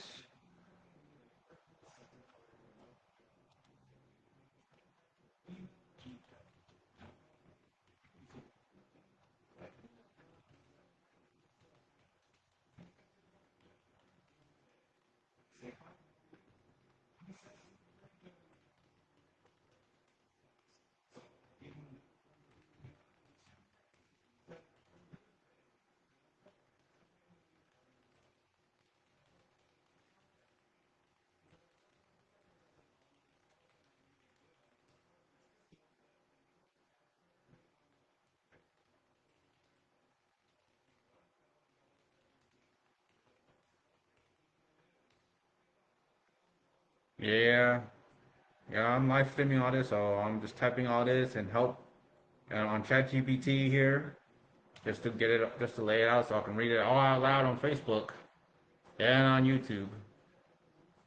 Oh boy.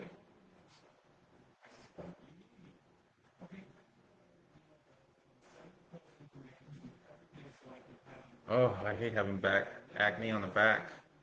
Got bad acne and some bug bites. Oh,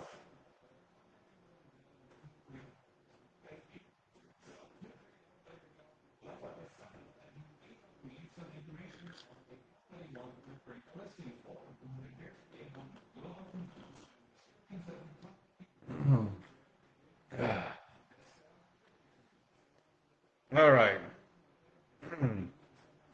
So for live stream commentary, America at a crossroads, power, policy, and the rise of AI. Tonight, tonight we are not Just looking at headlines, we are looking at a nation in transition. Because right now in the United States, multiple forces are colliding at once. Politics, technology, economy, and public trust. And when you zoom out, you begin to see something much bigger than isolated news stories.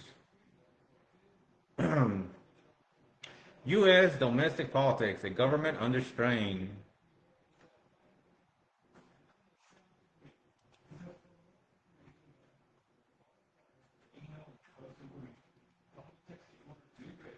At the center of domestic news right now is a growing instability in governance, most visibly through the Department of Homeland Security funding crisis.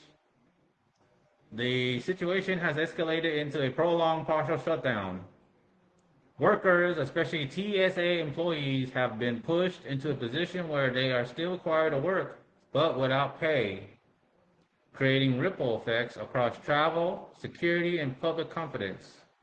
And this isn't just about funding. This is about no, not it's about political gridlock. I was going to say geopolitical, but it's political gridlock.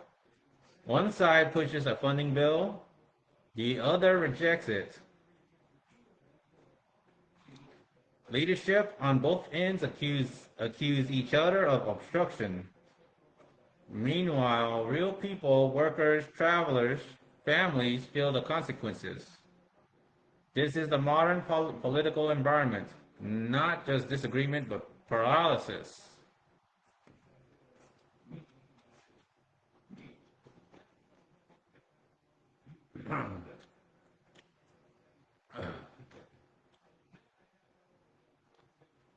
So, a divided government, even within parties. What's even more significant is that the division is no longer just between Democrats and Republicans. It's happening within the parties themselves. Take artificial intelligence. Take artificial intelligence policy. Arguably one of the most important issues of this decade. Even within the same political party, lawmakers disagree on how far regulation should go, especially when it comes to tech companies, free speech, and accountability.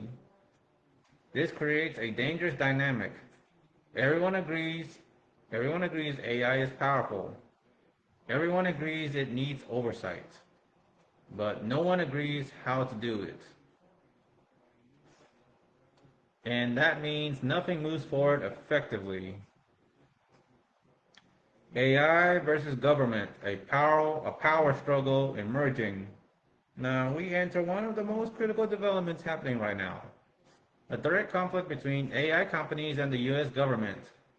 A major AI company has taken the Pentagon to court after being banned from federal use due to concerns over how its technology could be used, particularly in surveillance and autonomous weapons.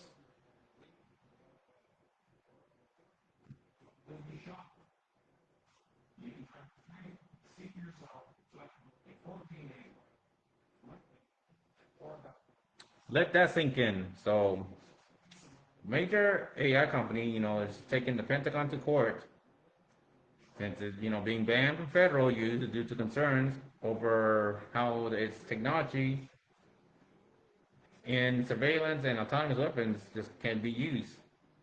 Let that sink in. We are now in an era where AI companies are powerful enough to challenge the federal government. The government is powerful enough to restrict entire AI ecosystems, and both sides are fighting over who controls the future of intelligence itself. This is no longer just tech innovation, this is power infrastructure. Always, man, sometimes it's cliches. This is no longer, or this is, or something like that. Oh man, that cliche.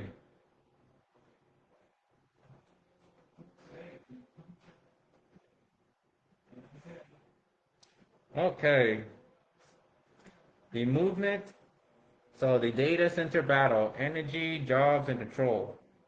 Yet, Yet another major domestic story gaining momentum is something most people aren't even paying attention to yet.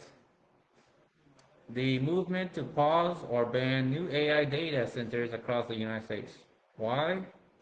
Because these facilities consume massive amount of electricity, water, land resources, and they are expanding rapidly due to AI demand. Some lawmakers are now proposing a moratorium on building new data centers until regulations are put in place.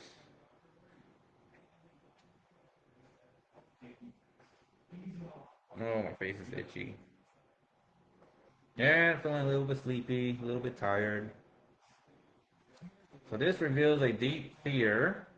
AI isn't just digital, it has physical consequences.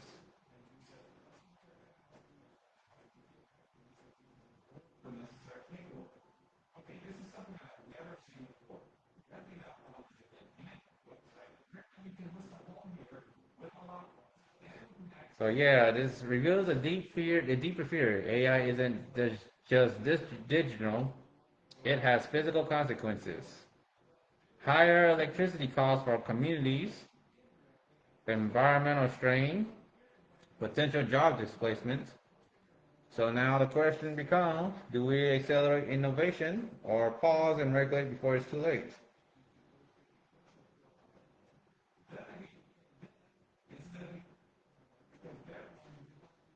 Public trust in AI low, but usage is rising. Here's here's where things get even more complex. Americans overall do not trust AI, yet at the same time they continue to use it every day. This contradiction is powerful. It tells us people are cautious, people are skeptical, but people are still dependent. This is the same pattern we saw with social media. And now we're seeing it again, just at a much more advanced level. The Nation AI Framework and why it's controversial. The White House recently introduced a national AI policy framework aiming to unify how AI is handled across the country. On paper, it sounds efficient, one system, one direction. But in reality, it's triggering a major debate.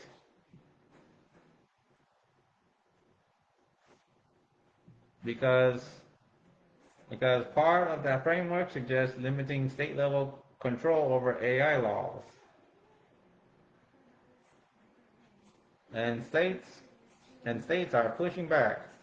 They want the ability to regulate AI locally, protect their communities, set their own standards.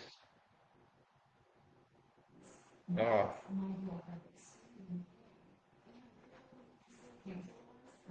so yeah, so the states are pushing back. They want the ability to regulate AI locally, protect their communities, and set their own standards. So now we're seeing a new kind of conflict. Federal power versus state authority, but in the realm of AI. The bigger picture, why all this matters. When you connect all of these stories together, the clear pattern emerges. Government is struggling to keep up. Technology is advancing faster than policy. Public trust is uncertain. Infrastructure is being reshaped in real time. This is not just a political movement. This is a system level shift in how society operates.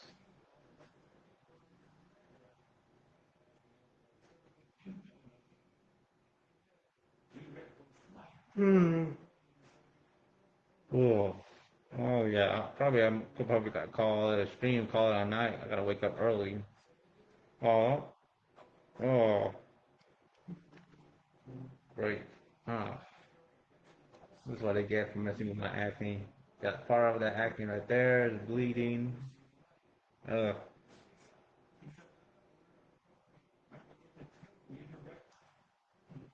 So yes, so final thought, what this means for me, if you're watching this right now, whether you're a creator, worker, or just someone trying to navigate life, you are living in a turning point.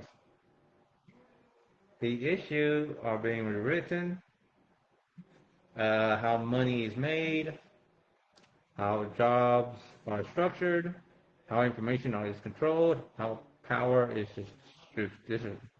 distributed. And AI sits right at the center of it all of it. So, closing statement for our live stream. So stay aware, not just of what's happening, but why it's happening. Because the people who understand these shifts shifts early are the one who position themselves best for what comes next. And that's the memo. All right. Well, I'm gonna go ahead and call it a stream. Feeling sleepy, feeling tired. Gotta wake up early and bring my car in for our oil change. So you have Facebook, Twitch, and Rumble, and all the general public of the internet, social media. This is General Sunbeam, Sunbeam Titan, and I'm feeling sleepy, feeling stiff, and want to wish you all a good night. Stay safe, and see something, hear something, say something, report it, put it in.